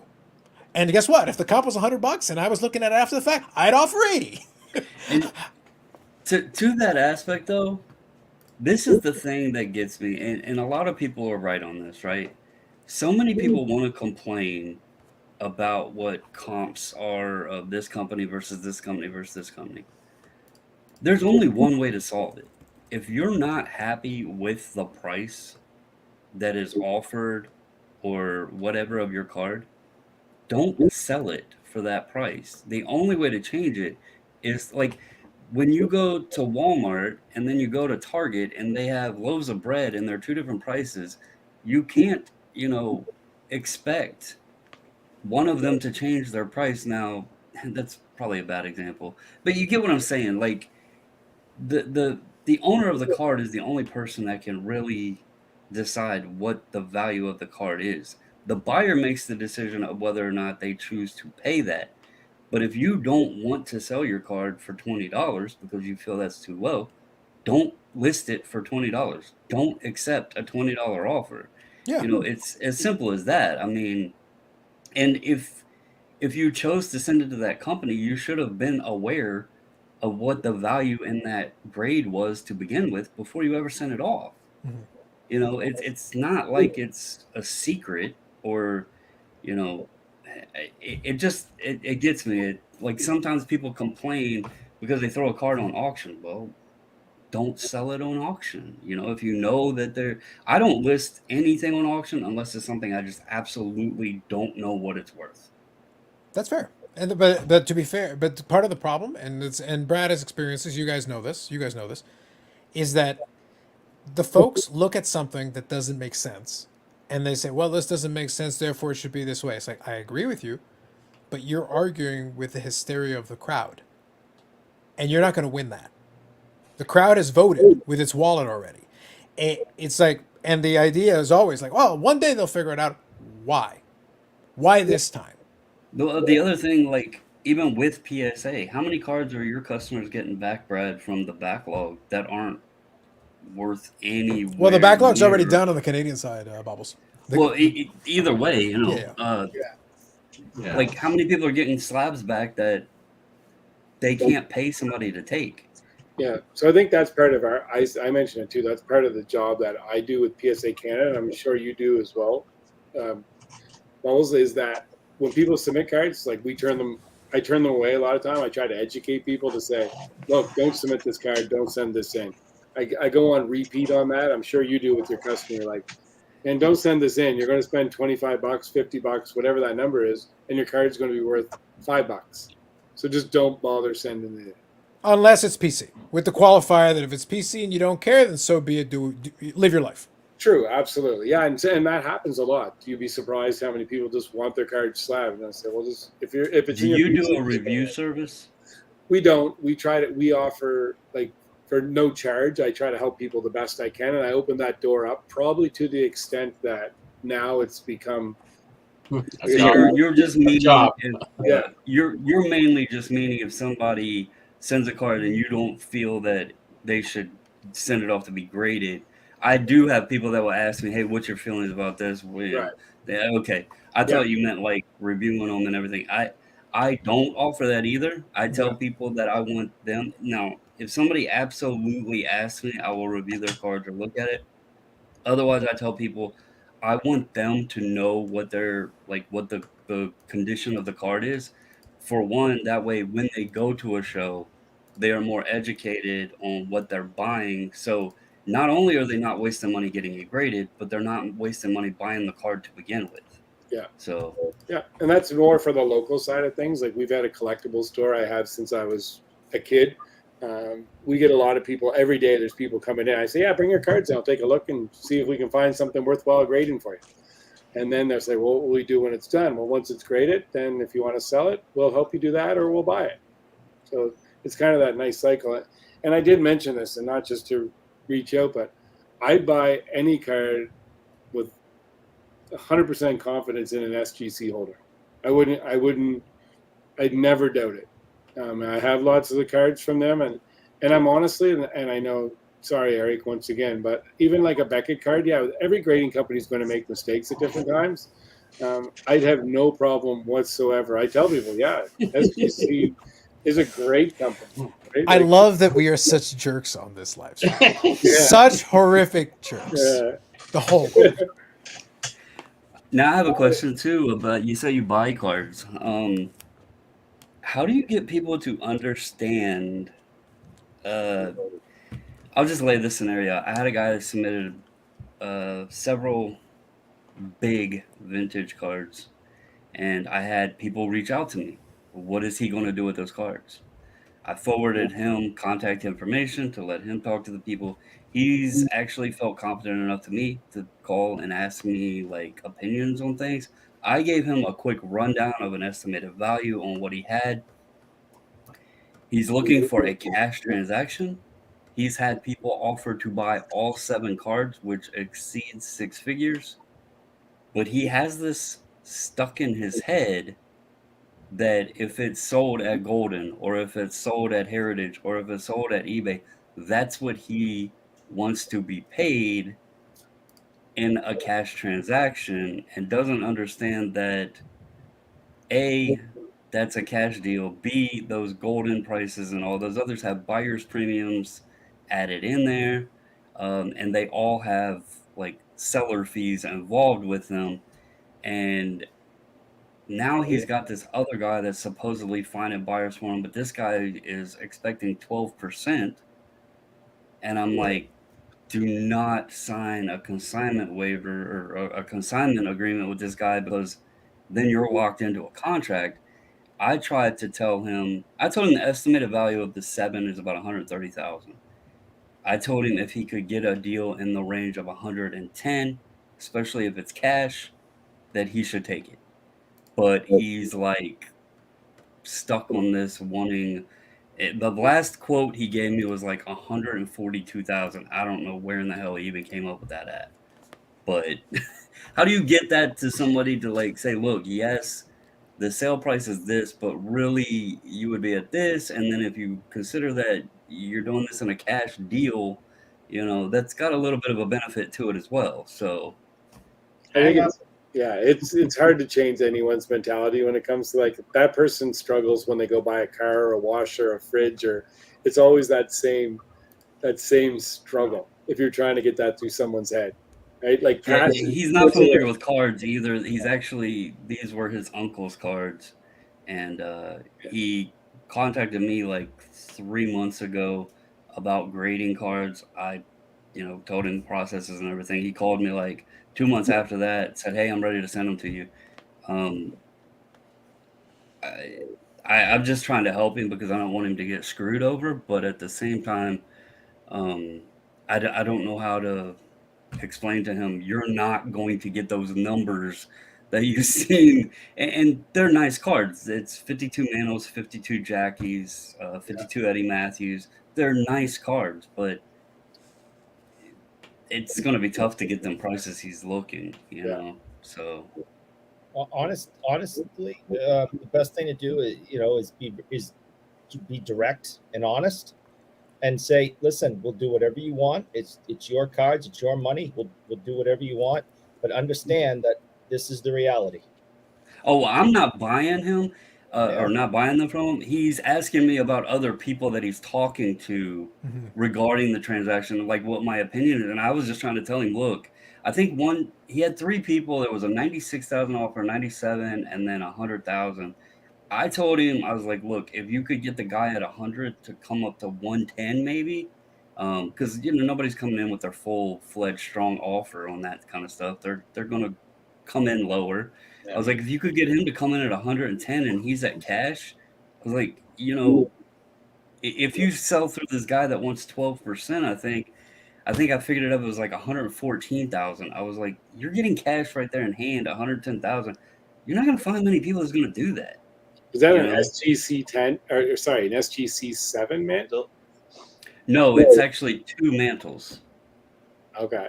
It's two SGC 3s, an SGC 3.5 Jackie, a 3 Jackie, a 3 Eddie Matthews, a 1.5 Eddie Matthews, and then I think, if I'm remembering correctly, there was a 54 Hank and a 4, I believe.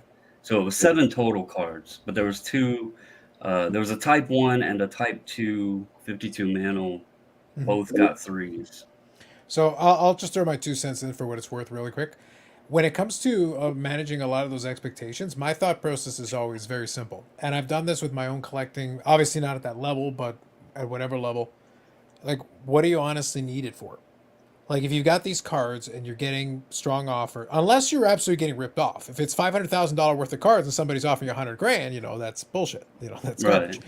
But if somebody's offering you a reasonable amount, I did the same thing where I made that joke about the ComC thing and how I sold a couple of cards that I had nothing left in those cards. So really, I could have just said, "Oh, put them all at $1," and I don't really care. But I'll still price them at a reasonable. I literally went through each one of those cards that were there that had any kind of related stuff on ComC, and I made sure mine was the cheapest one. The point of this exercise is to get rid of this stuff. I don't want it. I don't need it. It serves me no purpose. I also have nothing into it, so anything I get out of it is fantastic. It's sensational. One of the cards that sold like a couple of minutes ago, literally while this live stream is going on, I sold it for $20. It was a Jerome McGinley Be a Player memorabilia gold autograph. Jerome McGinley's a Hall of Famer, 600 goal scorer, great player. I bought it as part of a lot. I bought the lot to get the gold Medano. I sold off enough of the other cards that I've been in the black already for like 2 months. I still had the Jerome McGinley. So I'm like, $20, sure, whatever. Sold. Full price, instantaneously, no questions asked.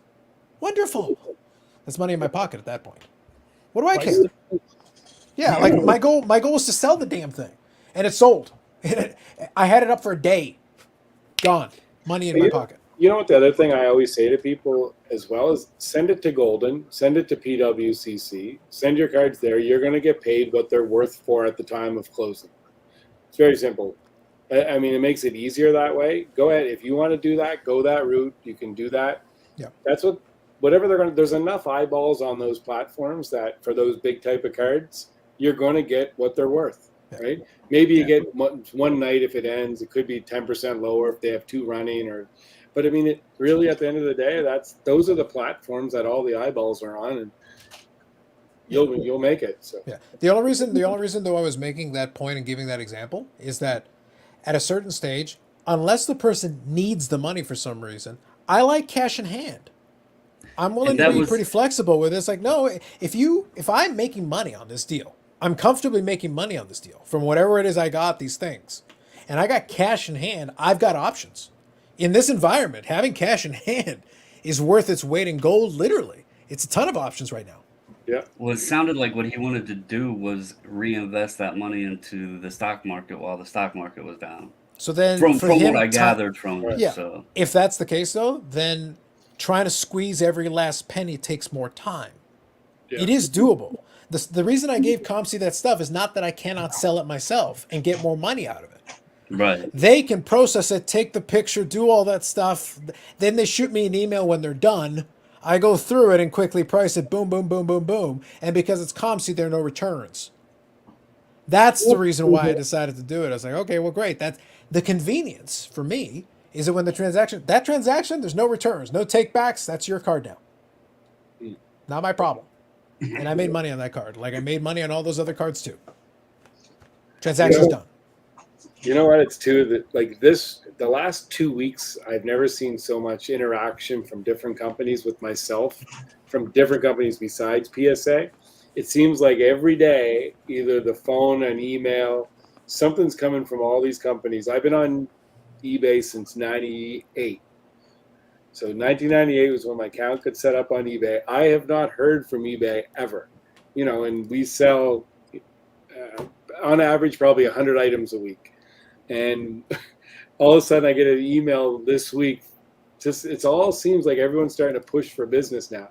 From 3 guys were copied on it, and it was a direct email. It wasn't a spam one. Look, like we really want to talk about you and about your sales on eBay and how things are going great, how we can help you out, and all these different things. And I'm like, isn't this ironic? All these vaulting services are coming, collectors vaults, and now all of a sudden, now you guys want to talk to me. Yeah, Right? I want to touch on the vaulting thing because I think it's a fun topic just to go over a little bit. But I wanted to make sure we talked about. But kind of my big thing, Bubbles, with that thing is the only thing I would present to the guy is if you're interested in, for me, if I'm making money, and I'm confident in my ability to make money doing something else, then cash in hand is worth it to me. I've got Well, the money. CC then I had a can do good something point too. Yeah. And this was kind of like another benefit with the cash. Yeah. Like in the US, sure, it would look suspicious if he took 6 figures to his bank and said, "Hey, let me dump this off." But at the same time, if he goes and sells it through a platform or whatever else, he's claiming all of that. So Yeah, I'm exactly. not suggesting anybody try to evade Uncle Sam, but at the same time, tax or the tax thing with the cash and all of that has an advantage to it because if he gets taxed on $140,000, it's going to be a big ass hit. So Yeah, that's the thing. All those are factors that you have to play into it. But sometimes people get obsessed about squeezing every last penny to their own detriment. I've given this analogy before, and it's a real thing. It was a real thing. When I worked in the call center for years, I used to have people look at me because I used to do overtime all the time. I volunteered for overtime. In those days, I wasn't making a lot of money. My salary was very low, but I took all the overtime because it was time and a half, time and a half, time and a half, and I racked up hours because I was good at it. I could sit here. I know this may come as a shock, but I could sit on the phone and talk for hours for no problem. It was really easy. I could do it for 12 hours a day. So this nonsense is light work for me. Light work. But the point is, you're getting time and a half. And I would work on weekends and I do all that because I was walking distance from the building. I could go back and forth and it was not a big deal to me and it was fine because I had the time. If you don't have the time, you got kids, you got family, you got to do whatever, fine, different conversation. But I had the time. But I had people that would argue and they were convinced they were right. They're like, why are you doing all that overtime? It's like, because then I make more money. It's like, well, then you get taxed higher. And I'm like, but I still make more money. It's a graduated tax system. I get taxed more when I hit the next threshold, and I only get taxed the higher threshold on the amount above the threshold. They had convinced themselves that if they did overtime, they would make less money when I was making more money than all of them, including my supervisor. And I'm like, you guys are idiots. My take home is higher than all of y'all. because I am making more money. Even if we I did- increase the tax rate, I'm still making more money per hour. Each additional hour, I make more money. I did You the know, same thing when I worked at Cummins in my 20s, but you're right. For a bit, you have to figure out what that threshold is for the sweet spot because I tried doing 100 hours a couple weeks and the tax didn't make it worth that extra time. But if I stayed between 60 and 80 hours, it kept me right in that threshold to where the benefit of the overtime pay was there. So, yeah. Yeah, but it became a math. But it was funny because it was a math problem. Like, it's a simple math. Like, I know the tax, structure we have is a little bit complicated with the graduation, but it's still a math problem. All you have to do is do a little bit of math. And like I said, at the end of the day, my take-home money that I was getting paid, I was pocketing it, and my expenses were low in those days. I had very little. I wasn't paying a mortgage. I had almost no expenses, so I was pocketing that extra money. And eventually, when I did buy the condo, that money came from doing that. It came from working those extra hours back then. But they had convinced themselves they would make less money working overtime. It's like, no, you wanted the time and you just didn't want to do the math. That's fine. That's okay. But I was making more money doing those extra hours, and I chose to do so. It's fine. So it's one of those things. So In real quick- regards to that with this guy here, I've been setting up the expo since 2003 and dealing with a lot of people and sales background prior to that. There's people at the hobby who come in and they want to win. They always want to win. So whatever price you say, they're always going to undercut you and they won't budge. And then there's the people who don't want to lose a cent at the bottom end if they're selling to you and they don't want to budge. Yeah. You have to let them go. It's just to let them go because it's 3 months now. Bobbles, how much you got invested into this? No. I'm not trying to buy him No. at all. No, Yeah. just you're trying to help him. I get it. Well, Yeah. you're I was just past trying the to help the helping guy part. out. Yeah. He's helping the heck out of you, and Believe it or not, you can only help people so much. He doesn't want If- help. as Carlos talked about the margins and stuff earlier, Yeah. it might sound stupid, but doing the submissions and everything, the community that's been built, the friendships, going to the national, all of the people, we got this house from the group and everything. I'm more excited about going up there meeting people that I've made friendships with now over the past 2.5 years. That's way more benefit than the margins of submitting cards on it. I know people think that's just a load of crap, and that I'm saying that because I'm behind the camera, but it's the truth. And I'm sure Brad has met many people. Carlos, for what it's worth, he's friends with Carlos and you guys. And because it's worth a all hell of a lot more than happened being through friends the with submission. Eric. We charge Eric for a reason. There's a it's reason we true. bill Eric. I never. I'm hoping to someday make a friend in the hobby, but it hasn't happened yet. Look, I you've never already- expected to be a submitter. You've already Okay. gotten enough by your mere association with us. Yeah. Well, Bubbles, if you're dealing with this guy and he's really in it because it's his uncle's cards, he's a one-time kind of shot guy. Why are you spending any more time with him? Just You're wasting your time. So real quick, answer that in a second, Bobbles. Let me read a couple of these comments because there's a couple of really good ones. Let me make sure I give the folks a couple of moment here. This is Josh from about 20 minutes ago, so sorry, guys. I'll read a couple of these comments here. Is it worth cracking a SEC 10 for a PSA 10? Depends on the card. 100% depends on the card. Sometimes it makes sense. Sometimes it really doesn't. This one's here for you, Brad. From DR. How does it keep such a awesome positive attitude? Quite a few people tend to focus on negative aspects of the hobby. Eric. You just seem generally happy all the time. Eric. Brad's got the It's fake. personality It's fake. type. It's good. Go ahead, Brad. this question is for you. You know, it's not really a question. That's just that's who I am. That's who I've always been. It's instilled in my nature. I try to, and that's not like Bubble said too. It's not bullshit. It's not BS. It's who I am in life. If I can avoid negative people. Oh, wait, hold on. You want to avoid negative people? Okay, hold on. Did we fix it? That was silent. We fixed I went it? deaf We for fixed a it? We took care of it? It's good now? I'm confused. Yeah. But honestly, but joking aside, honestly, there's no sense. You can go on a lot of other YouTube channels and just see negative all day long. So I try to avoid that in my general personal life and my business life, and as much as I can. So. We use the negative as in jocularities. We try to make fun of it in light of the negativity. Yeah. People think we're negative here, but we're really just making fun of things. We're not really so negative about the hobby. People might think that, but and just like Bob said, it's camaraderie, it's friendship, and we're all here kind of sharing and stabbing each other a little bit here and there. And Carlos is really good at it, and that's what we do here. Oh, I know. Sorry, What go makes on. you think I won't catch you? Sorry. That's Hey, the Saturday Night Live thing, right? I got mine, man. Let's go. well, which one? Do you want me to use that one or this one? I got multiple. Well, We can use as many as you want. Bobby's got the paper cutter, so don't mess with Well, him. that's this one. That's this one. Yeah, that's That's what that one is.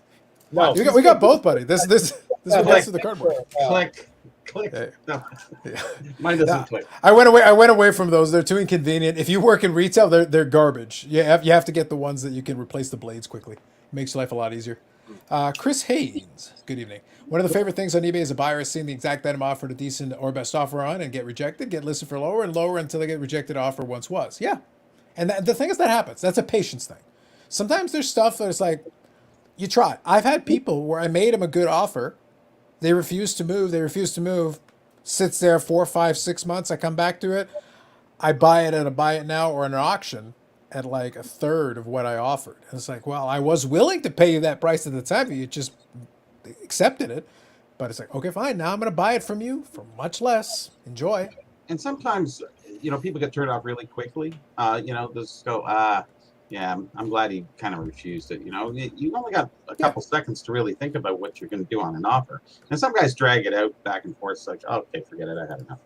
Yeah. I'm doing that right now with somebody else. And he's just like, he won't give it up. And then I'm trying to hinting, this is on eBay. I'm trying to hint that, you've got my information because I just bought something from you. Hint, you kind of have my phone number in there. You kind of have my, you There can you go. contact me and save a little percentage point if I was to ever do that, which I would never do. But Hypothetically, allegedly. never. allegedly, yes. Allegedly. Just saying. Tax is the same, cash or not? Yes, it is the same, Dave. Yes. If you should. Is that why Brad stiffed Eric in Boston? Everyone hates Eric. Yeah. That's right. Thank you. Oh, that's all. Di. You're my new favorite. Thank you. Did you say DI or DR? In 3 days, you'll be stiffing. You're going 80. Just saying. Just saying. Brad is correct. It will be interesting to see the vaulting battle on eBay, collectors, PWCC. PWCC being the smallest, just might get crushed. Well, PWCC has one advantage, and they've been around the longest from the vaulting service. I still argue ComC is technically a vault. Like in a lot of the things they do a lot of the same kind of thing, and they have a marketplace and all that. That's why I say, like I said, I killed PWCC for a long time because they weren't doing it right. They were to my opinion, they struggled for quite a while there, but they've improved a lot of elements of it. Not everything, because I'm still not satisfied with the shipping. I took a look at what the shipping to Canada was going to be cost-wise and time-wise. Not happy. But they processed the cards I sent in. That was good. I've been able to sell the cards. Good. And I can find certain cards very easily and quickly. Also good. So there are elements, there are pluses and minuses, right? So go ahead, Bobbles. I just had a question that the PWCC thing and Yeah. the vaulting thing reminded Sure. me of. Mhm. So Golden is owned by Collectors. Collector or whatever now, Yep. which is essentially PSA who That's right. bought Mhm. Card Letter, right?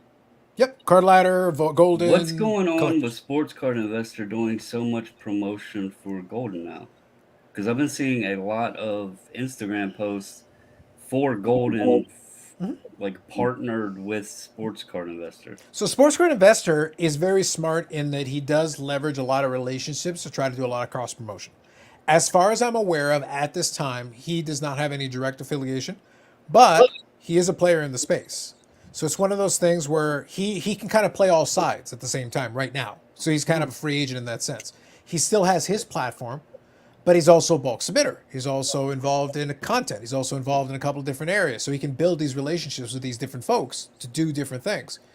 If he ever decided to commit, it wouldn't surprise me if at some point they decided to try to absorb it and get both data tools under one umbrella and then just take the pieces they want from the different ones and just have them both. That's what I was wondering, because like every time I see it, I'm like, well, why isn't Card Ladder doing these Golden promotions, since that's like who the parent company owns, as far as data tools. But I've just been seeing an awful lot of Sports Card Investor promos for Golden, and I didn't know if maybe Nat was trying to pick him up too. Right. So I know that the way part of the deal that Golden had was that, yes, he's got stock in the collector's company. That's part of the deal when they made the acquisition. So he obviously does well if collectors as well. But the expectation is that he still tries to run it. Golden is still trying to build Golden. Even though they're under the collector's umbrella, his job, he's basically like the president of Golden, the Golden division, or whatever you want to call it. Because now with this vault, now that Golden vault that originally he had talked about months and months and months ago is now the collector's vault in Delaware. And now it's a marketplace. So they're going to have the Golden auctions, but they're also going to have the Golden marketplace, which it wouldn't surprise me if it's a buy it now kind of thing, best offer, like what PWCC does. So basically, the idea is they're all kind of basically the reason I named the video the way that I did is it's now we're in the vaulting wars. Now PWCC has its thing. They've been around a while. There's certain things they do well. There's certain things they don't do well. I've used some of the PWCC things because I've been able to buy some amazing cards at great prices in some of those auctions. They sat in the vault until I was ready to ship. It worked well enough for my purposes. I was happy with it. I work with the devil I know.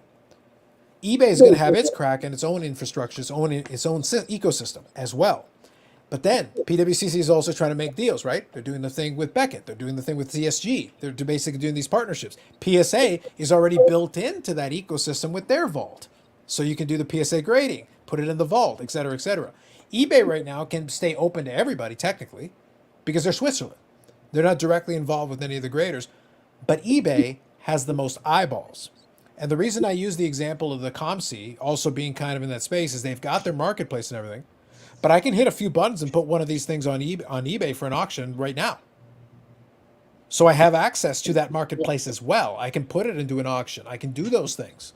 So they have a little bit of flexibility. So technically, we've got a couple of different players. It's kind of an interesting ecosystem now with all this vaulting thing going on, if you get what I'm saying. Mm-hmm. Now, one of the fun things for me is that part of the feedback I get is that some folks are like, well, I never use the vaulting system. Well, then don't. It's fun because like in cards, people feel like just because something exists, it's like an existential threat to their collecting. It's like if you have no use for it, don't use it. You don't want to use third-party grading? Don't. You don't want to use a vault? Don't. Nobody's forcing you. Nobody's putting a gun to your head. But I can totally see some value in it. I sent those cards to ComC to put it in their vault so that I could sell it on that marketplace and not have to worry about returns, their low value items. One of the items I sold for 50 cents. Is that worth it to do it on eBay? No. Why am I getting echo? I don't know. I just started. I have earbuds, so Yeah. I was like, what the heck? Anyway, so the point is, though, I sent it there, and I could price certain things really, really low because it didn't matter. Because after ComC took its cut, I still made a little bit of money, and I basically had nothing in the card at that point. Like, those cards were free. They were like toss-ins. They were various. I just wanted them out of here. So for me, if I make 15, 20 cents, I don't care. Whatever. 15, 20 cents, just put it in the account. Whatever. But I can see that being a utility because that transaction is instantaneous. There are no returns. Everything's already been taken care of. The transaction's done. I can move on. That person then can do whatever they want. They can resell it. They can flip it. They can send it home, whatever they want to do. As a collector, I agree that the vaulting might not make sense for you. So then great. Buy the things. They sit in the vault until you're ready to ship them home in one consolidated package. That has value to me as well. Right now, I've got 2 things sitting on this PWCC vault right now. 2 items. It's not worth it for me to FedEx this because they're going to FedEx it. If I ship it, it's FedEx. So I need to have enough stuff to make it worth my while. But they're also going to price it at the full market value, so I'm going to have to pay duty on that. So it better be worth my while. Right now, it's not. Can you FedEx it to ship my cards? I could, but the FedEx cost is going to be the same. And then I get to pay for ship my cards as well. So like Yeah, the but FedEx... you don't have to pay the duty. Will that offset that?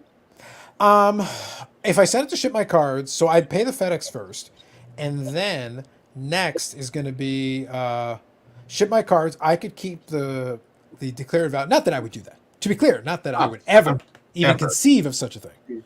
But I could adjust the declared value in such a way that it would minimize any potential duty I might pay. Not that I would do that. That's not a thing. Hashtag never. Never. Okay. We find like too on the vaulting side of things when people, I think a lot of people don't quite understand it when they just say they don't want to use it. I think that's one of the key things. Like I look at my personal collection on the vault, in the vault, way more than if I had it in a box in my office, if I had it somewhere. Your vault's behind you, Brad. Yeah, no, I have a Bolt in some random state, but I click on my cards and I look at those cards way more by clicking on it on my computer than I ever would having them in a box. And of course, I still like the physical stuff as well, but I have peace of mind. I'm not worried about it. If I put it in the safety deposit box or you put it in the safe, how often are you actually going to look at it? I look at my vault, my cards in my vault every day. Every day. Every day. Right now, that image is from PWCC's thing. Right now, that's one of the cards I bought, and right now they have the high res scan on this thing. It's awesome. So when I get it shipped, I will get this shipped to me at some point. But the point is, for now, until obviously I need to buy a couple more cards to make it worth my while with the shipping and everything considered. But for now, when I do get it shipped, though, it's kind of nice. By the way, if I was to resell this, I would totally download these scans. A perforated card, eh? It is a perforated card, yeah. They did that for this particular that year of Topps Pristine Football. They perforated edges. Is that a piece of like carp? I guess yeah, it's on the bottom too. Yeah, right That here. spot up there at the top, I was like, what the hell is that? A little nub. Yep. nub. So the upside and the downside of high res scans. The Mm. upside and the downside of high res scans. So you do get to see what you get. So you kind of have to keep that in mind. It looks like a little tag or something. I mean, I think honestly, I think it's I think it's fiber from the edge of the cut. it looks like a tag. Brad, you can cut that out, can't you? I have trouble with those ones. My scissors aren't that good. Like I really get confused around those. He doesn't have the. Do we have to go? Do we have to go back to Yes, there you go. a precision tool? A precision tool, Brad. Brad's wife only lets him play with safety scissors. They don't cut very well. Are you projecting again, Eric? Eric, are you projecting? Maybe. So here, I'll Hobby say, Champs. speaking on the vault, this is the biggest card I own, and it's literally. Can you put it in- back? Yep. There you go. It's in arm's reach. I do enjoy having my stuff right here to where I can see everything. I got you. But I was informed by my wife, who is the boss, that if I am ever able to obtain a 52 mantle, it will have to go to somewhere secured. Mhm. So it kind of takes a little bit away from owning it, because I would want it like I have a 53 sitting here, but I don't have a 52. So Here's the can thing. probably- As an owner of a 53, I love the card. I prefer the 53. I've been very clear on this. But there's a big difference between the 53 and the 52. yeah, Mhm. Big difference. Although, again, personally, love and respect the 53. Why don't you just go to your local bank and put it in a safety deposit box? No, volume. I have. What do I have right now? I have. No, he said he had one. If he Oh, gets sorry. one card, Yeah. his wife doesn't want it in the house. She wants it someplace safe because it's an investment. Nice safety Yeah. deposit box. yeah, and that's what I was saying. It would have to be somewhere secured. Yeah, but you you need- don't have to ship it off somewhere. Right, but Right, you don't right. enjoy it. You don't enjoy it if it's in a safety deposit box. If you have in your vault, like Carlos just showed that picture, like I honestly look at my cards every day and I love it. I enjoy looking at them. I would probably, and not to like Yeah. deflect, but I would probably just take a picture of it on my phone or whatever, and then take it over to the bank for that principle. But that would, unless it's something like that, which that's a pipe dream that I'll ever own one. I buy low grade and I enjoy owning them, and so having them here is part of. And it's not to knock not to knock Brad enjoying his or Carlos No, enjoying his knock scan. Brad. It's okay. Knock Brad. It's just it's disrespect. why we're Such disrespect. collectors and why we have different ways we do things. I agree So- with you. Like, what's good for me is not good for necessarily good for someone else. Everyone's got their Right. own things. It's like I ship cards every day. I tell some people, you know what, you shouldn't ship your cards because you are going to be stressed out for 6 weeks while they're gone, and don't do it. I love the vaulting system. I finally have peace of mind where I'm not nervous every time I go out. Everyone knows I have these things. It's like it was stressful. Like it was just I kind of got to the point where I'm like, I don't even really want to add anything else to the collection. It's like it just started to get to that point. When I decided to do the vault 10 years ago, whatever it was, it was great. So I had that. There's an ecosystem. There is an ecosystem where PWCC. I knew it. there is an ecosystem where it makes sense and it works. I showed the high res scans so that you could at least. I wanted to use an example. For me, it's a holding pattern until I'm ready to ship. That I use it because I literally bought that from a PWCC auction, so it made sense to have it in the vault until I'm ready to ship it. Because again, from a cost perspective, it makes sense to consolidate and do one package and just be done with it. But if I had super high end cards, I would consider some of the different options. I would at least look at them. It's not going to make sense for everybody. Now, for other folks that want to do a lot of flipping, the vaulting makes way more sense because they will take those high res scans. It will make life easier in terms of turning it over and doing all those things. So it's not a one size fits all. Everybody throws in, it's like, well, it doesn't make sense for me, therefore it makes sense for no one. That's not how that works. What makes sense for you is what makes sense for you. Somebody else has a different use case, a different, again, it goes back to like that raw card grading that we talked about with SGC. For a bunch of people, it's not of any use. Great, don't use it. For some other folks, it makes total sense. If it makes total sense, then use it. Could is this vault thing, and maybe I'm just thinking of this outside of the box here, but and I don't play in the stock market at all. But to my knowledge, most folks who are traders, they're dealing with a broker, right? They say, hey, here's X amount of money, swindle it around, put it to where you feel is best. I want to earn this much, what have you. Is that possibly what the vault thing looks like? You don't really want the hands-on portion of the selling and trading and all of that. So you're like, okay, I want these cards. I want to use them as investments. I want to trade them, sell them, what have you. But I want you to do the work. I just want to kind of reap the earnings off. Yes. No one. So Bubbles, the use case, the simplest use case. Again, I'm separating the collector thing. Brad has a utility because it is a secured facility. It gives him a certain peace of mind for certain high. I've said the thing before. I'm very content that I've built a nice collection over the years. I'm very happy with my collection. I enjoy it. But even my most expensive cards are still 4-figure cards. I don't have 5, 6, and 7-figure cards around here. If I had 5, 6, and 7-figure cards around here, I would have to carefully consider what I'd want to do because frankly, I wouldn't want it around. It's more of a pain in the ass than it's worth. I don't need it around here. And I don't even want to worry about or consider any of that. I don't want to worry about doing the safety, the bank, the deposit box and the vault and the bank, because one point that was made that is correct is that in reality, the vaulting is cheaper than a safety deposit box in a lot of cases. Mm-hmm. So it just is. Now, and again, you do also get the high risk scan to go along with it, so you can look at the cards at your leisure whenever you want to. Again, it's not going to substitute the tangibility of having the card in hand, et cetera, looking at it in person, totally with you, I get it. But at the same time, now, if you go on the other side of it, from a transactional perspective, it does make it easier. Because that's what the whole collector's thing is supposed to be. The collector's idea is basically an offshoot of what PWCC is already doing, but they've also got the connection to PSA. So you get a card graded by PSA, you have it dropped in the vault. A, you can ship it later, option A. Option B, you can sell it to somebody and have them ship it to them. Option C, maybe you'll be able to do transfers inside of the collector's vault if you both have collector's vault accounts. I could totally see that being a thing. Yeah. That's a much simpler way of taking care of a transaction, moving it from one mailbox to another inside of the same vault. That would be a lot easier. It would reduce the friction. So then all of a sudden in that marketplace, you don't have to worry about it. You shipped it once and it's done. As a seller, if I do eBay, it is annoying to have to be like, okay, so now I got to ship it to who? Okay, I got to ship it over there. Okay, this shipping level, blah, blah, blah. Or I could send a bunch of cards. This is the eBay one now.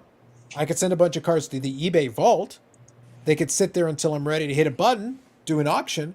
When the auction's done, eBay ships it to them. Or it puts it in their vault. And our transaction's done. We don't have to worry about the shipping because it's already been taken care of. It's already sitting there. So from a transaction perspective, that makes it a lot easier. It reduces that piece of the friction.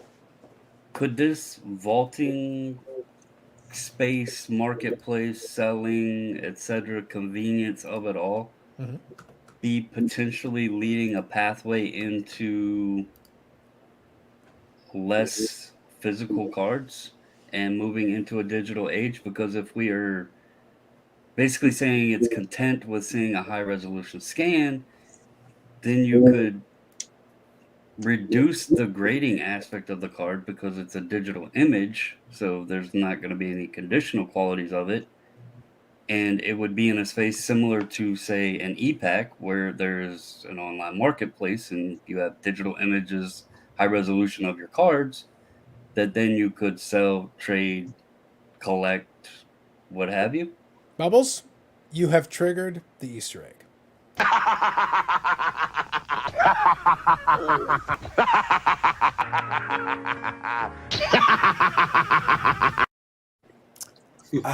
See what Wonderful. you did. See what you did, Bubbles. Wow. Beautiful. So that's indirectly a callback to a live stream. I have no idea which one. It was a while ago.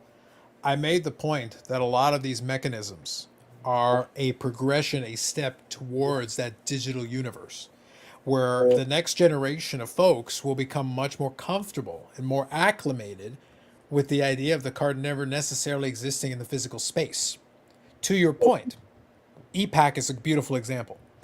I can buy packs. With the AEW, I'll buy packs on EPAC. I can get cards that are redeemable for the physical. I get it on EPAC. It sits there in the little thing until I trigger the button. And I did this on a video just to show people what it looked like. And then what I can do is I can transfer it over to COMC, who can then either A, I can sell it on that platform, or B, I can have it shipped to myself. I do get access to a physical card. But if I sell the digital card now that is now in COMC, that is available to them as a physical card, I have never touched this card. I opened a digital pack, got a digital card, which is now in COMC, but now I've sold it to somebody and I never received a card and I got money for it. At no point did a physical card ever exist for me. However, the person on the end of that transaction, should they choose to press one button, can have it shipped to their house and they will get a physical card. But until then, we can trade this digital card as many times as you want. It is a real card. It does exist in the universe. But nobody ever has to physically take possession, theoretically. So, question. So within the vault, if you do a trade, let's just say they do get to that point, Sure. you do a trade or a sale. Yep. When does the taxman step in on that one?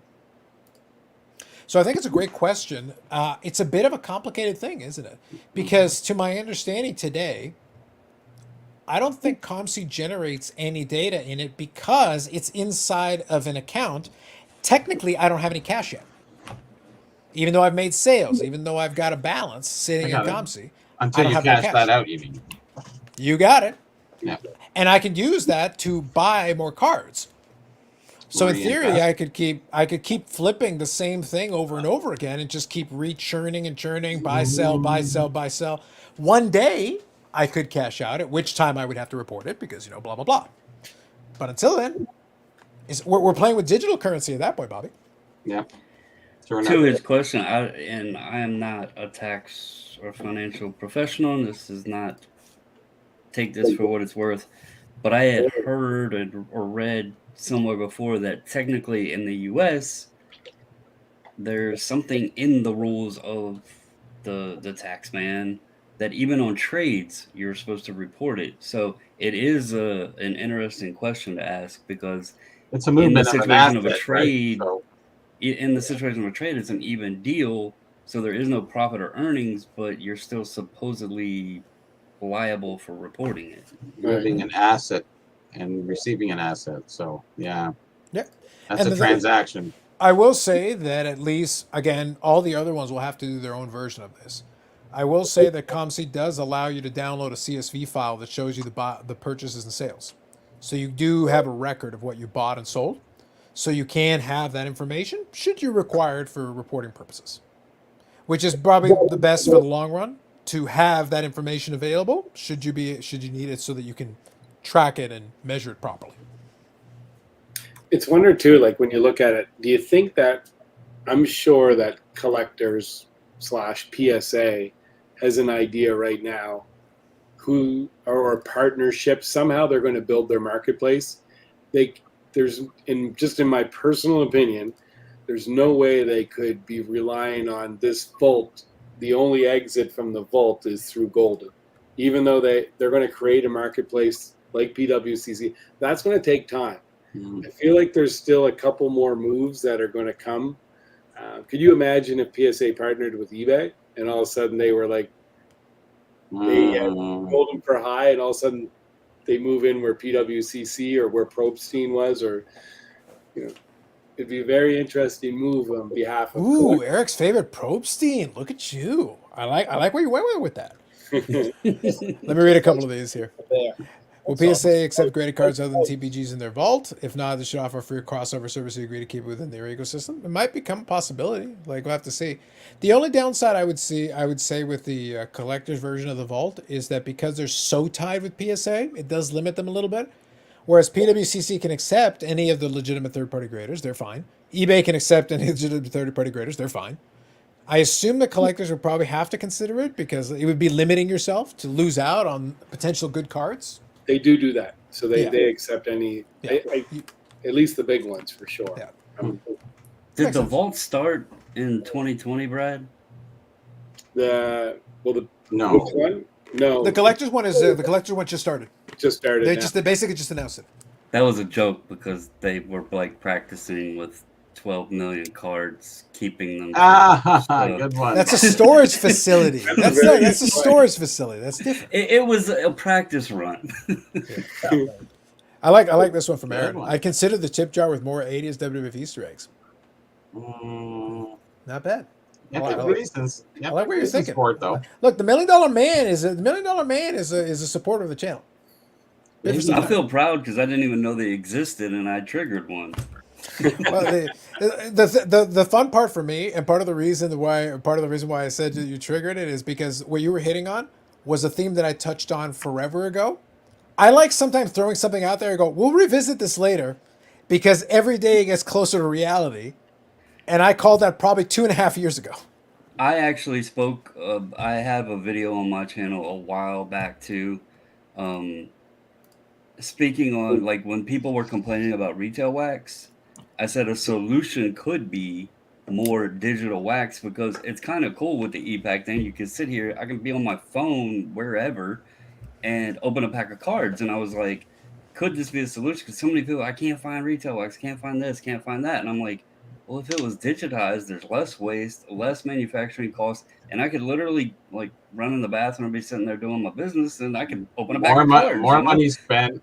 More money. Yeah. And everybody would laugh at me. They were like, "No, I want my cards in hand," and blah blah blah. And now it's like the evolution of the NFTs coming out, and But that's all where this other stuff. EPAC It's like- that's where EPAC played into it, because you can a bunch of the cards are available in physical form, so Well, you that can was- redeem it and turn it around and make it physical. That was another argument I had. Like people all the time talk about, well, set collecting doesn't exist anymore, and I was like, well, what if this digital age they made it to where like EPAC like the foils or whatever, if Yeah. you built like 10 complete sets, you could cash that out for a physical limited edition, special stamping physical set because you built like 10 of these sets. That would put people back in the mood to build sets again, maybe, because Okay. they would have something limited. Hold on there, Bobbles. Okay. Carlos, do you collect any sets? Vintage many- sets, How vintage many sets. sets? I don't care. Yeah. How many? 4, 5, 6 different sets? Right now, probably, yeah. Brad, Give or take. any sets that you're collecting? Yeah, I got probably Yeah, 20. 15, 20 maybe. I'm working on Eric, any sets you collecting? Yeah, I got binders in this closet over here with all different sets in them. All right. So But All is any different. of it new stuff? No, we didn't I don't stipulate that, but I'm just saying. That's what I was getting at. Like people were saying today, you get all these base cards in there that nobody wants, they just get tossed away. I get it. That would be a way to bring back collectors, The in new today's stuff for days. sets. Well, what they did with Yeah, EPAC, well, I'll just say from EPAC perspective, what they did with EPAC is that the base cards are digital only. You can Oh, turn that's them right. into, yeah. So what happens? You start off with a digital only. You can build full sets and all that, but it's digital. However, especially since they're base, you will get a fair number of them on a lot of these sets anyway. You can, if you get enough of the same, say you get 5 copies of the same card, you can actually convert that into a slightly more limited version. It'll be like a foilized version that is a physical card, and you can redeem it, and it is available, and it is printed in lesser quantity than the base equivalent. That's what I was talking. Yeah, a and you can build similar a set of thing, that as well. except Yeah. Except it would be like you had to do like 10 of the sets or whatever, and then you would get the full set in a limited form. So In the system, they're capable of doing it. They've set the precedent by doing that, and they've also got achievements. If you complete Right. certain insert sets, you can get a special card. It gives you an incentive to chase the set down. It says if you meet these requirements, we will let you have this other thing that is a little bit tougher to come by because we made less. Because you have to actually do something in order to get this achievement and build only- out an insert set or whatever. the only scary part is then we don't have the physical ability to see what supply chain is out there in the market. Mhm. So that's actually another benefit to the manufacturer. You I just have brought it up, like- shows from home. Yeah, I mean, Virtual shows. I brought it up back when it was like impossible to find wax. I thought that was a great idea to be able, if companies started making it, and it doesn't even have to be everything, we don't need like, high end products maybe could still stay physical, but it was just a thought I had. But literally, people hated the idea, and then it was just funny because then NFTs started coming out and all of this other stuff, and now you got the vaults and hearing folks saying that they love just having the image there, that it's so much more convenient, and they still see their stuff. So it's like, well, what's the difference? Like, what's the difference in that and a digital card? Well, that's it. So to your point, that's the reason why I said it was like the carryover. My point was there will be the next generation is already getting weaned on this concept. Look, we like the physical card, we like having it, but that's because that's our generation. That's kind Could of it like how be we a like it. factor that without the grading and the physicality of it, that we wouldn't have the differentiation of the 9s, the 8s, the 10s, all of that? And as you like to use the word arbitrage, there's not the different value levels there. So if Yeah. everything was all the same just in digital form, then we would all be Based on rate. relegated to paying the same rate for the same card. And It would kind of standardize it. hurt- What it would do is it would standardize it because a lot of the nuance is in people try to look for angles, both positive and negative, right? When they're buying, they want to knock it down. They want to find the flaw to knock it down. When they're selling, they want to accentuate the positive and drive Right. it up. And that's business, that's negotiation, that's standard. It's not anything crazy. I'm just envisioning the way I would put it. The concept of putting together. If I ask somebody to type out a document, and I asked them to do it 30 years ago, they have to use a typewriter. Maybe they screw up a bunch of times and they have to do it. Today, we'll use the keyboard and we'll use a word processor. I'm still using a keyboard, but I've updated the technology. Well, I don't have to get on a physical piece of paper until I'm ready to do so. I can run spell check. I can do a thesaurus. I can do all this. I have a more perfect version of my document, and I can see what it looks like prior to hitting print. And then when I get print, then I still get. Assuming I even want a piece of paper, I can save a digital file and just send you that. I can also electronically sign a digital file. I can have a contract that you signed that never exists in a real physical piece of paper. Now, Such is has the way Eric- that certain things work. Has Eric made his digital poopy pony yet, though? I mean, Well, we're still waiting. What I got to do is I got to get the paperwork over so we can get it properly trademarked. And Because we know there's some NFT paperwork from that's there. needed. Yeah. So first we got a trademark, then we NFT, then we shop for super yachts. In that order.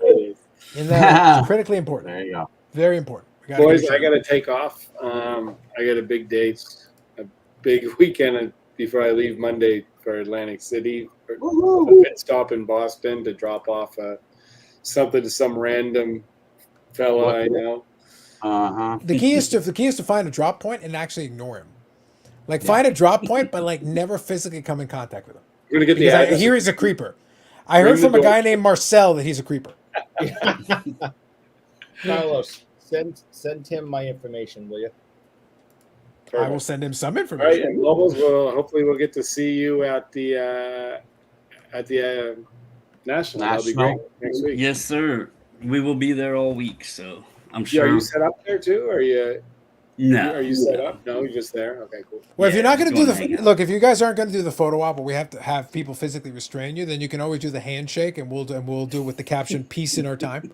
Yeah, there we Hey. go. We got it. we'll get something for you, Carlos. All the memes. Listen, the content gods demand it. You people, the content gods give you so much. We ask very little in return. Just Yeah. give the people what they want. Sounds good, Brad. Takes it easy. Have a good one. All right. See See you, you later, fellas. buddy. Same night. Thanks. Okay, bye. Sounds good. All right, so we'll start winding her down here, but I'll read a couple of comments here. So Josh here says, Eric, are you sponsoring the Midnight Hour tonight? He is. And the like button. Like button's still free. Clink. Think about it. Just saying. Yeah. Would picking a vaulting service for your sports card be like picking a crypto service to use like Coinbase FTX Finance? Well, I think there's a little bit more stability in those ones. A couple of those have had some struggles.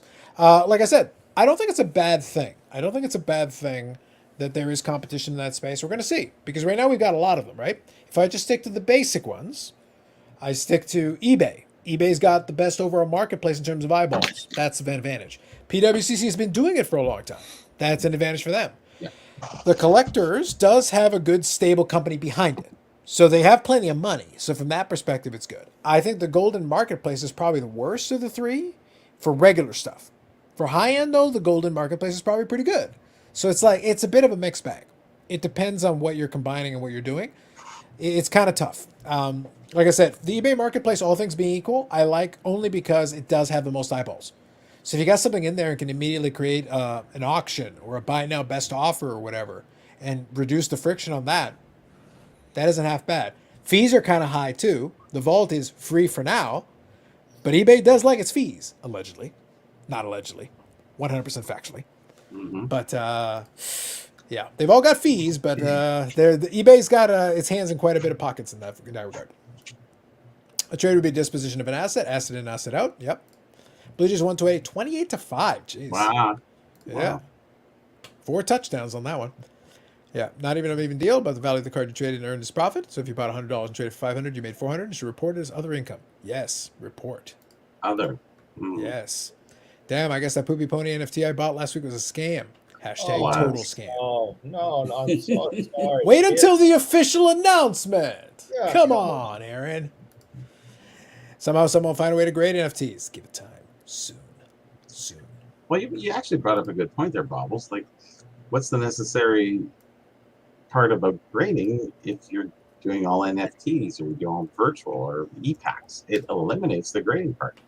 But it also eliminates a lot of other things, too. You kind of lose the sense of the possession, personal, physical possession of something, looking at it. It's sort of like reading, like my book online, opposed to having it in your hand. In your hand, everybody likes it in their hand. A few people like it just online, but most people would rather have it in their hand. But to, Yeah, Yeah, but- Eric. I'm but just to saying. even that point, though, Yeah. and not to cut you off, but while you're on the top, look at how popular grading comics has become, and folks just reading the comic online, like That's on what a they do. digital point. Yeah. So, Yeah. As someone having 2 kids that are 17 and 22, they are all about this and not so much this anymore. So No, it is certainly going to that point. I understand. Now, what happens? Does it dilute itself? Like, okay, let's say to sports and non-sports. There's a lot of non-sports, but it's never been overly popular with the way mainstream sports has been. So going forward, now we had music, now we had movies, now we had actors, now we had all these other things into the game of this thing. Like, so they're going to have so much on their phone, and it's all virtual. It's a lot of nothingness to a real degree. And look what I got. And if everything's common, there's no sense of rarity. There's no sense of time losing, so everything stays stationary. It's very bleak if it turns into all of that, looking from my perspective, being my age too. So well, just saying. it's something that I've had to struggle with as well, because like my son, he got into playing Fortnite, and he would go and blow his paycheck on opening these little boxes or whatever the hell they are to get outfits for his Fortnite character. Yep. And I'm like, dude, you just spent your entire paycheck on clothing to put on a character to play in a video game. But then you want me to go out and buy you a $100 pair of jeans? Why didn't you go buy the real clothes to put on yourself instead of the fake clothes to put on your Fortnite character? It's like, But That's the Bubbles, scary part Bubbles, about all you of just this, you just explained why I said it's I don't think the digital thing is that far fetched. right, yeah. We've eased into it. We're past. We talked about this before, but same concept. I'll still buy CDs and albums here and there because I like them. I like the art and whatever. Mm-hmm. But like from a efficiency standpoint, I can get the same album on here in about 10 seconds. And If I think guys like, you know, our age grouping and everything, we will still want and appreciate the physical nature of what we've had from the present to the past. But I think the future could potentially, whether it offers both physical and digital options, I think it could transition more towards a digital spectrum, and it's totally not out of the question. They're going to do whatever's going to make the most money for them and have Yeah. the most interest. Yeah, from their So- perspective, it makes it makes the most sense because that became the thing. Digital albums cost as much as the physical album. Crazy, From- isn't it? yeah, because it was one of those things. You There's could go to nothing iTunes and involved. buy the album for $10 or buy the CD for $10. And but if you buy the CD in you know, you have to wait for it to ship out to you. And if you go to the store or whatever, but if you click it on iTunes, you can download it in about a minute and a half and you're already listening to music. So, and movies, you know, streaming and all these. I use the example. I fire up Spotify and I can listen to my favorite albums, my favorite band in about 10 seconds. They're all there. They actually have the full catalog. I can listen to all of it, including B-sides and a bunch of other stuff. I actually have all the albums. So, but they're in a shelf back there. But I when's the last time I actually played a CD? It's been a long time. Eventually, you'll never have to leave your home. So you The can just interesting sit there and aspect have a will heart attack be at 34, and it'll be all right. the interesting aspect will be autos. Autographs. Yeah, What? It's digital too, right? Well, I think I what's wouldn't interesting- go like that. Would just be stupid. Like the Well, those are the- memorabilia those are thing, the they can physical get rid of cards. that because half of it's crap anyway. But I think the Scribbles. autographs would have to stay physical. I think don't they know. can't. They can. I guess what it comes down to is this, and I'll give you. I'll read a couple of these comments, but I'll throw something at you that kind of plays into that realm a little bit, and we can quickly discuss it here as we wind down. So let me scroll down here. Bum. So then we go back into virtual expos. Yeah. And Eric told me that he national. sold the only copy. Yep, and it's like Wes here. Good evening. All y'all need bigger collectibles rooms, possibly. I'm reporting Eric to the JPEG police, as you should. Hey, I'm sure there'll be a market for cyber authenticators analyzing the metadata. Correct. All comic styles should have a attached sleeve where you put a shitty version or remake version of a graded comic for reading purposes. I like that. That's solid. I like that. A low grade comic. Yeah, of you the could. same one, and they have their graded one, which is nice. Well, you know what you could. You know what would be kind of funny. And this has happened. Like in using the music example, you can buy an album, so like an LP of it, because again, you do get the bigger art and all that. So from a collectible standpoint, it's fun to have the bigger art. But a lot of them come in with a download code, so you can get the digital copy of the music. So you can then load it onto your phone or to your computer or whatever and listen to it. I've got a record player. I can go fire it up. I can do that. But it takes. I got to go upstairs and do all that and set everything up and get it going. Or with the digital code, I've already got it on the computer. I press a couple buttons. It's already on. Start playing it. But it gives you both options. The point is you have the physical copy and you've got the digital. They combine the two to give you like whatever's more convenient for you, whatever you want to do right now. With fanatics in the game, and this is all hypothetical. I might be getting a little bit off track, but people have talked about this when fanatics came into the space. What if they did go to the digital route, but then instead of getting an autographed card with fanatics in the space, there's like in your digital pack, it could be a QR code or something to where you could get an autographed jersey or an autographed ball or an autographed So much hat or better. something like that. Yeah. Yeah, because like I said, the relics are becoming crap today. Mhm. So that'd be kind of cool too if, and Fanatics has all those deals with the merchandise and the memorabilia. That could be something there where, you're not necessarily getting an autographed card, but you're still getting an autographed item of an athlete. So I think that's fair. I mentioned that a little while ago on, I think it was Hobby Hotline. I was making a point about, maybe people should get things opposed to, adding another insert. Why don't they just add a lucky insert where you can win an autographed ball or a baseball bat, or tickets to a game, or something different. Just to spice it up a little bit, like nothing opening the they're package. definitely in the space. Yeah, that's Yeah. fair. And one thing I'll kind of touch on, since you talked about the memorabilia thing, as you said, what's funny to me And this is a conversation I had with Carvin when I chatted with him back in 2020 when we were talking extensively about this, because as a product designer, he had a lot of discussions about this piece. And he brought up the point, and I'll just reiterate it here, is that as a designer, for him, he's kind of looking at the aesthetic. Yes, we like game use, we like memorabilia, but a lot of the game use is very generic and very boring. Most jerseys are plain white or one color or whatever. That's what. But if you want game used, you're also going to have swatches that are generic and plain and one color or very not terribly exciting. Or you can have one that they get it manufactured with this, that, or the other thing, and Boring. you get an exciting, very nice patch with a bunch of colors and whatever. But by the way, it's a manufactured patch. It's 100% manufactured. Carvin's point was that when he designed it, he was looking at the aesthetic of the card over the game used or not game used. His focus was on the aesthetic of the card. So for him, it was like, I just want it to look good. So if it looks good and has a nice patch, as long as people know, as long as we're not lying to people, I'm paraphrasing, but as long as we're not lying to people and telling them it's game used when it's not, then the collector can choose and make a decision whether it makes sense for them or not. And I've seen examples of that. And one example I'll use is that National Treasures, when Panini was doing hockey for that brief cup of coffee, they had the one little insert where they had a little metal Stanley Cup thing. And basically the metal Stanley Cup thing was this little medallion. It was basically, so I saw the Modano and I know somebody who has it. It's literally a Modano autograph on a nice looking card with a little metal medallion of a Stanley Cup. There's no game use component to it at all. It's literally an autograph out of 10. Mm-hmm.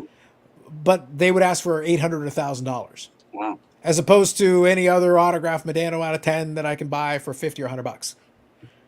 But people were willing to do that. So, oh, well, but it's got a little Stanley Cup medallion. I was like, it's literally a piece of metal that's engraved with Stanley Cup on it. But that's how little it takes. Like it's Sometimes. the aesthetic. It's the aesthetic. It's the look. It's a nice looking card. It looks like a premium card. So mentally, people are like, oh, well, this should be a premium card out of a premium product. And I go, do you have any Modano autographs out of 10 I have? Do you have any earthly idea? I might have paid $800 for like a dozen of them. So it's like, but that's but that's it. It's the illusion. It's the visual of it. When Neo was getting some of those stuff from Dynasty, half the ones from Dynasty are not player worn. They're just, there's some patch that they found somewhere. It's a really nice patch, but none of it's game used. Yeah, Does the card look cool though? Yeah, it totally looks cool. I think Dynasty is game. It depends on the card. I found ones that are not. It depends on the card. It depends on the year and the specific player. I found ones where they're manufactured. Yeah, 2021 might have had. I think prior to that, though, they were really good about it. No, for sure. I'm not saying across the board. Yeah. What I'm getting at is they're looking at the brand and saying Right. it must be game used. Not necessarily. You have to read the back and look at it and see what it says, because they It's have to just tell you the like, truth. It's just like NT, National Treasures for basketball. So many people still put it above flawless, but many folks don't even realize that most of those RPAs are not game used, but yet flawless is. And it cracked me up with the Luka logo man, because that wasn't even a game used logo man. Yeah. Oh, And what? that's the point. It is was, that it was just player worn. It was exactly? player worn logo man auto. Player worn, not game worn. Yep. Nope. It means player worn. it means they handed him a jersey. He put it on and took it off. And it sold for what was it, 4.6 million? Stupid. But that's the point I'm trying to get across. And that's what Carvin was talking about, because his job at one stage was to hand the players some of, as part of other thing. He was doing a million things for Upper Deck and Panini at various times. He worked with them extensively. But sometimes his job was to go and liaison and talk to some of these athletes and go, okay, so we're just going to get you to put on this jersey and then put on this other jersey and put on this other jersey. And he gave the story. One of the players was like, well, can I just put on a bunch of them at the same time? He goes, well, no, just put on a couple at a time and whatever. And we'll go like that. That's player worn. Yep. Are you excited? It is what it is, but they didn't lie to you. He did wear it for a second. There used to be, I can't remember the player, but it was a football player that there was a photo of him, and he literally had like jerseys up to his head because they would just keep giving him bigger and bigger and bigger sizes. Yeah. So he was wearing like the largest jerseys, and they Yes. were just generic jerseys. Yeah. Yeah, you know that, the party game, like the inflatable sumo wrestling costumes Yes. Yes. that you can get. That's what he looked like. Yeah. Just layers and layers of jerseys. He looked like one of those inflatable suits you could put on to look like a sumo wrestler. And this new thing that they're doing now, like especially with the Panini stuff, it's interesting because when they put not associated with any particular player, Yep. and they just put player worn, so that's like if Carlos had a rookie card with a patch in it, that doesn't mean Carlos wore it. I could put it on. Yep. And they could put it in his card and say it's player worn Mhm. because they're not saying that it was him that wore it because they're not saying it was associated with any particular player. Yep. So they literally could have some fifth string practice squad guy just for a week try on thousands of jerseys and technically be under their clause of what they're stating on the card. Or the leftovers, the floor sweepings from their office where they have all the jerseys hanging, you know? And one Yeah. more that Carvin also gave as an example. Again, it's all in the footage, guys. We talk for hours. Like, this is all part of the conversations we had. The tape is there. But one of the examples that was given, and one of the points that I've had in discussions with him separately from that, okay, so let's say it is worn by the player. Worn by the player in a game. In a game. So game worn, right? Okay. What is a game? Does a preseason game count? Yep. Yeah. Does a charity game count? Yep. Does a exhibition game count? Yep. It's a game. The player wore it. He played a game. Mhm. He could have played freaking street hockey in the front over here. He played a game, took a couple of shots. I'm sorry, that still counts. That's a game. Mhm. Yes, it does. Nope. By the definition of a game, they never said an official game. Ah, The wording does not say official NHL game. It does not say official NBA game. It does not say official MLB game. It says player worn in a game. Okay, so God, I this don't collect that is one of stuff. my nicer cards. I put it up a couple of seconds ago. All right, so SP Authentic 2009-10. I bought this from a very tall, bald guy. Was his head Oh, attached no. to his body? And First Did he have a time being- neck? and this specifically says NHL game used. That's right. That's what I say. an Like, older card though. they have That's to phrase. 09. Yeah, if you phrase, that's why I say the phrasing is important. I gave you a specific extreme example where if they just say player worn in a game, and that's where the sentence stops, that leaves room open for a lot of interpretation. Yeah. That is a lot of very open interpretation. What does the I'm just gonna autograph read- authenticity say on it though? Because Yeah, I'm just going to read the first line here. You have received a trading card with game used NHL memorabilia and an autograph of Cam Neely. And what does it an say autograph. about the representatives? Because on a lot of the upper decks, it'll say this autograph was not witnessed by an upper deck representative. The autograph was signed in the presence of a company representative or sent from and certified as to its authenticity by Cam Neely. Why Yeah, would they- some of them say it wasn't even signed in front of, like that they didn't witness it and that it was sent to them.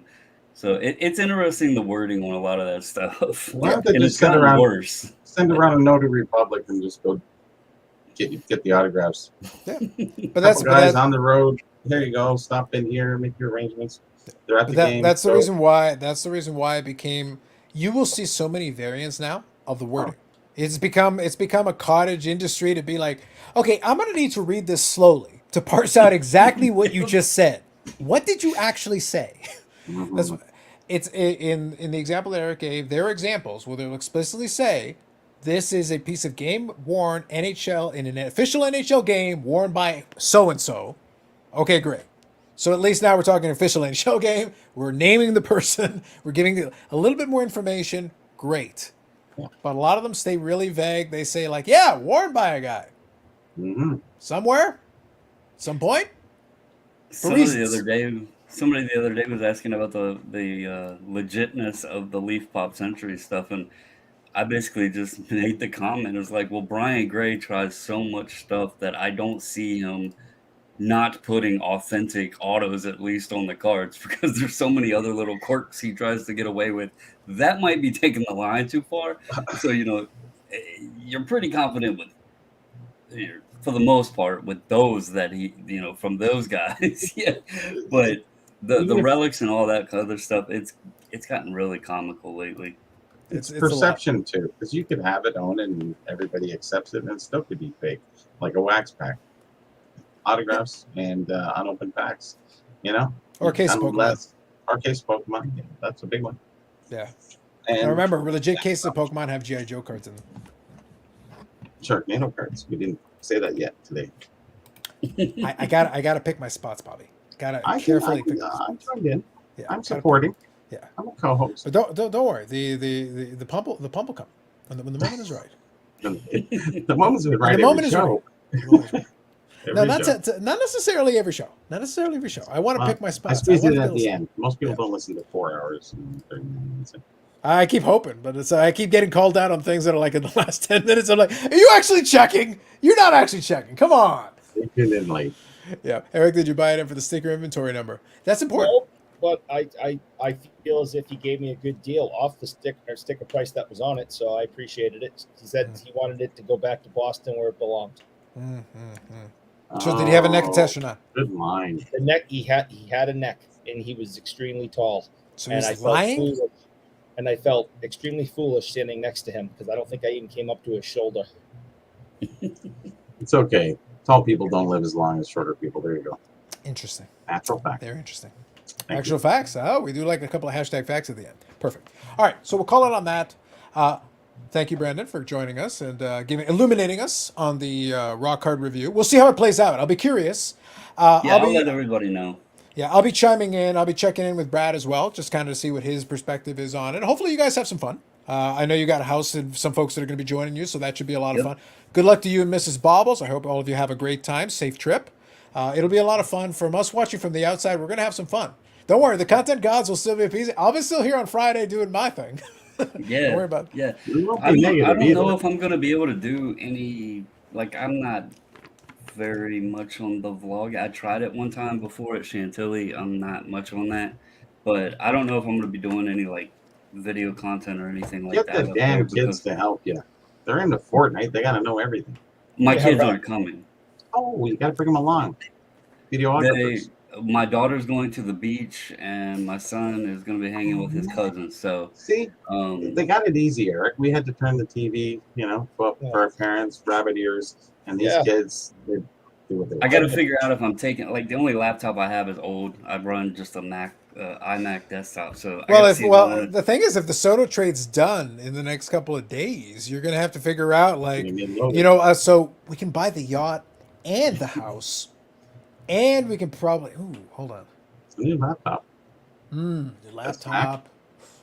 yeah, I'll have to see how it goes. I might try to do some stuff, but Or hire a videographer. There you go. yeah, I'm not about all that. So the channel, I think, is also Baubles and Ball Cards all together. Yeah. Same? Mhm. Yep. Perfect. Yeah, so you can check it out. He does SGC submissions. We do not discriminate here. We got Brad doing PSA Canada. We got Baubles here doing SGC submissions. We appreciate all the Eric different doing ones. Beckett. Yeah, Eric's all BGS all the time. Oh, send me your cards. I'm a bulk submitter for Beckett. Send me all your stuff. Yep. I see nothing could possibly go wrong. And cut cards. Yes. Sounds good, Wes. Appreciate you. All right, folks. It's been fun. We cleared comfortably the 4-hour mark. Again, for a slow news week. I don't know how we're doing it. It's, I don't know. I was told we were supposed to delete the channels by now. Eric, I thought we were supposed to delete channels and pay people for our cars now. Yeah. What the hell happened? What's going on? No idea. Not following the rules. Obviously not. Anyway, for the rest of you, have yourself a great weekend. It is now Saturday, both on the East Coast, West Coast. Have a good rest of your weekend. Take it easy. We'll catch you in the next one.